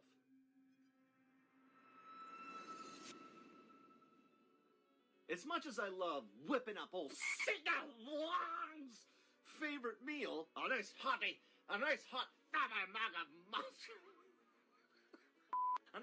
frappe mug of muskox and blobfish stew, sometimes I just don't have enough time. And when that happens, my quick option is a couple of mystery bird nuggets. However, as we learned last night, old Sigalung is allergic to emu. Emu was the mystery bird we sucked down last night.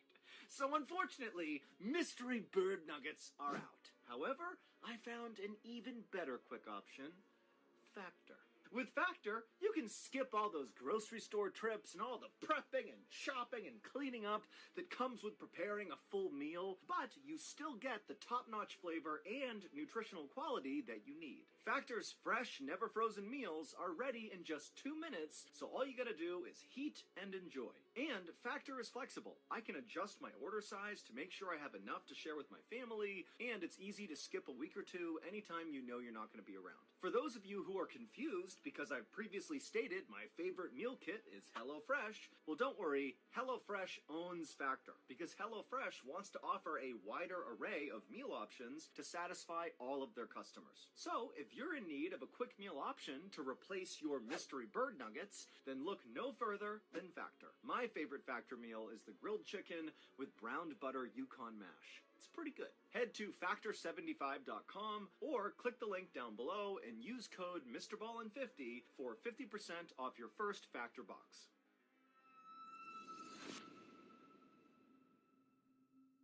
It didn't take long for the police in Vallejo to launch this massive search all over Mare Island to look for Denise. And at this point, they were kind of looking for a body because based on what was going on in Aaron's house and the story he told, it did seem like very likely she had been murdered and disposed of somewhere. And so they had dogs out and dive teams out in the water. They had hundreds of volunteers looking everywhere. And at the same time, Aaron was brought to the police station, and they began going over every single detail of his story, trying to get more information about these kidnappers, because as much as they didn't believe him, they did need to officially rule out that there was no kidnapping. And so they needed all the information about these kidnappers, who they were, what they looked like, what they sounded like, everything. And at the same time, police were talking to Aaron. Police also brought in Denise's roommate, and they asked the roommate, "Do you know anything about Denise's relationship with Aaron?" And the roommate would say, those two have had a very troubled relationship. And the roommate would say that, as far as they understood, Aaron and Denise were not a couple anymore. And so police would actually go over to Aaron in the police station and they would say, "Hey, we have people saying that you and Denise, who you called your girlfriend, you guys were not dating. You had broken up. Explain yourself." And Aaron would say, "Well, actually, that's why Denise was coming over. Before all this kidnapping happened, she was coming over so we could reconcile." And we did. We had reconciled. We were back together when the kidnappers in wetsuits came inside the house. But the more police looked into Aaron's kidnapping story, the less it made sense. And it really didn't make sense to begin with. And so really, it just got weirder and weirder and weirder. Like, for one, Aaron said that he and Denise had been kind of forced to give up their banking information and their passwords, and they did that. They gave that up to the kidnappers.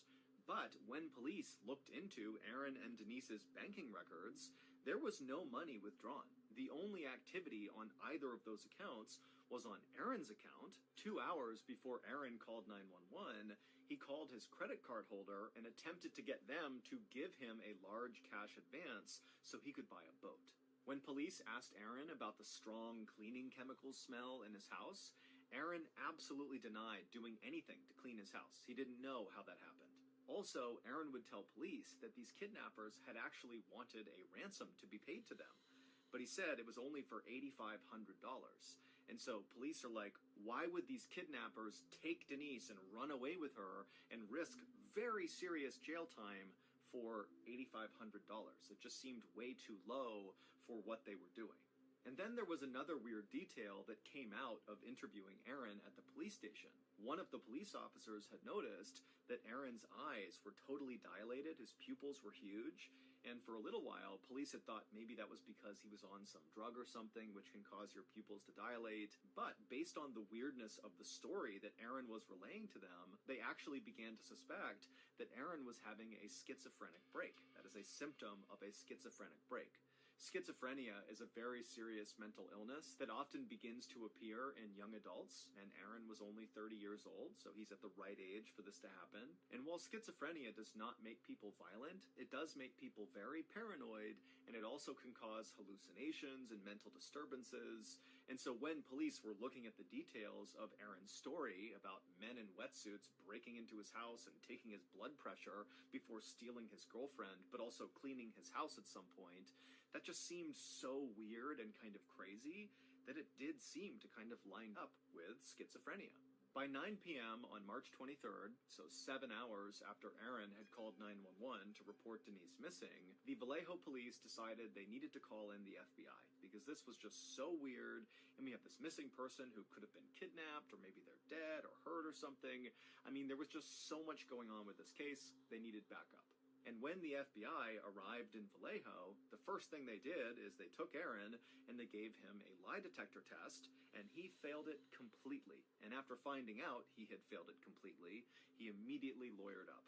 By the next day, March 24th, there were over 100 different search teams all across Mare Island and around Vallejo, California, looking for Denise. Police sonar had also picked up a body-sized mass out in the bay, but so far the divers had not been able to find it. Aaron, by this point, had gotten his lawyer and left the police station, and by now, Denise's picture was all over the news and newspapers. It was up on posters on telephone poles all over town, and TV news channels were parked outside of Aaron's house, just waiting for him to come out or waiting for any activity. But despite all this activity, the detectives and the FBI agents that were working this case had really not made any significant progress. All they thought was, Aaron's definitely hiding something. But then something changed. A little bit after noon on March 24th, a reporter for the San Francisco Chronicle, who was camped outside of Aaron's home, got a very weird email. The email was from the kidnappers, the wetsuit-wearing, blood-pressure-taking kidnappers who broke into Aaron's home and took Denise. And in this email to the reporter, it said that Denise was fine, and there actually was a recording of Denise's voice reading that day's news, which confirmed that she was alive at least as recently as that morning. But there were two very suspicious things about this email. The first one was the recording of Denise's voice, the proof of life recording. Well, she did not sound in any way stressed. She sounded utterly calm, like she was reading the news like it was completely no big deal.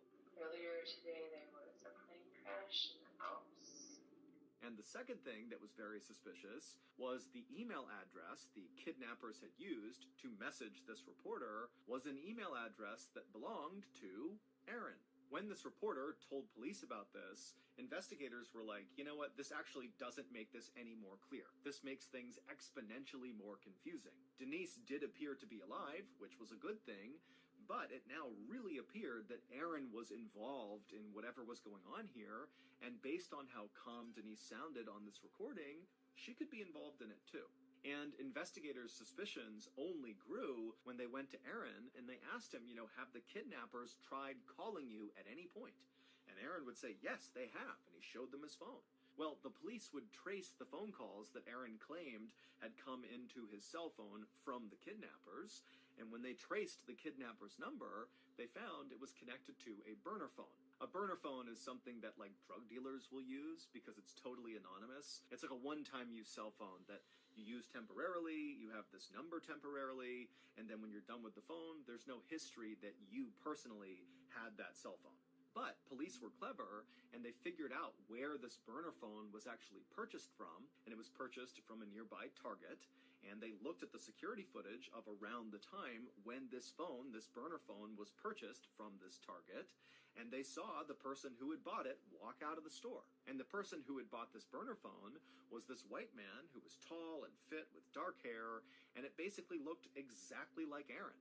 And then, 2 days later, on March 25th, Denise herself walked up to her mother's home in Huntington Beach, California, which is roughly 400 miles south of Vallejo, California, where she went missing. And so Denise's mother was not home when Denise showed up on her doorstep, and so Denise wound up going to the next door neighbor and using their phone to call her father. And Denise's story that she would tell her dad was even more bizarre than Aaron's story. She said she had been held captive by 4 men in this small room, and these men would tell her that they were simply doing a task for a client, and what they were doing now with her was just following their protocol. Denise would tell police that she was well taken care of while she was in captivity. They let her eat food, they gave her water, they even let her shower and brush her teeth. Denise initially was very open to speaking to Vallejo police detectives about what happened to her, but when they said the FBI really wanted to talk to her, and they would literally send a jet to her in Huntington Beach and fly her back to Vallejo, she refused. And then, like Aaron, she immediately lawyered up and stopped talking. And so by this point, all the investigators are like, there's no way these two actually got kidnapped. This whole thing is some weird, elaborate hoax, and now they know they've been caught, and so they're going quiet. And so that night that Denise was found, on March 25th, the Vallejo police held a press conference and told the public that they do not believe these two were ever kidnapped. They don't really know what happened, but at this point they are not pursuing kidnappers, and the public should not be worried about rogue kidnappers in the area. But after this press conference, the police couldn't help but think to themselves, why would these two people who are successful, they come from good families, they have loads of future prospects, their lives were good. Why would they stage this hoax? What do they stand to gain? It really just didn't make any sense. For weeks, the investigation into whatever happened to Aaron and Denise continued, but there was virtually no progress. The media was still very interested in this case. It was totally salacious, and they had dubbed this case the Gone Girl case in reference to a movie about a woman who fakes her own kidnapping. As for Denise and Aaron, they stayed lawyered up, and the only message they put out to the public was that they were telling the truth.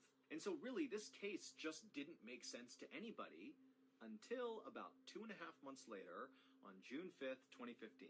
Early that morning, a police officer in a town called Dublin, which is just south of Vallejo, California, found a piece of evidence that basically broke the Gone Girl case wide open. The evidence this police officer found was a cell phone. Not a burner phone that's totally anonymous, but a real cell phone that is registered with a phone company and therefore is registered with an individual person. And police were able to trace this cell phone back to its owner. And this discovery would lead investigators 200 miles to the northeast of Vallejo to the small remote cabin in South Lake Tahoe, California. And at this cabin, police would find a stolen car, a white Mustang. And the white Mustang actually belonged to someone who lived in Vallejo.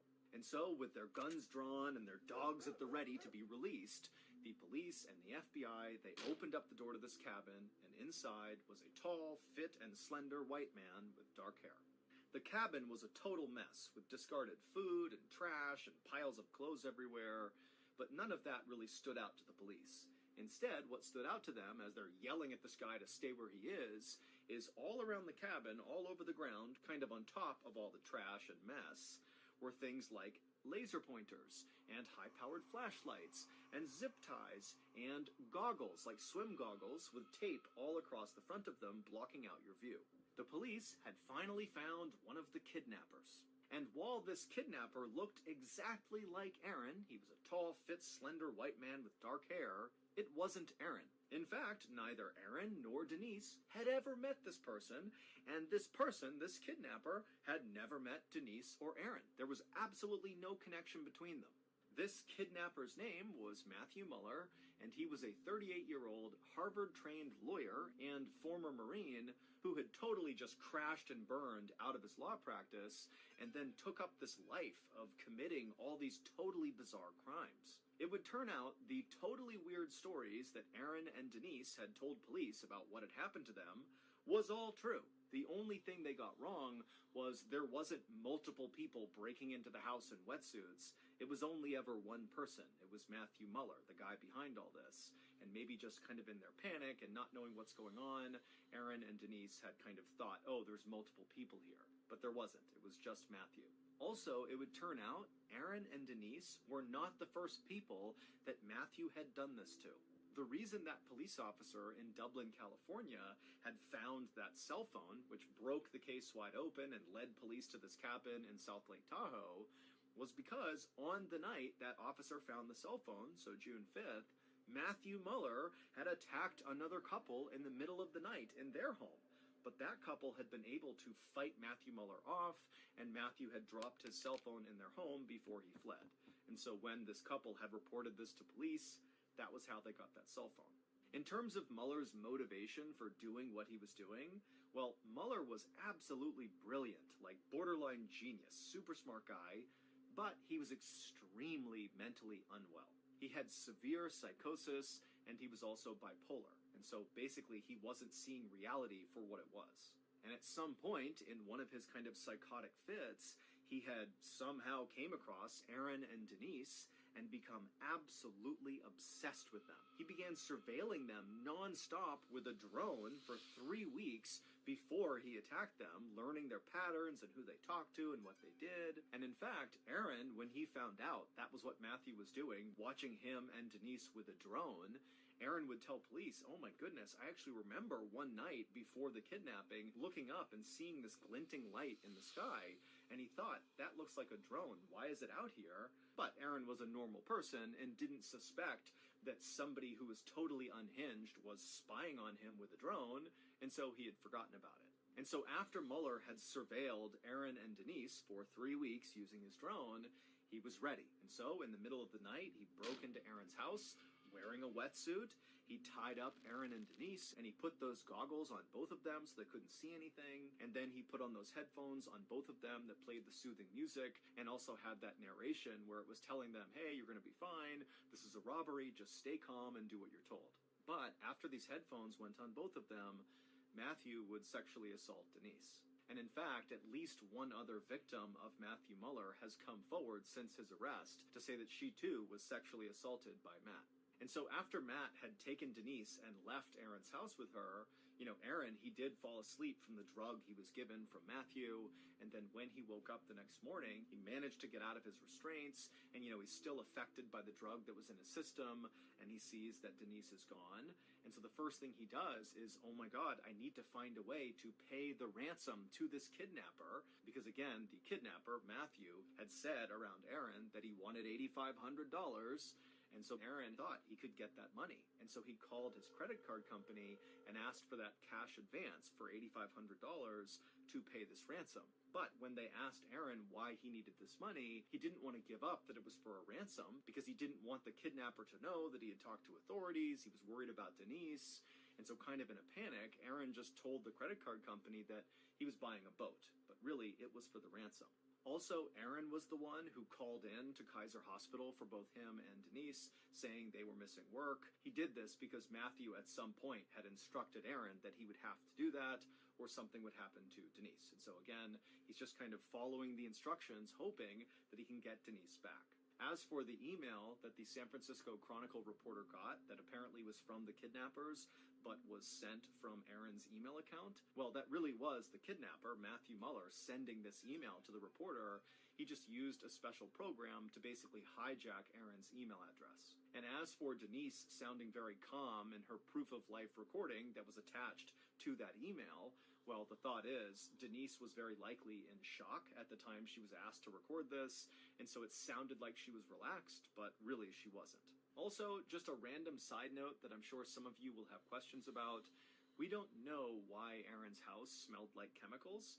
It's assumed that, maybe when Aaron and Denise were all tied up and couldn't see anything because of their goggles, that Matthew Muller, I guess, walked around their house and cleaned it, but we don't know for sure. Matthew Muller is currently serving a 40-year sentence in prison for federal crimes, and just recently he was sentenced to an additional 31 years in prison for state crimes that were in connection to the kidnappings of Aaron and Denise. Aaron and Denise would go on to sue the city of Vallejo, California for basically mistreating them. You know, they had been telling the truth the whole time, but nobody took them seriously, and they would win $2.5 million.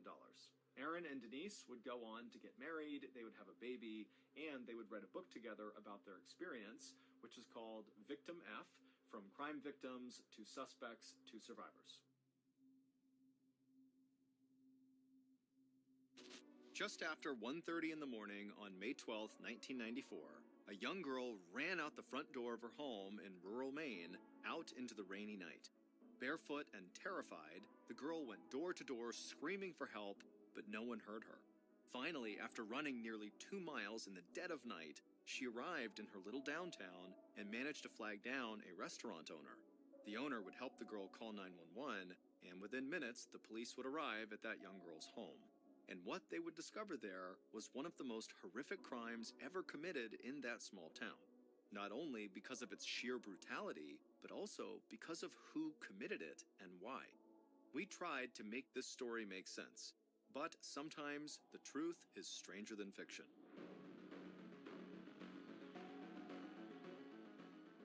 So that's going to do it. If you enjoyed today's story, be sure to check out our podcast called the Mr. Ballin Podcast, where we have literally hundreds more stories just like this one, many of which are only available on the podcast. Again, it's called the Mr. Ballin Podcast, and it's available on Amazon Music.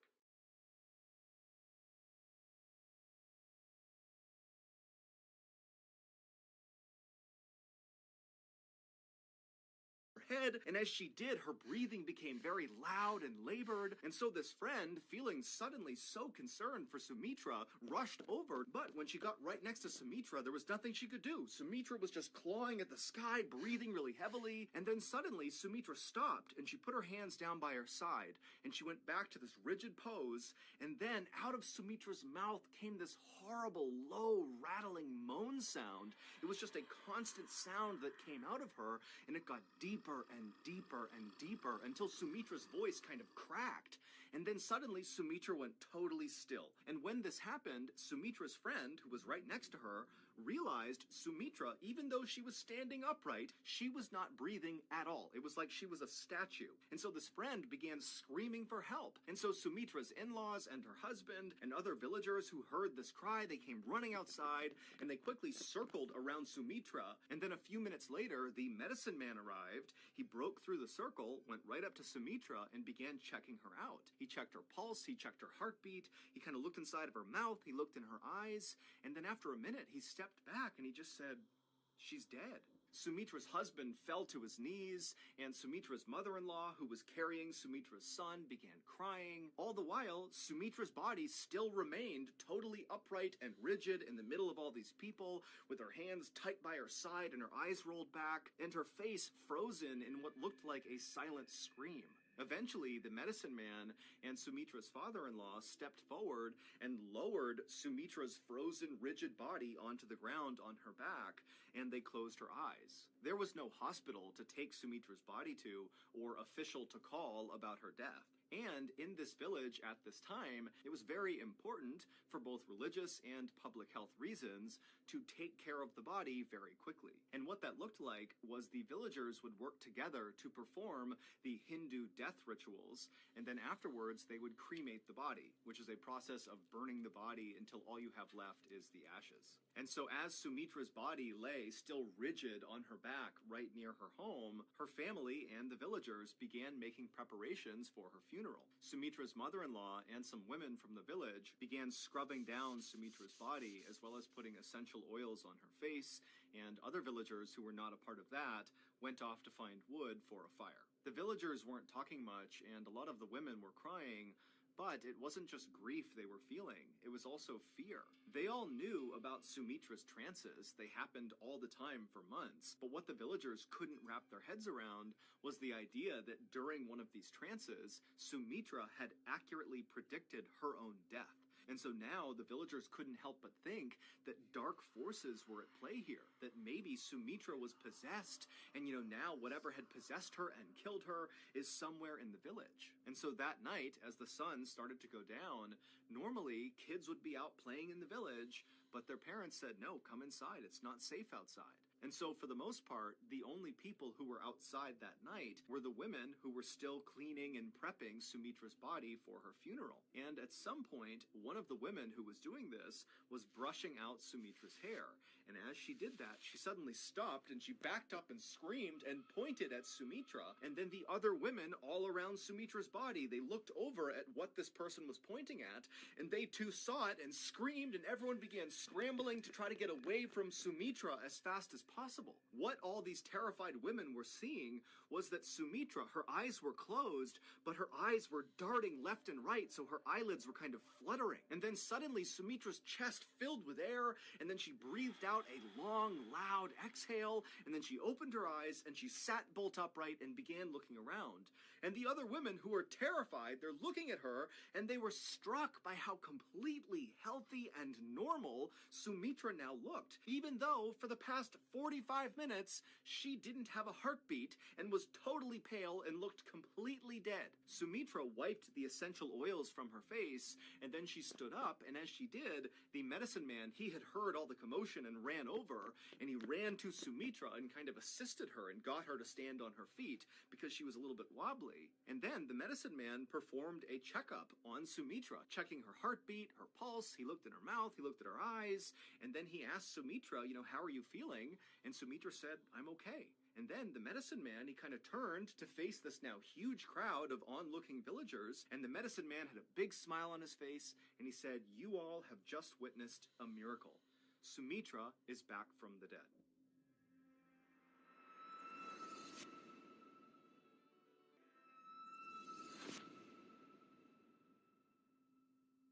Sumitra's husband and her in-laws were too shocked to say anything or really even react. But then suddenly, Sumitra's husband was overcome with joy, and he ran forward to hug Sumitra. But as Sumitra turned and saw him coming towards her, she backed up suddenly and put her hands out to protect herself from her husband. And immediately, the medicine man, he kind of stepped in between the husband and Sumitra, and he patted the husband on the shoulder and said, she's been through something very traumatic. You need to give her time and space to recover. And everybody in the village who saw this happen, they were accustomed to whenever Sumitra fell into one of her trances, when she came out of them, she oftentimes was a little bit confused. And so they all just kind of assumed that this is what was happening, but on a bigger scale. This is a really intense trance they've seen, but she's just confused. She'll be okay soon. And so the villagers dispersed, and the medicine man assisted Sumitra back into her hut, and he got her in her bed where she fell asleep. And then afterwards, the medicine man reassured Sumitra's husband and her in-laws that Sumitra, when she woke up, she'd likely be just fine, but he would come by and he would do another thorough medical exam on her just to make sure. And the next morning, when Sumitra woke up, she did seem a lot better. When she left her bedroom, she seemed far less confused than she had been the night before. But as soon as Sumitra saw her husband and her in-laws, she got so scared she just bolted from her hut and started running away. And so the medicine man who had just come by to do his thorough checkup, he saw her take off, and so he began chasing her, as well as Sumitra's husband and father-in-law. They took off after Sumitra. And finally, when Sumitra's husband caught up to Sumitra, he grabbed her by the arm to stop her, and Sumitra ripped her arm away from him, and she said, "How dare you touch another man's wife?" And as the husband kind of ushered Sumitra back towards their house, she continued to say, "You're not my family, this is not my home." And then finally, Sumitra's husband and the medicine man had to literally drag Sumitra to get her to go back inside the hut. And as they dragged her inside, she kept screaming that her name was Shiva Duetti and her in-laws had killed her. Over the next couple of days, the medicine man and Sumitra's family tried everything they could to try to snap her out of what seemed like a really long trance, but nothing they did worked. It seemed like Sumitra had just kind of lost her mind. Sumitra began refusing to touch her beloved son, and instead would demand that someone bring her Rinku and Tinku, but when no one knew who or what she was talking about, Sumitra would just get furious. Sumitra had never gone to school and so did not know how to write, but now suddenly in this new trance that she was in, Sumitra would go inside of her bedroom and write these long, totally unhinged sounding letters to total strangers, asking them to come please take her home. And when she wasn't doing that, she was typically outside in the courtyard looking at a scar on her foot, wondering how she got it. Sumitra also began wrapping her sari, which is a type of dress fabric, in a new and strange way around her head. She also refused to eat off of any dishes that her family had previously used, and her voice began to sound different. It was higher pitched and much faster, and the way she spoke was always so rude. And so eventually, Sumitra's husband and her in-laws and everybody in the village just kind of resigned themselves to the fact that when Sumitra had not had a heartbeat for 45 minutes when she died, during that time, she likely suffered serious brain damage, or at a minimum, when she kind of came back from the dead, she suffered some kind of psychological break. And so that was why she was acting the way she was. And soon, people just stopped trying to break Sumitra out of this trance she was in, and instead, they all focused on just trying to keep her from running away or hurting herself. And then one day, on October 20th, 1985, so 3 months after Sumitra had died for 45 minutes, Sumitra's family heard a knock on their front door. When Sumitra's husband went to the door and opened it up, he saw there was this older gentleman standing there wearing a suit and nice shoes, standing several feet back from the door, as if he was kind of shy but felt compelled to knock on the door. Now, right off the bat, this man looked totally out of place to Sumitra's husband. Nobody in this village wore suits or nice shoes. In fact, most people, including Sumitra and her family, didn't even wear shoes. But even stranger than what this man was wearing was what he was clutching against his chest. He had this huge leather-bound book with gold trim around the edges that he was holding onto very tightly as if it was very important. And so finally, this strange man, who was visibly nervous and rocking back and forth, began to speak. But his voice was so low, Sumitra's husband had to lean forward just to hear him. The man said his name was Ram Tripathi, and he wanted to know if there was a young woman living in this home who had recently begun acting differently. Sumitra's husband had no idea who Ram Tripathi was. He didn't know this guy. He certainly didn't know where he came from. But what was going through his head was, how is this stranger who's dressed in a funny way, who's got this weird book, how is he aware of the issues my wife is having? And so after a long pause, Sumitra's husband just kind of looks Ram Tripathi up and down a couple of times and then says, "Wait right here, I'll be right back." And then Sumitra's husband turned around, he walked through the hut into Sumitra's bedroom, and kind of matter-of-factly, he said to Sumitra, who was sitting there writing another letter, that there's a strange man outside named Ram Tripathi, and he's asking about you. Sumitra's husband expected Sumitra to just turn and look at him with a blank stare, like she had been doing the last few days.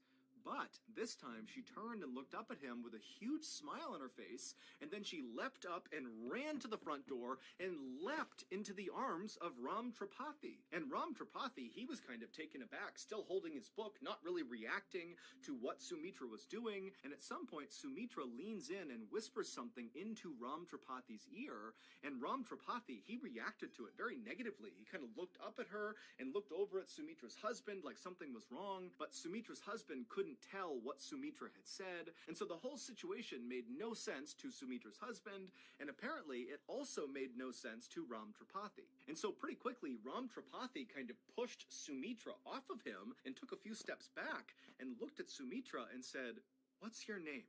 And Sumitra is now looking at Ram Tripathi with a look of anger and betrayal on her face, and she says, "My name is Shiva Dwivedi." Ram Tripathi, after hearing this, did not respond, and instead just kind of gestured over to a low wall just outside of their house for he and Sumitra to go sit down on. And so he walked over, and Sumitra followed him, they sat down, and Sumitra's husband, he walked over, but he stayed a couple of feet back standing up. And once Ram Tripathi was sitting down, he lowered his big leather-bound book, and he opened it up, and inside were all these photographs. And right away, Ram Tripathi pointed at one of the pictures, which contained a bunch of people in it, and he turned to Sumitra, and he said, "Can you identify who's in this photo?" And Sumitra, she looked at the photo and immediately began rattling off names that were all correct. These are people that Sumitra's husband, he's looked over, and he's got no idea who the people are in that photo. And so after Sumitra correctly identifies that photo, Ram Tripathi turns the page, he picks out another photo, and he says, "Can you identify who's in this photo?" And again, Sumitra, one by one, would name correctly all the people in the photo. And then finally, Ram Tripathi took a sigh, and he flipped the page one more time, and he pointed to one particular picture which contained one person. And he looked at Sumitra, and he said, "Do you know who this is?" And Sumitra, she would look over at the photo, and instead of immediately saying the name, she paused, and she kind of began to breathe heavy, and she seemed kind of angry, and then she looked at Ram Tripathi, and she said, "I know who that is. That's my sister-in-law, and she killed me by hitting me over the head with a brick." And at this, Ram Tripathi dropped his book on the ground, and he turned and embraced Sumitra as hard and as intensely as she had when she had run out and leapt into his arms. And he and Sumitra, they hugged and cried for a long time. And then finally, when they separated, Ram Tripathi turned to Sumitra's husband, who's still just standing there totally bewildered, and he tells him, "Let's go inside and I'll explain everything."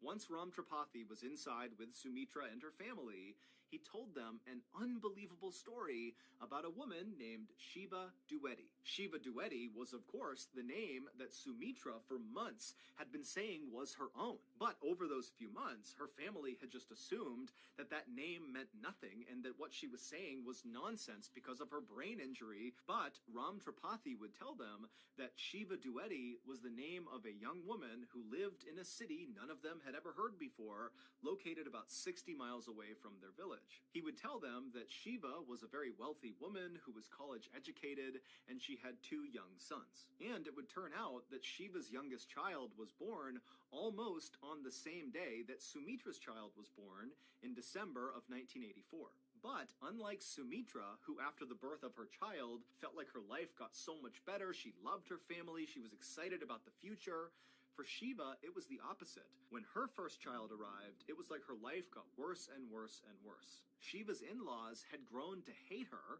They didn't like that she was so well educated, and they hated the family she came from. And so by early 1985, when by this point Sumitra was regularly falling into those trances with her eyes rolling back and her teeth gnashing, the tension and fighting in Shiva's home, 60 miles away, was reaching an almost unbearable level. Shiva began writing these long letters that she would send to her family far away, where she would detail waking up almost every night with nightmares, screaming. And in May of 1985, which is when Sumitra began speaking during her trances, Shiva got into the biggest fight she had ever gotten into with her in-laws about attending a family wedding. And on the night of May 18th, 1985, Shiva's neighbors in her city saw Shiva's in-laws literally carrying Shiva's body, which appeared to be unconscious, as they walked along the railroad tracks. When these neighbors ran up and asked if everything was okay with Shiva, Shiva's in-laws just said, "Oh,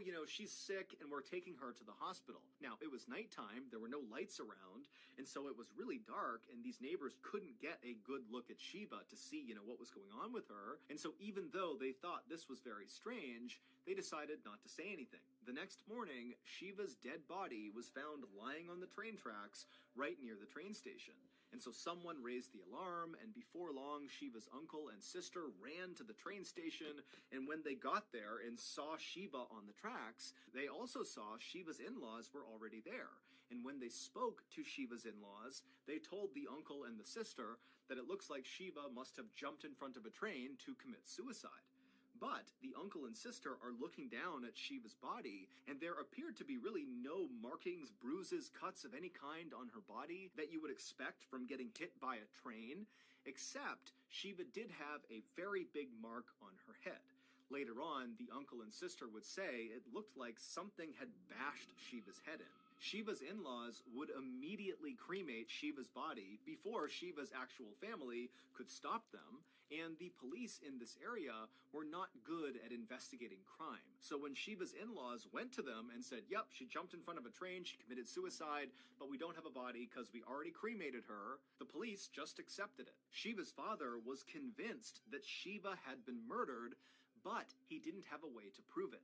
Until Sumitra appeared to die on July 19th, 1985, and then came back to life, claiming to be Shiva. Shiva's father had heard a rumor about some girl in a village 60 miles away claiming to be his dead daughter.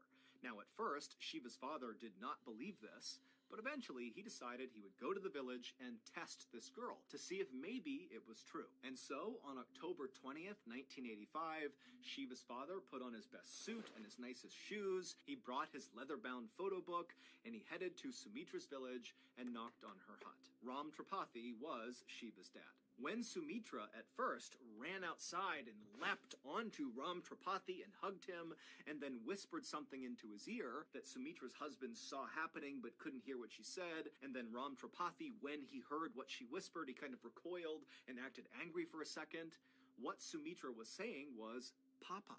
In the moment, Ram Tripathi, who was not convinced Sumitra was his daughter, felt like this is a horrible, elaborate hoax and it needs to stop. But then, Sumitra correctly identified 15 people in his leather-bound photo album, including the sister-in-law who she said killed her. And even more convincing than that was that Sumitra knew how Shiva had been killed, by getting smashed over the head with a brick. This was a question that Ram Tripathi had never heard the answer to before. And at that point, Ram Tripathi believed that this must be his daughter's reincarnated spirit inside of Sumitra.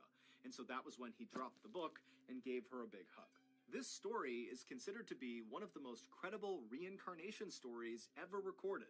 Scientists from the University of Virginia in America actually went to India to study Sumitra and interview everybody involved. And they concluded that this was not a hoax. They said that Sumitra had most likely either been possessed by or reincarnated as Shiva Dueti. The change in Sumitra's voice that her family noticed was the same accent that Shiva had. It was very urban and educated. The strange new way that Sumitra wrapped her sari on her head was the same way that Shiva did. Sumitra was rude to her family and refused to eat off the same dishes as them because she believed she was actually a very wealthy woman who was for some reason being forced to live in this poor person's hut. And when Sumitra asked for Tinku and Rinku, those were nicknames that Shiva had given her two sons. And all those seemingly unhinged letters that Sumitra had written and fired off to random strangers were in fact sent to various members of Shiva's family.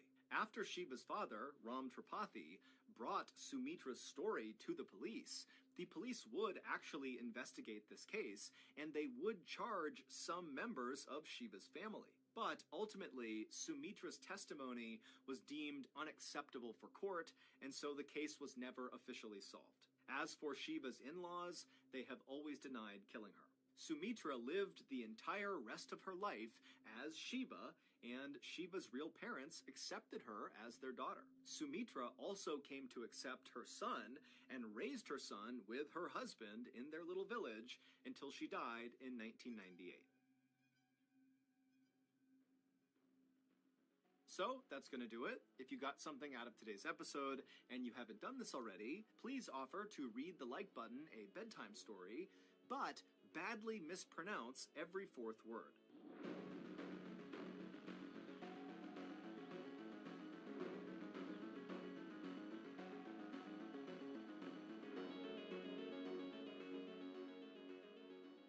In the late summer of 1930, Raphael Pansardi and his wife Leonarda Cianciulli moved with their 4 young kids to a little town in northern Italy called Correggio.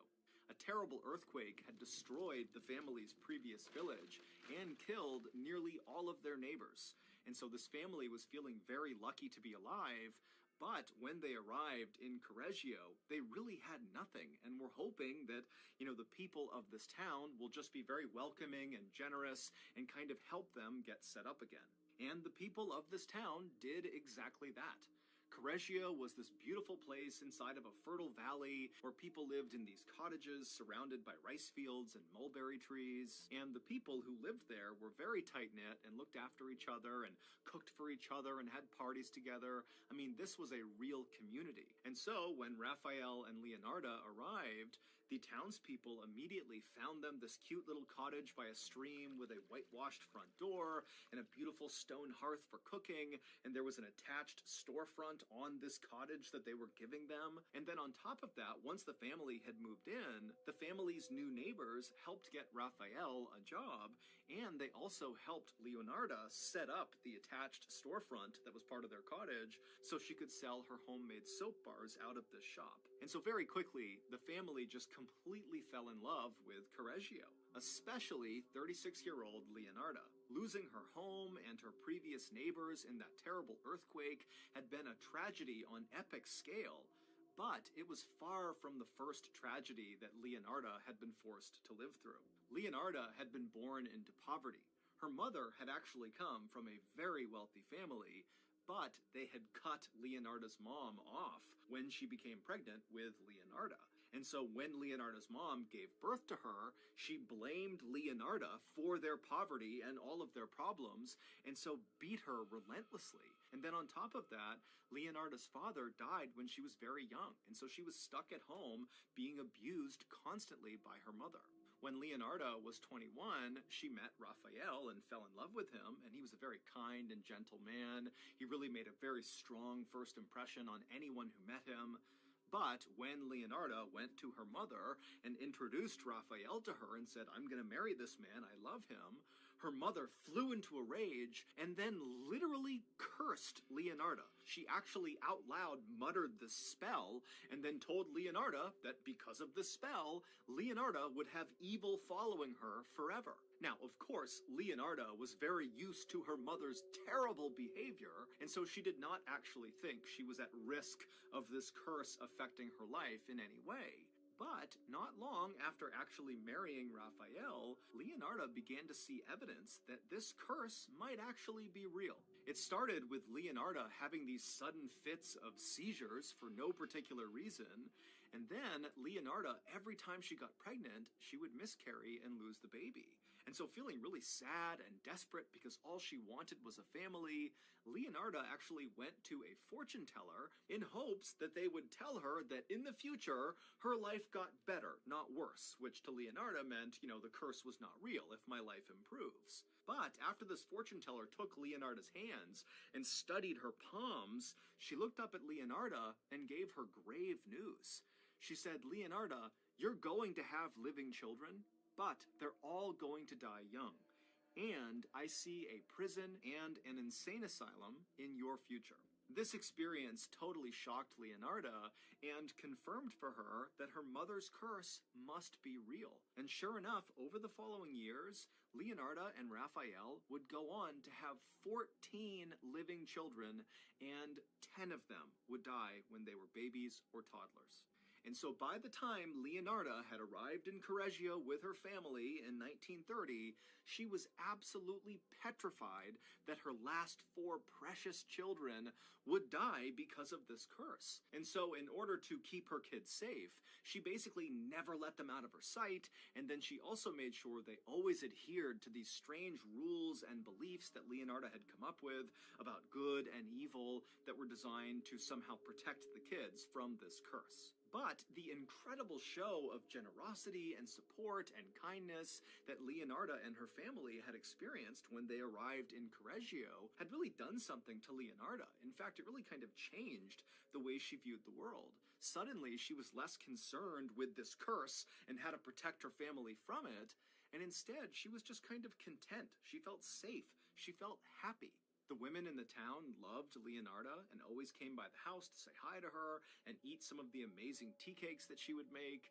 And also Leonarda had become best friends with this woman named Virginia, who was a former opera singer from Milan, who was very elegant and beautiful. And every time she went to a dinner party, she would invite Leonarda. And also, Leonarda and her family were becoming financially stable really for the first time ever. Leonarda's soap shop that she ran out of their cottage was really successful. People came from all around to buy her soaps because nobody could make them like she could. And Raphael's job as a clerk was very steady, and he too was becoming well respected in town.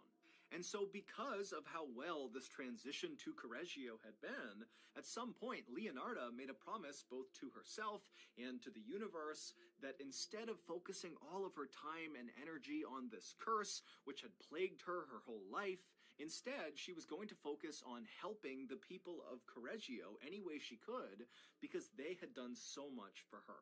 And that is exactly what Leonarda did, but in a kind of ironic way. Because of the fear Leonarda had for her mother's curse, she had gone to that fortune teller many years ago.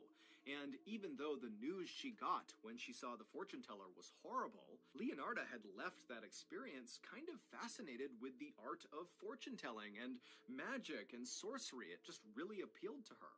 And so now that Leonarda was running this very successful soap shop out of her house, there were all these people coming from far and wide that would ask to barter for her soaps. Bartering is like trading one item for another item versus paying for something outright with money. And so Leonarda began bartering with these travelers whenever they had books about fortune telling, about magic, about sorcery, about how to make potions, about the occult. And after reading through all of these books and learning as much as she could, Leonarda, in addition to selling her soaps, began offering fortune-telling services to the people of Correggio. And it would turn out she was really good at predicting the future, to the point where people in town basically began going to her for all kinds of advice. She helped women find love, she told farmers what crops to plant, she created these charm bags for people and told them they would protect them. She also began creating these herb potions for people when they got sick. It actually got to the point where people trusted her so much that when they got sick, they didn't even go to the doctor. They just went to her. And so very quickly, Leonarda felt very proud of the fact that she had lived up to the promise she had made both to herself and to the universe to always help the people of Correggio at every turn. But more than that, Leonarda was starting to think that this newfound sense of purpose and happiness she was getting in helping the people of Correggio through her various services had finally broken her mother's curse. By 1939, Leonarda and her family had been living in Correggio very happily for almost 10 years, and at the time, Leonarda's oldest son, Giuseppe, was 17 years old. Giuseppe was tall, he was handsome, he had dark hair, he had dark eyes, and all the girls loved him.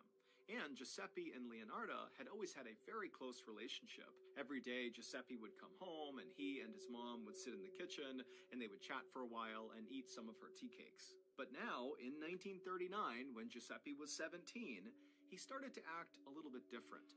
He would come home, and instead of going into the kitchen to sit with Leonarda, he would just go straight to his room and shut the door. And when Leonarda or Raphael would ask him, hey, is everything okay? Giuseppe would get very defensive and say he was fine and to please just leave me alone. But to Leonarda, it seemed really obvious that her son was not fine, and she thought, maybe he has some sort of secret he's keeping, and that's what's making him act this way. He's hurting on the inside, but he can't share it with the world. But Leonarda had no idea what this secret might be. And then one day, late that same year, Leonarda was walking through town when one of her neighbors came up to her and said, "Hey, are you aware that your son, Giuseppe, has signed up for the military and he's leaving for training in just a few months?" Leonarda had not heard about this. People were talking a lot about World War II, which had just started around this time, but Leonarda had never considered that her precious son would go off to fight in that war. But now, Leonarda realized that Giuseppe's recent strange behavior suddenly made sense. This was the secret he was keeping. He had joined the military, and he hadn't told his family. Leonarda turned around and went straight home. She went right into her bedroom, shut the door, and she just sobbed. To her, it felt like her mother's curse was back, and now her precious son was going to go off into the war and he was going to die, unless she found a way to combat this evil that was now following her again.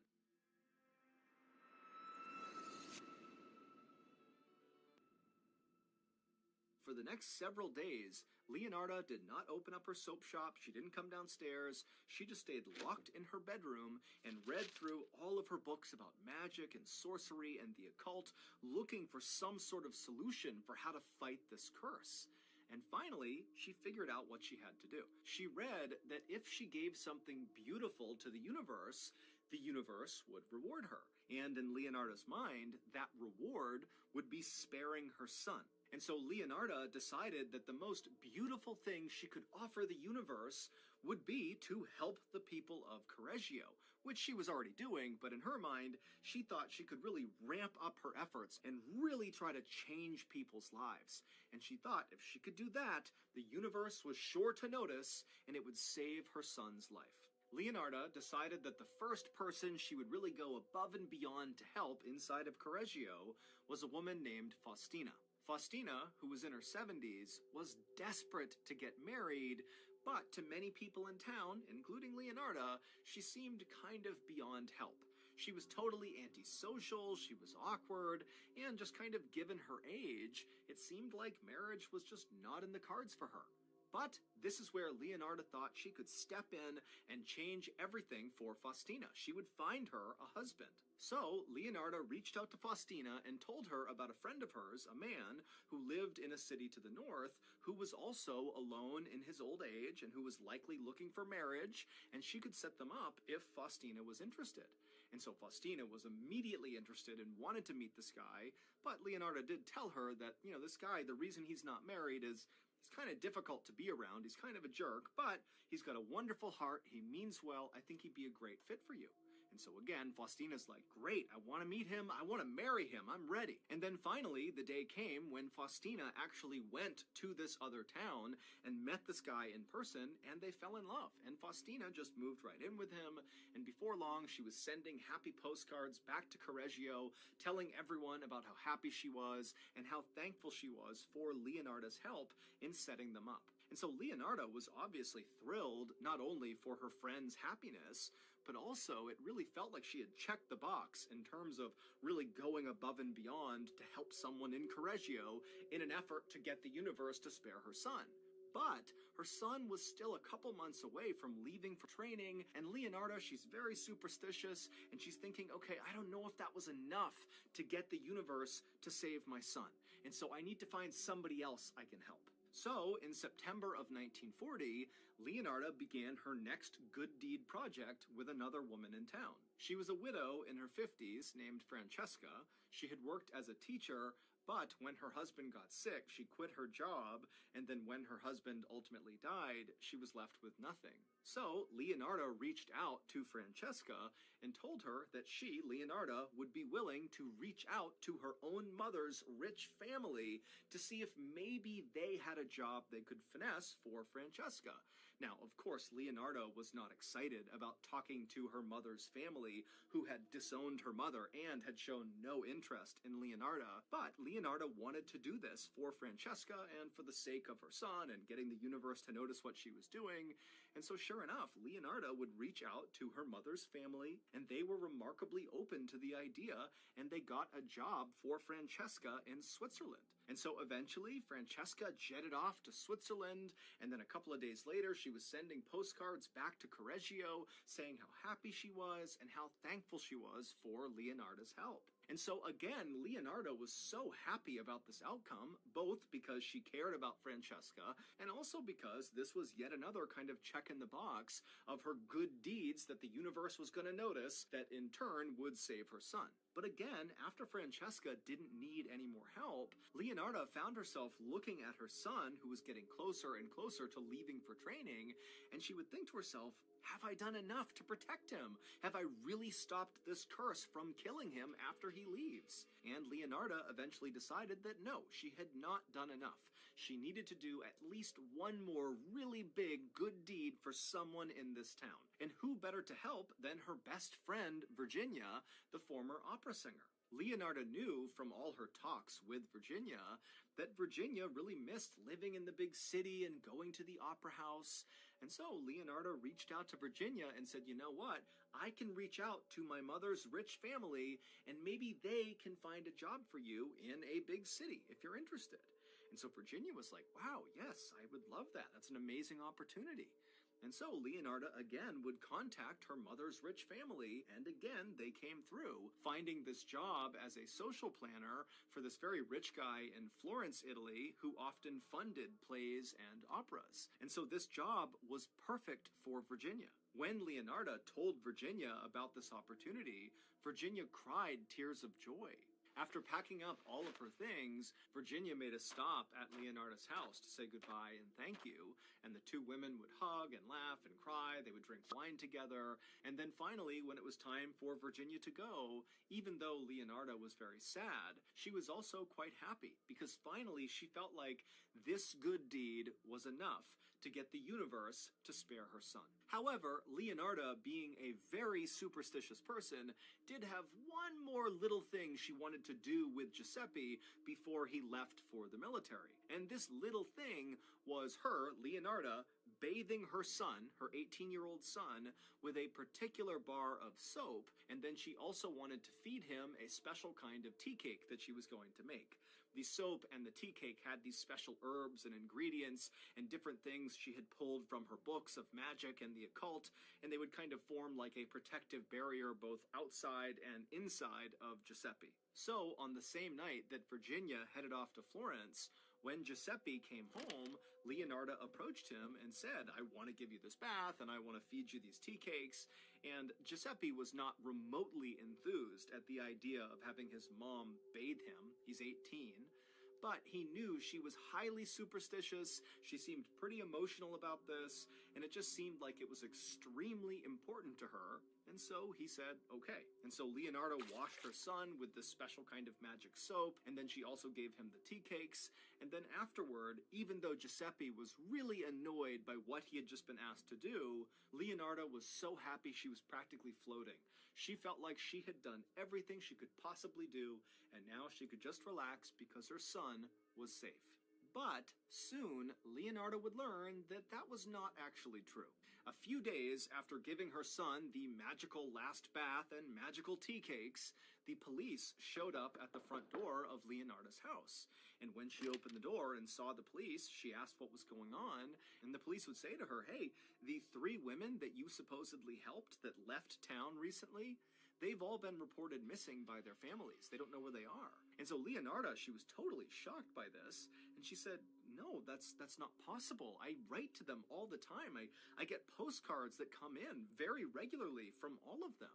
And then Leonardo went and got the postcards and showed the police, like, look, I'm talking to them. How could they possibly be missing? And so the police, they would look at these letters and they would agree with Leonardo that it is pretty strange that she'd be getting these very authentic seeming letters from these women if these women were also missing.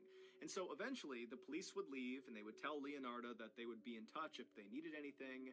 And then over the next couple of days, Leonardo was very concerned about these 3 women, but she received numerous postcards from these women over those several days, and all of these postcards were totally normal seeming, and so Leonardo was fairly confident that whatever was going on with the police had to have been a mix-up, and she wouldn't be hearing from them again. But a couple of weeks later, the police did come back to Leonardo's house, except this time they didn't knock, they just barged right in.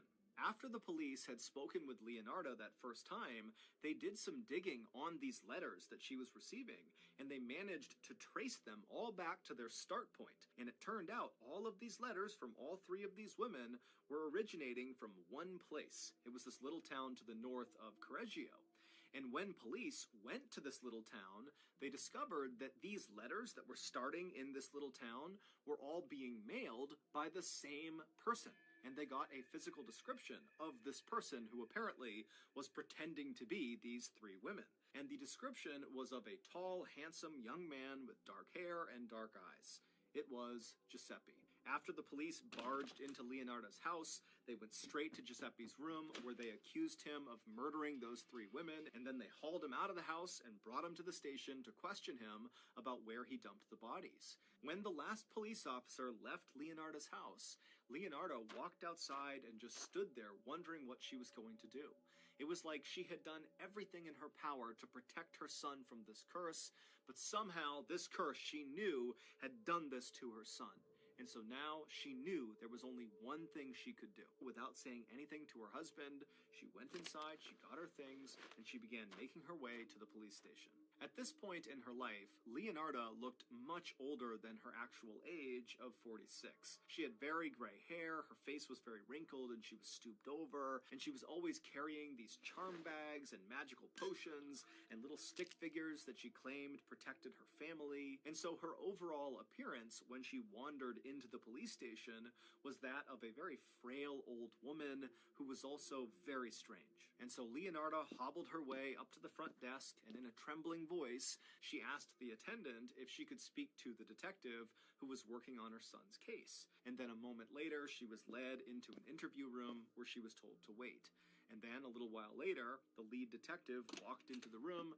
He sat down across the table from Leonardo, and he said, "What can I do for you?" And immediately, Leonardo said, "My son, Giuseppe, is innocent." And the detective, when he heard this, he was not remotely surprised. In fact, this is fully what he expected this conversation was going to be. He knew Leonardo loved her son very much, and of course she was going to say he was innocent. This is what parents typically did in cases like this. But the detective decided he wouldn't try to stop her. He would just let this very distraught mother kind of talk for a bit. He would tell her that he would follow up on whatever she was saying, and then he would drive her back home. But this detective was not expecting the things that would come out of Leonardo's mouth over the next couple of hours. In fact, her story about why Giuseppe was innocent was so shocking and so bizarre that the detective outright said, "I don't believe you. I don't believe this. This can't be true." And then other officers were called in to listen to her story to see if they believed it. And they too said, "This doesn't seem real." But the police would follow up on the details she gave, and it all checked out. It would turn out, back in late 1939, on the day that Faustina, the first woman that Leonardo pledged to help in order to get the universe to save her son, when Faustina was set to go north and meet her future husband, Faustina stopped by Leonardo's house to say bye. And when she was in Leonardo's house, something very unexpected happened. When Faustina walked into Leonardo's kitchen where Leonardo was, Faustina was so excited about meeting her potential future husband that her hands were shaking and she was smiling ear to ear. And so Leonardo said to Faustina, "Hey, you need to calm down." And so she handed Faustina a glass of wine. And so Faustina took the wine and she had a couple of sips of wine, and right away Faustina started feeling dizzy, and before long she was grabbing the table just to keep from falling over. It would turn out the wine was poisoned by Leonardo, and so Faustina, she's kind of looking up at Leonardo, and Leonardo is looking down at her, and she's got an axe in one of her hands. And she says to Faustina, "I'm so sorry." And then she winds up and she strikes Faustina in the chest with the axe and lodges it in her chest. And so she lets go of it, expecting Faustina to die.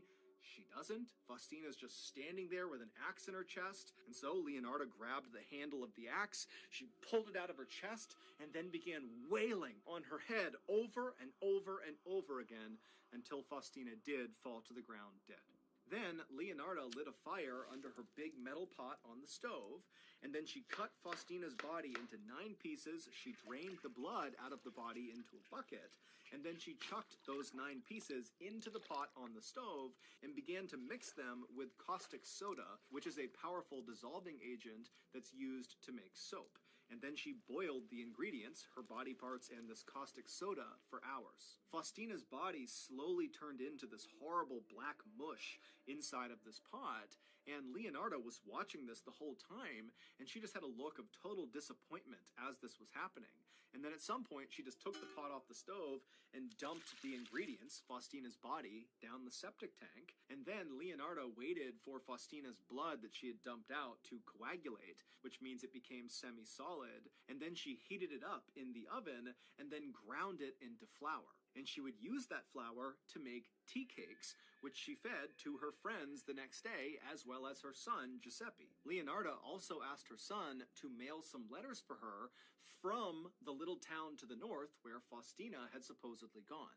These letters, of course, were written by Leonardo, pretending to be Faustina, to give the impression that she was still alive and well. And Giuseppe, when he was told to go mail these letters, didn't think anything of it. He was used to doing errands for his mom. Even though Leonardo basically got away with killing Faustina, her plan for Faustina had not really gone the way Leonardo had hoped. When she boiled Faustina's chopped up body parts and this caustic soda, they didn't really mix the way she wanted them to.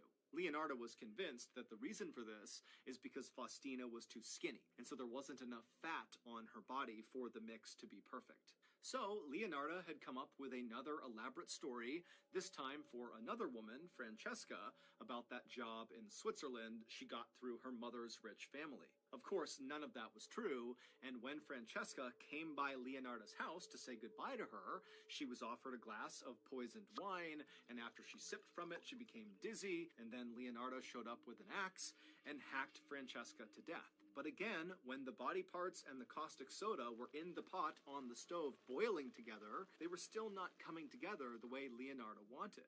And so again, Leonarda, with a look of disgust, just dumped the pot down the septic tank and wound up making tea cakes from Francesca's blood. Then the next day, she fed those tea cakes to her friends, as well as Giuseppe, and she also asked Giuseppe to send a few more letters from up north. These letters were, of course, from Francesca.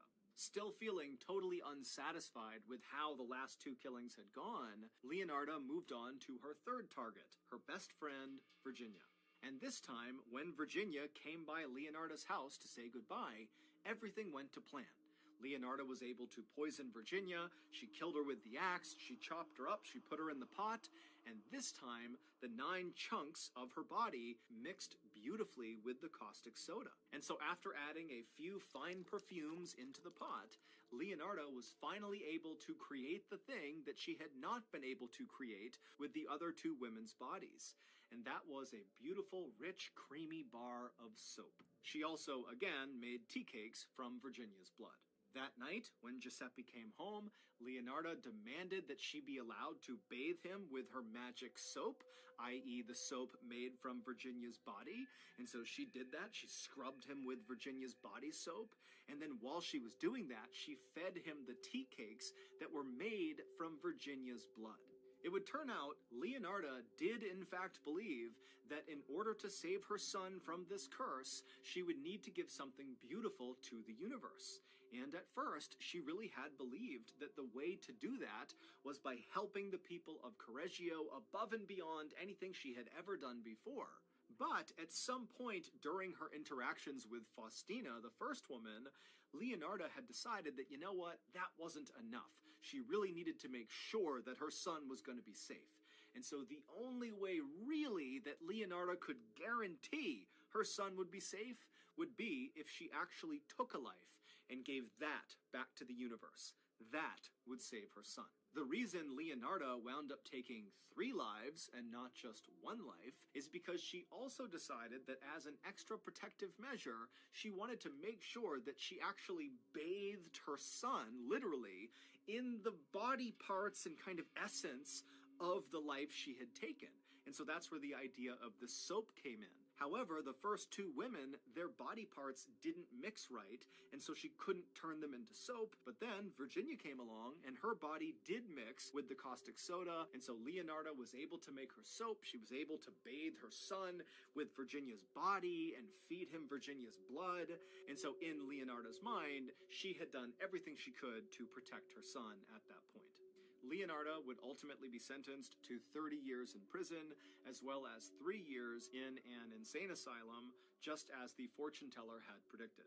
Leonarda died in 1970 when she was 76 years old. As for her family, they fled Correggio, and 3 of her children changed their names and vanished. And her prized son, Giuseppe, who she had killed to protect, had gone on to join the military, and he would go to war, and he either was killed in combat or simply changed his name and vanished as well. So that's going to do it. If you got something out of today's episode and you haven't done this already, please go in to the Like Button's Sleeping playlist and change the 4th song to the loudest death metal music you can find.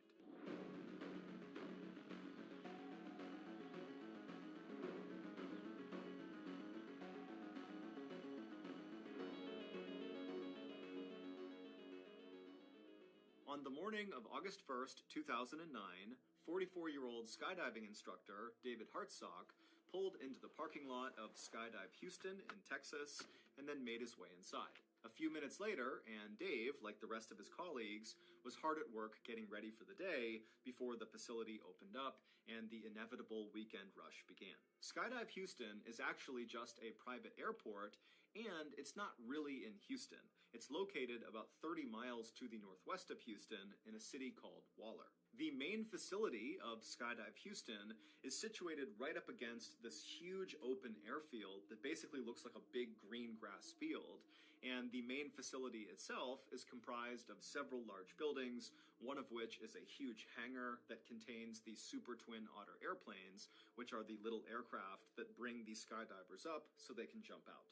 Because Skydive Houston offers something called tandem jumping, it gets a lot of first-time jumpers. Tandem jumping is when a skydiving student attaches to the front of their instructor. Literally, they're buckled onto them, and then the two of them leap out of the plane together, with the student never detaching from the instructor. This method allows the student to just kind of go along for the ride and have no responsibility, while the instructor, who's attached to them, does everything. They make sure they're both stable in the air, they're the ones that pull the ripcord to deploy the chute, they're the ones that land them safely on the ground. And so obviously, tandem jumping really appeals to first-time jumpers. Dave had finished his 3-year-long training course to become a certified skydiving instructor just a few months earlier. But even prior to going through this course, Dave was already a very experienced skydiver with over 800 jumps to his credit. And the reason he had so many jumps is because Dave loved skydiving. It had given his life a focus that really nothing else ever had. Dave had always been a kind of average guy. He lived in a very modest house in a suburb of Houston, and for much of his life, he had worked very normal blue-collar jobs, like he had been a cook at 2 different chain restaurants, he had managed a grocery store, and he also had worked at a soda bottling plant. Dave was divorced and had no kids, but he had a really good group of friends who liked to go to bars and go bowling and play darts. And while Dave was never really unhappy with the way his life was going, as he started to creep into his 40s, he couldn't help but think, I haven't really done anything big or important in my life. And so, in 2004, not long after Dave got divorced, one of his good friends asked him if he wanted to go skydiving with him to celebrate that friend's 40th birthday. And Dave immediately thought to himself, this is it. This is a chance to do something big with my life. And so he told the friend, yes, I'd love to go. And after that first jump that Dave did with his friend, Dave was hooked. Whenever Dave was falling through the sky at over 100 miles per hour, it was like nothing else in the whole world even existed. Life became very simple and beautiful. The manager at Skydive Houston saw Dave come in every weekend for years to do all these jumps, and finally, he just offered Dave a job. And so that was how Dave left the soda bottling plant to become a skydiving instructor. So, August 1st, 2009 was a Saturday, and Saturdays at Skydive Houston were incredibly busy with basically non-stop tandem jumps all day. Whenever Dave was not working, so he was jumping on his own, he would always pack his own parachute because, like many other skydivers, he liked to make sure it was done exactly right. But when Dave was working, especially on Saturdays when it was so crazy busy, he didn't have time to pack and repack his parachute after every single jump because he was constantly being sent up again and again and again to take another student. And so instead, he would take one of the pre-packed parachutes that were left out for instructors inside of their clubhouse. That particular Saturday in August of 2009 went very quickly, with Dave going up one after another with different students and jumping out and pulling the chute and landing safely over and over again. And then finally, at the end of the day, right around 4 o'clock, when Dave was getting ready to be done for the day, his manager came up to him and said, "Hey, do you mind doing one more tandem jump?" And even though Dave was really exhausted, he's dripping sweat, it's super hot outside, he'd done 6 jumps that day, which was a lot, he said, no problem.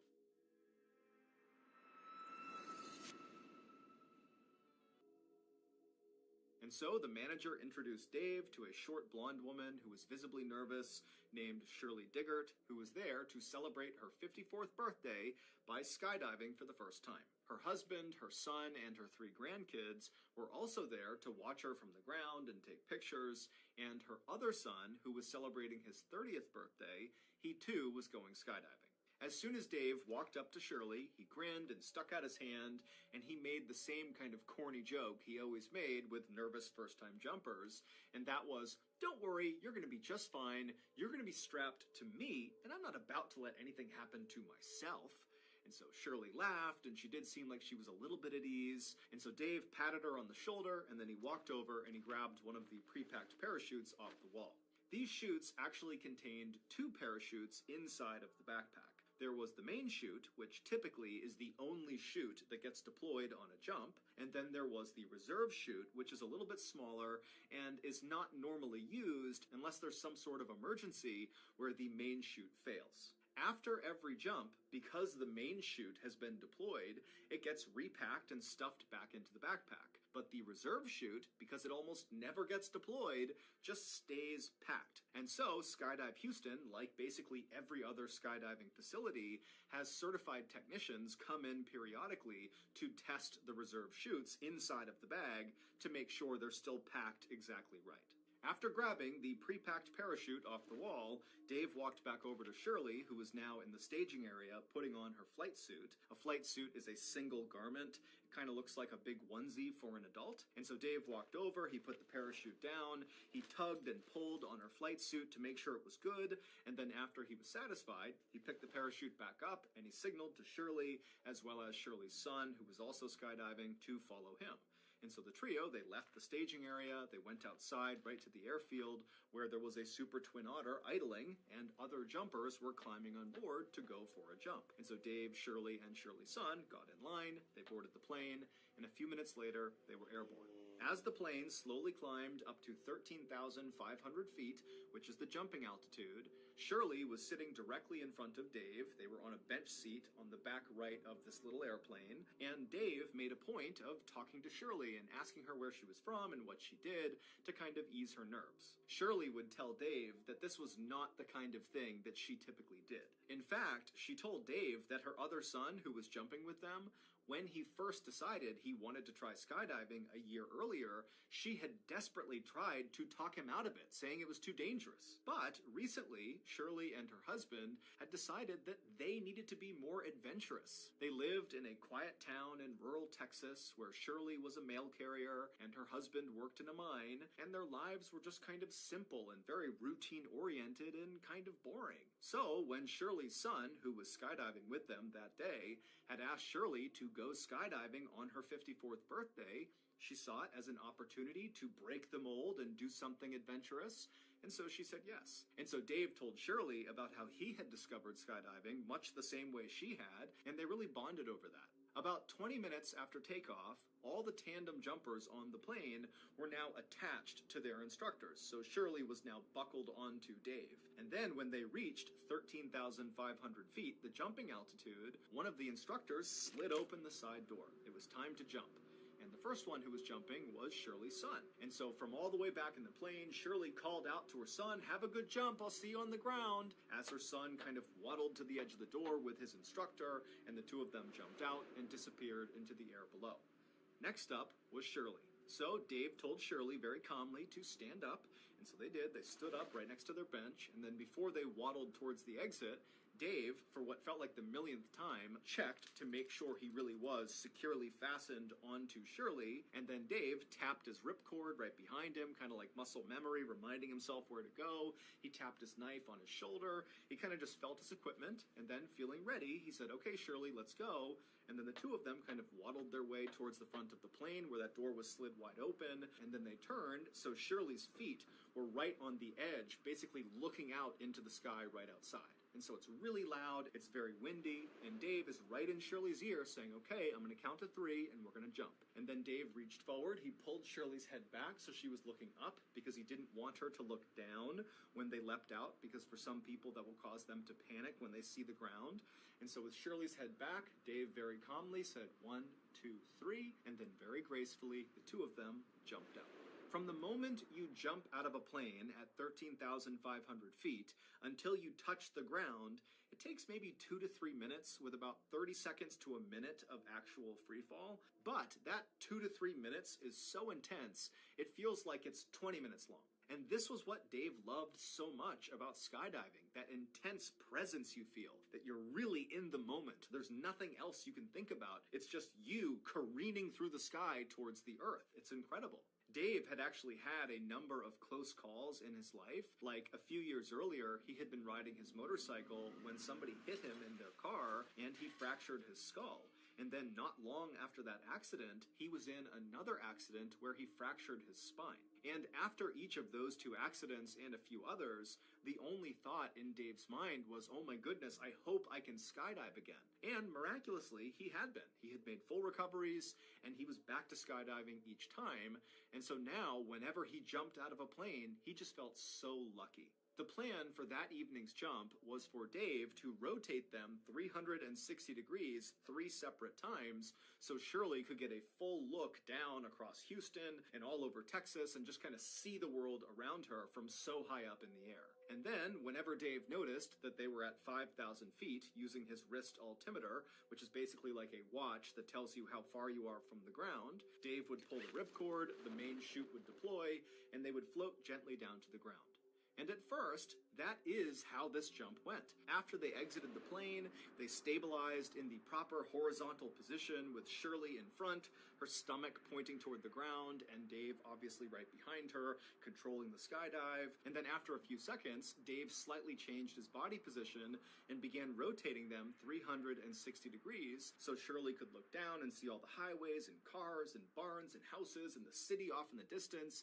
I mean, it's this spectacular view. And as you're falling through the sky, especially in the first few seconds of a jump, you can't tell that you're going super fast, but you're going over 120 miles an hour, which is called terminal velocity. It's literally the fastest you can fall in the air. And so you're blazing towards the ground, but it almost feels like the air is pushing you back up. And so Shirley's having this incredible first-time experience, just really taking it all in. And Dave, even though he had done this hundreds of times, was having a wonderful time as well. But Dave really was just focused on his altimeter, because when they hit 5,000 feet, he needed to pull the parachute. And so they're cruising along, Dave's checking his altimeter over and over again, and then finally he sees 5,000 feet, he quickly looks around him to scan for any other jumpers, he's clear, and so he reached back and he pulled his ripcord handle for his main chute. Now, normally, when you deploy your main parachute, depending on what kind of parachute you're using, there's actually kind of a slow unfurling. It's not like suddenly the chute is deployed and then you just stop. That would not work. You'd get destroyed every time you skydive. So the way it's packed is it kind of unfurls slowly, and it's like a gradual slowing down. But after Dave has pulled the ripcord handle, there was an immediate yank of the parachute backpack up and away from him, and then from somewhere above him, he heard a loud popping sound. Now, Dave had jumped enough times to know that this was not normal. There was a problem, and he would be right. The main parachute had deployed out of the backpack, but it got tangled on the way out, and so it did not inflate at all, and so as a result, it was not slowing them down at all. But worse than that was this tangled up parachute was still attached to them, and it kind of became like a sail, and it turned Dave and Shirley onto their sides and began whipping them around in something called a death spiral, where literally you're just spinning so unbelievably fast that normally jumpers will actually lose consciousness. They're spinning so fast. But Dave, being a very experienced skydiver, he tried to stay calm. He tried to track his way out of this death spiral, which is when you put your arms and legs straight and try to go in a straight line through the air. But it didn't work. He just kept on spinning faster and faster. And at this point, Shirley, she's practically losing consciousness. She's yelling what's going on. And Dave is just trying to stay calm. He's still trying to get out of it, but he knows there's no way. But Dave remembers he has 2 knives, and so he decides he's going to cut away this tangled main chute and then deploy his reserve chute, because you don't want to open your reserve directly into a tangled parachute. And so he reaches up, he's spinning, remember, he reaches up and he grabs the first knife. However, the lines of the tangled parachute had actually tangled on his shoulder strap where that first knife was, and so he literally couldn't get to the knife.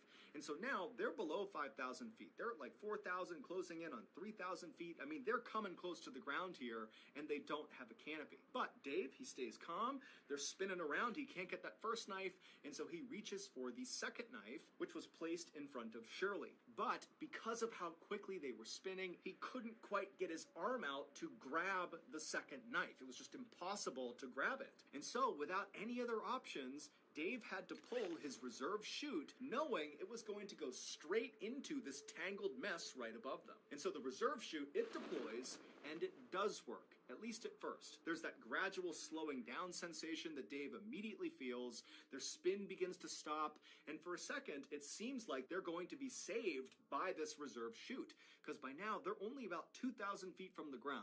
However, the worst case scenario happens to Dave and Shirley. As soon as their reserve chute was up over their head, inflated, their main chute suddenly caught air and inflated as well. So they had two parachutes. Now, you can land with two parachutes, absolutely. However, sometimes in a worst case scenario, the two parachutes will catch wind going in opposite directions. So basically the parachutes will go out to either side of the jumper or jumpers if it's tandem, and then you basically have wings that aim the jumpers straight at the ground. It's like an accelerant. It causes them to literally speed up straight towards the ground. And once you start moving in this position, which is known as a down plane, it's almost impossible to get out of it because the faster you go, the more inflated these two parachutes become. And so Dave knows they are less than 2,000 feet from the ground. They're in a down plane, which is almost always fatal. And so all he can do is try to get out of the down plane. And so Dave, with all his might, he begins yanking on the different lines of both parachutes, and he manages to get them out of the down plane, which is nearly impossible to do. He does it. And then both parachutes collapse. And suddenly, Dave and Shirley have no parachute, they're less than 1,000 feet from the ground, and they are falling once again over 100 miles per hour straight down to the earth. Now, at this moment, Shirley is crying, she's screaming, she doesn't know what's going on, and Dave has this incredible sense of calm come over him. Years ago, Dave had given up on the idea of ever having a family or of having kids. He was a really good guy who would have been a great father, but it just wasn't in the cards for him. Instead, Dave had found skydiving. Oftentimes, Dave would stay late at Skydive Houston and just sit around the campfire with the other instructors and the other jumpers and drink beers and eat burgers and tell stories. And sometimes Dave would even sleep the night at Skydive Houston because he didn't want to go back home to his empty 3-bedroom house where all he wanted to do when he was there was go skydiving again. But now, literally staring down his own death, knowing that it's going to happen any second, the only thing he could think about was Shirley. He didn't care if he died. He felt like he had found his calling. If he died doing it, so be it. But Shirley, her husband, her son on the ground, her son skydiving, her 3 grandkids, they're going to see Shirley hit the ground and die. He just couldn't handle it. He thought, I have to do something to protect Shirley. And with only a few hundred feet to the ground, Dave yelled to Shirley, tuck your knees up. And Shirley immediately did it. She threw her knees up, and as she did, Dave pulled back as hard as he possibly could on the risers and the toggles in an attempt to switch places with Shirley. Shirley was in front of him. Her body's going to hit the ground first. Dave flipped them around so that his back was going to hit the ground first. He was going to sacrifice himself to maybe save Shirley. When they hit the ground, people a quarter mile away heard their impact. And when they hit the ground, all of Shirley's family saw it. Everybody saw it. They went running over to the crash site. And when they got there, there was this tangle of bodies and this parachute. And as they're staring at it, they watched one of the bodies move. It was Shirley. She was alive. After paramedics arrived, they cut her off of Dave's body and they rushed her to the hospital where she had serious injuries. She had several broken vertebrae and very significant internal injuries, but none of them were life-threatening. She would survive. However, 3 days after arriving in the hospital, Shirley got devastating news. Dave had been rushed to the hospital as well right after Shirley had, but he finally had succumbed to his injuries and passed away. Dave's last-ditch maneuver had worked. He had saved Shirley's life at the cost of his own. However, not long after Shirley and her family found out about Dave's death, they got another call, and this time it was to tell them that the news about Dave's death was premature. He was not dead. However, he was paralyzed from the neck down. A few weeks later, after Shirley got out of the hospital, she immediately went to the intensive care unit where Dave was being treated to see him for the first time since their accident. And when she saw him, he was sitting in a wheelchair covered in tubes and wires, and she just stood there looking at him, and Dave, when he saw Shirley, he just started to cry. At this point, Shirley walked up to him, she gave him a hug, and she said, "I love you." Today, Dave and Shirley are still friends. Shirley has recovered completely because of Dave's heroic act. Dave, on the other hand, remains paralyzed and only has a little bit of feeling in his right arm. He now lives in Texas with his mother, who looks after him full-time, and they desperately need our support. My family has already made a donation to his GoFundMe page, and I hope some of you will do the same thing. You can find his GoFundMe page in the description below, and after speaking with him, he assured me that all of the donation money is being used to take care of himself. He has a lot of care that he needs, his mom can't do it alone, and so anything we give them is just making his life a little bit easier.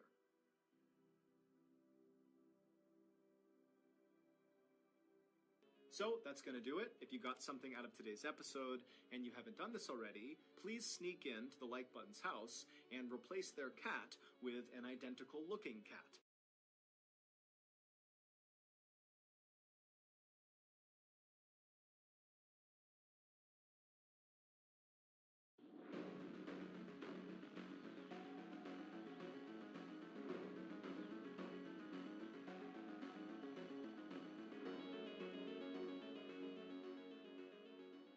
On February 15th, 2004, two police officers drove down a quiet street in a little English village called Murrow, and they pulled over in front of this little brick bungalow.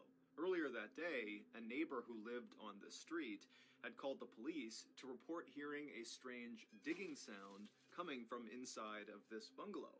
And so these officers had been sent out to see what the sound was and make sure the occupants of this home were okay. Now, these two officers were not particularly worried about the occupants of this house. They assumed that some wild animal must have snuck in while the owners were away, and that was all this was. But, as they would quickly learn, that was not the case. After climbing out of their car, the two officers just stopped and listened for a second to see if they could hear this digging sound, but the bungalow was quiet, the street was quiet, and so the two officers shut their car doors and made their way up to the front porch of this bungalow and knocked on the front door. After a few moments, when nobody answered, one of the officers reached down and tried the handle and found it was unlocked. And so he opened the door just a crack and he called out through this opening in the door into the bungalow saying, "Hey, it's police, we're here to check on you." But when no one called back to them, the officer opened the door the rest of the way, and immediately both officers saw there was a huge problem inside of this house. The entire first floor was flooded with several inches of water, and they could hear from somewhere in the back of the property the sound of running water. And so again, both officers called out into this house to try to get the attention of anyone who might be inside, and when again they were met with silence, the officers walked into the flooded house and began walking straight back towards this running water sound. And eventually, after walking through the living room, they entered this hallway that went right to the back of the property, and as soon as they were in it, they could see there was an open door at the end of the hallway on the left, and it seemed like the running water sound was coming out of that room. And so the two officers, one by one, sloshed down this hallway to this room. They turned left, looked inside, and what they saw completely shocked them and immediately sprung them into action. 2 months before these officers came to this bungalow and found it flooded with water, the owner of this bungalow, 51-year-old Ronald McClagish, had broken up with his girlfriend. And this breakup was really hard on Ronald. He was already divorced, he was totally broke, he had loads of health issues like bad asthma, he had some liver issues, and just generally he was someone who was kind of physically frail. And so this girlfriend had been one of the very few good things in his life, and now she was gone and he was alone again. And so very quickly after this breakup, Ronald fell into a very dark depression. And so for 6 weeks after they broke up, Ronald, for the most part, just stayed in bed and kind of moped around his bungalow, kind of feeling bad for himself. But then finally, at the end of those first 6 weeks after the breakup, Ronald decided he wanted to get his life back together and just move on. So, on February 1st, 2004, so roughly 2 weeks before those two officers would come to his bungalow because of this digging sound, Ronald would wake up feeling determined to start anew. And the first thing he was going to do was purge his bungalow of anything that was his ex-girlfriend's. She left a lot of things behind when they broke up. She had not collected them. And so now they were just kind of sources of pain. And where most of her stuff was inside of Ronald's bungalow was in this closet in one of the bedrooms at the end of the hall. So that morning, Ronald headed down the hall. He turned left into the bedroom. He opened up the closet. He went inside, and with a trash bag in hand, he began rifling through everything in this closet, and anything that was hers, he would take it and put it right into the trash bag. And at some point, when Ronald was almost done pulling the last few things of his girlfriend's out and into the trash bag, from behind him, he heard this strange sound coming from the bedroom. It sounded like wood bending or creaking, but before he could turn around to see what the sound was, the door to the closet he was in slammed shut with incredible force, and suddenly Ronald was trapped inside of this closet in total darkness. Now, Ronald was likely shocked at first, but he would have reached and tried for the handle and found that no matter what he did, he could not open this closet again. And so Ronald began screaming for help and pounding on the door, but nobody came to help him. The closet that Ronald was in was fairly tall, but it was only 2 feet wide by about 2 feet deep, which meant Ronald could only stand inside of this closet. He couldn't sit down, he couldn't bend down, he literally was trapped standing. And Ronald didn't have water, he didn't have food, he knew that no one was going to be checking on him anytime soon, and even though his bungalow was kind of small and shabby, it was built out of brick. And so the likelihood that his calls for help were penetrating outside loud enough that people could hear them and that they would come in and rescue him was pretty slim. And so at some point that evening, Ronald realized he needed to do something different if he was going to get out of this closet. And so above him were a series of pipes across the ceiling, and so he reached up and he grabbed one of them and he broke it off. He was likely thinking that with this pipe, maybe he can burrow a hole in the wall and crawl through to another room, or maybe he can punch a hole in the door and somehow unlock it, or at a minimum, with the metal pipe, smashing it against the wall or the door would be louder than any noise he could make by yelling. However, the second he broke that pipe off the ceiling, something horrible happened. The pipe he broke was a water pipe. And as soon as it was broken, icy cold water began pouring down directly on top of Ronald's head and face. And again, because he can only stand basically in the middle of this closet, he couldn't get out of the way of this water. It was like he was under a waterfall and couldn't go anywhere. And so he likely tried to ignore the water and tried to use the pipe and screamed and do anything he could to get someone to know he was in here, but no one could hear him, and so it was like he was being tortured with this freezing water, and he's in this tight claustrophobic space. It's total darkness, and he's totally panicking. And for days and days, that would be Ronald's nightmarish reality. But despite how terrible his circumstances were, Ronald continued to use that pipe to both smash the walls to make loud sounds. He also began burrowing into the walls, trying to make a hole. But Ronald was getting weaker and weaker. He became very sick. And also, because the water was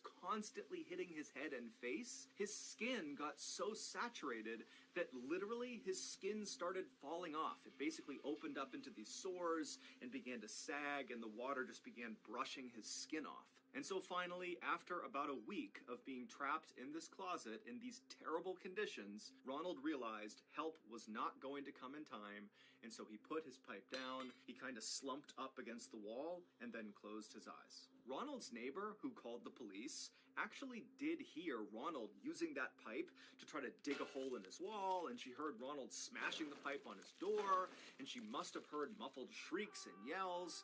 But she didn't know what they were and kind of just decided it wasn't her business. But when Ronald's house went from all these strange sounds to silence, that was when she called the police and said, hey, I had heard some digging sounds coming from the bungalow, and now I don't. And so when those two police officers arrived at Ronald's bungalow, they went inside, they went down the hallway, they went into the bedroom where Ronald had gone, and they saw this huge wardrobe, which is a big wooden piece of furniture, toppled over right in front of the closet. And at the bottom of the closet, they saw two human feet protruding from underneath that little space at the bottom of the closet. Those feet belonged to Ronald. He had managed to force his feet underneath the closet, but of course, he could not have fit underneath the closet door. And so the two police officers rushed over, and together, they barely were able to get this wardrobe off of the closet door. And when they opened the door up, Ronald was in there, he was deceased, his body was still in a standing position, kind of rigid and propped up against the wall, and freezing water was still pouring down onto his head. It would turn out no one had intentionally trapped Ronald. Instead, his wardrobe was just unstable, and it happened to topple over at the worst possible moment.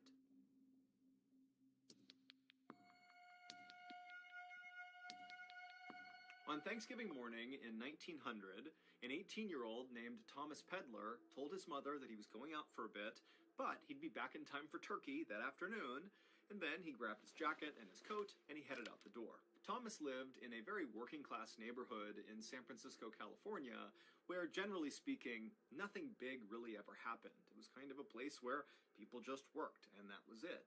But on this day, something huge was happening in Thomas's neighborhood. The big football game between Stanford University and the University of California was taking place at the stadium in Thomas's district, and they were expecting over 20,000 people to cram into this stadium. And so Thomas was not about to miss this incredible spectacle, even though he didn't have enough money to buy a ticket. But he knew he would find a way to watch this game. And so Thomas leaves his house and he runs to the stadium, which was not far from his house, and he waited in front of the front gate where all these people are streaming in to go into the stadium. And around 11 a.m., Thomas's very close friend, Charles, who was also a young man, made his way to the front gate. The two met up, and at first, their plan was to try to sneak in with the horde of people that were making their way into the stadium. But even though they were still hours away from the opening kickoff of this big game, it was at 2:30 p.m., the stadium was packed. I mean, there was nowhere to sit, there was nowhere to stand. People that had tickets who were going in are looking around thinking, where are we going to watch this game? And so Thomas and Charles are kind of like, well, what's the point of sneaking in if there's nowhere to watch? And so they decided, okay, we need to find another way to watch this game. And so they began looking around, and they noticed there was a huge fence that lined the perimeter of the stadium. And they saw there were some people kind of climbed up on this fence trying to get a view down onto the field. And pretty quickly, when Thomas and Charles decided they would try to do that too, they saw that all the good spots on this fence were already taken. The spots that were open provided no view onto the field. And so that option as well didn't work. And so Thomas and Charles are frustrated. They're starting to worry that they will not see this big game. But when they walked back over to the front gates of the stadium, they happened to notice across the street was this group of people rushing over to this big white brick factory building, and they were literally placing ladders up against the sides of this building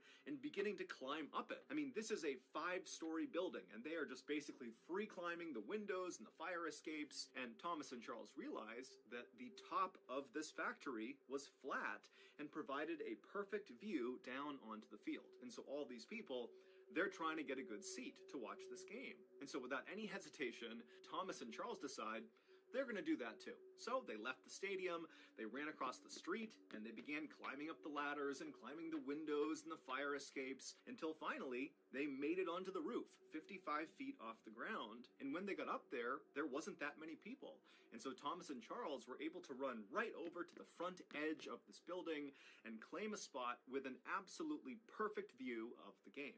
A couple of hours later, at 2:30 p.m., when the game actually started, the rooftop that Thomas and Charles were on was now completely packed with people. Hundreds of people have climbed up onto this factory. There were some factory workers down below telling people, do not do this. Do not climb on top of this factory. It's not safe. But nobody listened to them, and the police either didn't notice this was happening or they didn't care. And so there's all these people that are on this roof, they're all super excited, and the game has begun, it's 2:30, and as soon as the game started, it was like the crowd in the stadium, which could be heard very easily from this rooftop, just kind of erupted, and there were all these bands playing in the stadium. I mean, it was chaos down below, and it really caught on the roof. All these guys, including Thomas and Charles, they're getting amped about this game, they're singing, they're chanting, they're screaming, they're yelling. I mean, it's total chaos. And Thomas and Charles loved it. But about 20 minutes into the game, as Thomas and Charles are enjoying themselves and the crowd is still going wild, a dull cracking sound could be heard coming from one side of this roof. And so Thomas and Charles, they kind of spun around to see where this cracking sound had come from, and when they began looking out across the sea of people, they noticed on the far side of the roof, where the sound had kind of come from, they could see people scrambling to get off the roof. But before Thomas and Charles and the other people around them who were watching this happening could figure out what was going on, there was a much louder cracking sound, and suddenly the floor underneath Thomas, Charles, and everybody else collapsed. And immediately, people on this roof fell all the way to the bottom of this factory, 55 feet below. There weren't loads of floors inside of this factory. Instead, it was basically just one big building, 55 feet high, that housed this brick structure right in the center of the factory that was almost as tall as the entire factory. It was almost like the factory was a shell around this brick smaller structure right in the middle that was like 40 feet tall. And so after the ceiling collapses, Thomas, he falls, but miraculously, he lands on a wooden beam that stretched across the entire factory, like a support beam, and he grabbed onto it, saving himself from falling all the way down. And so Thomas, he only fell maybe 5 feet, so he was okay, but he didn't have a great grip on this beam. He was holding on, but just barely. And so Thomas, he turns and he's looking around at what's happened below him, and he's hearing people screaming, and he's hearing the sounds of people running around trying to help those who have hit the ground on the bottom. And Thomas immediately begins scanning for Charles, and he finds him. Charles was one of the other fairly lucky people, at least in Thomas's mind, Charles seemed lucky, because instead of falling from the roof all the way to the ground, Charles and 15 or 20 other people had fallen right onto that brick structure that kind of made up the main part of this factory. And so Charles had only fallen maybe 10 or 15 feet onto this structure. And so Thomas is thinking, oh, Charles and these other people, they've survived this fall, they're okay. However, the second Charles and the others, who supposedly were saved by landing on this brick structure, the second they hit that brick structure, despite not suffering catastrophic injuries like broken bones and horrible internal injuries, these people on the brick structure began letting out these primal screams, these just horrible, blood-curdling screams, and as they did, these loud popping sounds began coming out of their body, and then their bodies began contorting forward, almost like a bug rolling up onto itself. It would turn out this factory was not a normal factory. This was a glass factory, and in order to make glass, you need to heat sand and some other chemicals up to extraordinarily high temperatures. You need a furnace that can literally burn hotter than lava. And so that brick structure that was housed in the middle of this 5-story tall factory was a glass furnace, and it was on.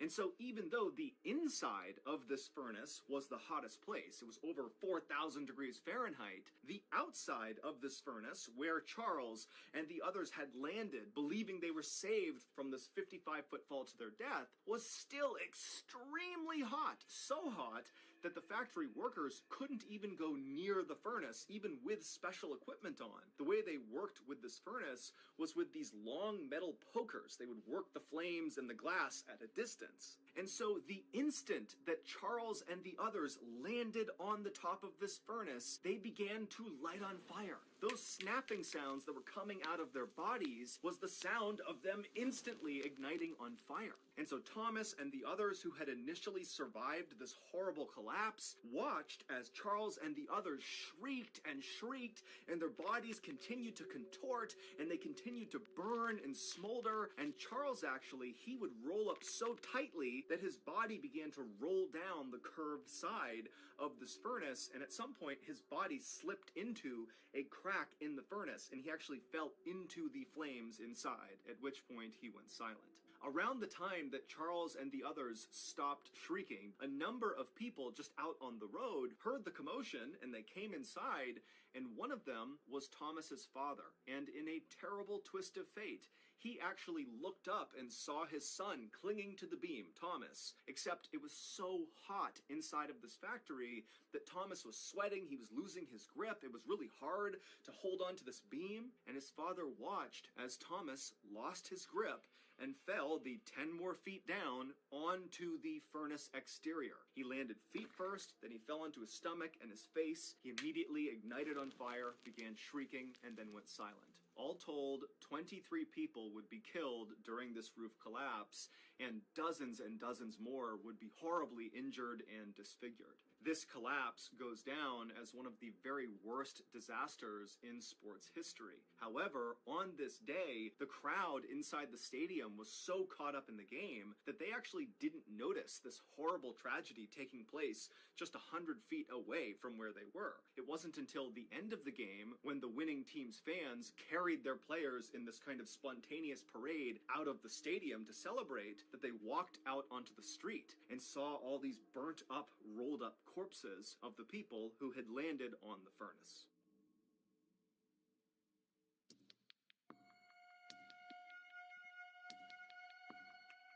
In April of 1979, a 69-year-old woman named Monica Myers was appointed mayor of a little village called Betterton in the U.S. state of Maryland. Betterton used to be this very fancy resort town on the water where people from Baltimore and Philadelphia would come there for vacations. They had fancy hotels and restaurants and shops. But by the time Monica became Betterton's mayor, Betterton had kind of gone downhill. People had stopped coming to Betterton, all the hotels shut down or were abandoned or burned down. The summer homes of the rich people from the big cities, those got sold off.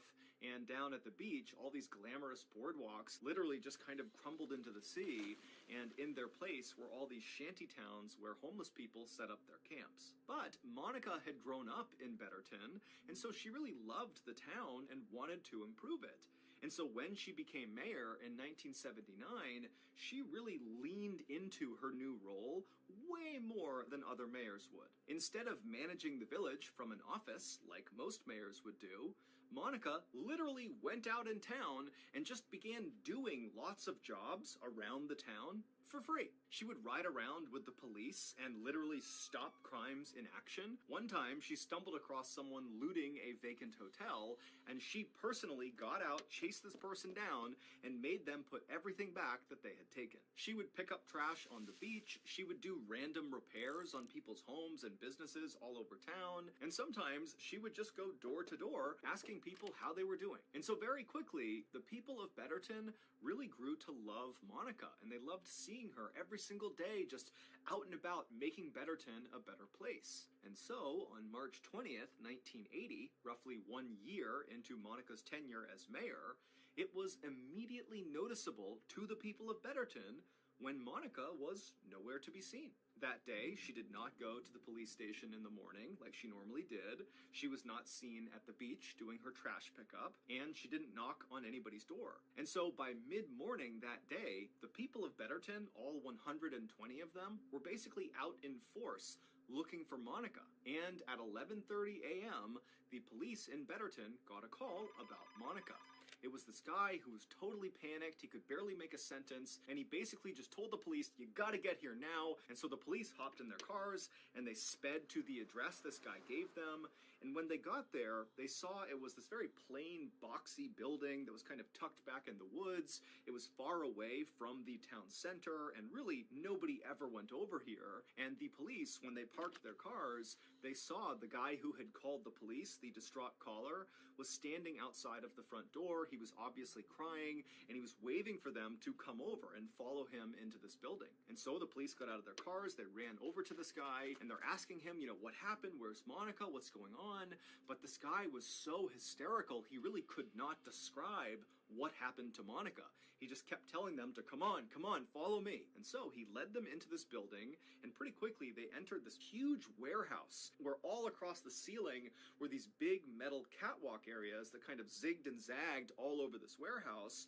And below them, all over the floor, were these huge industrial-sized 15-foot tall vats that contained something. And so this guy who had led police here, he stops and he just points at the nearest vat.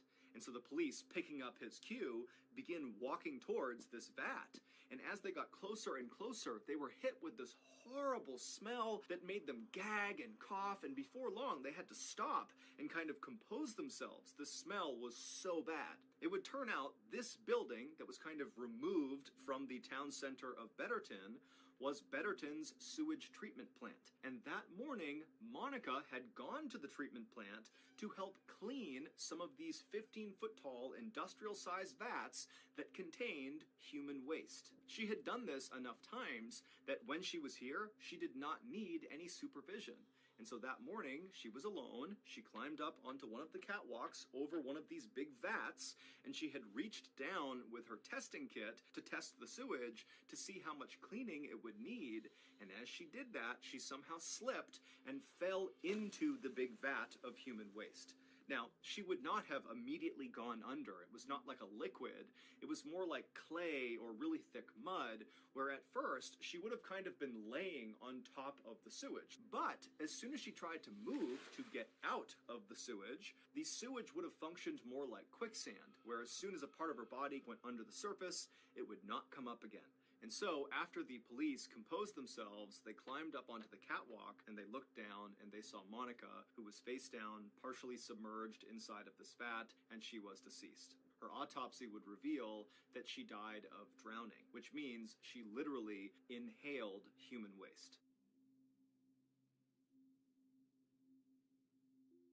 If you got something out of today's episode and you haven't done this already, please sneak in to the Like Button's house in the middle of the night and burn several bags of microwave popcorn.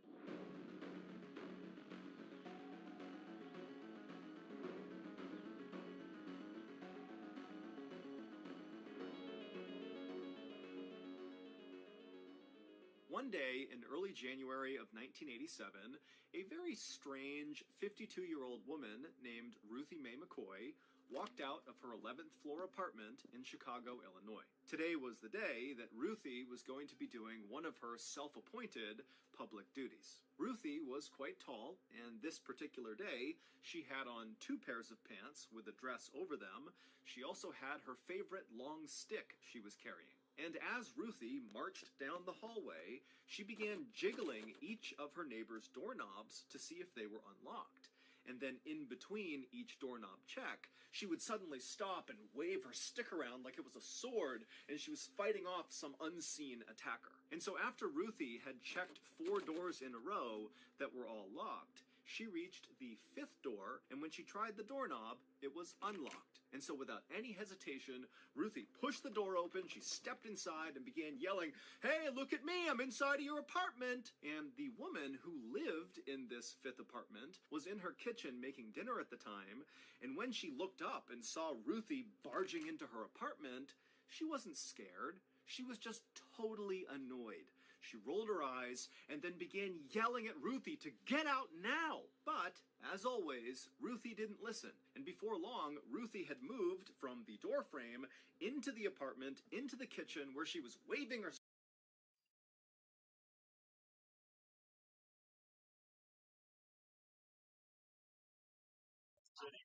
I'm going to reset the stream, and I will be right back.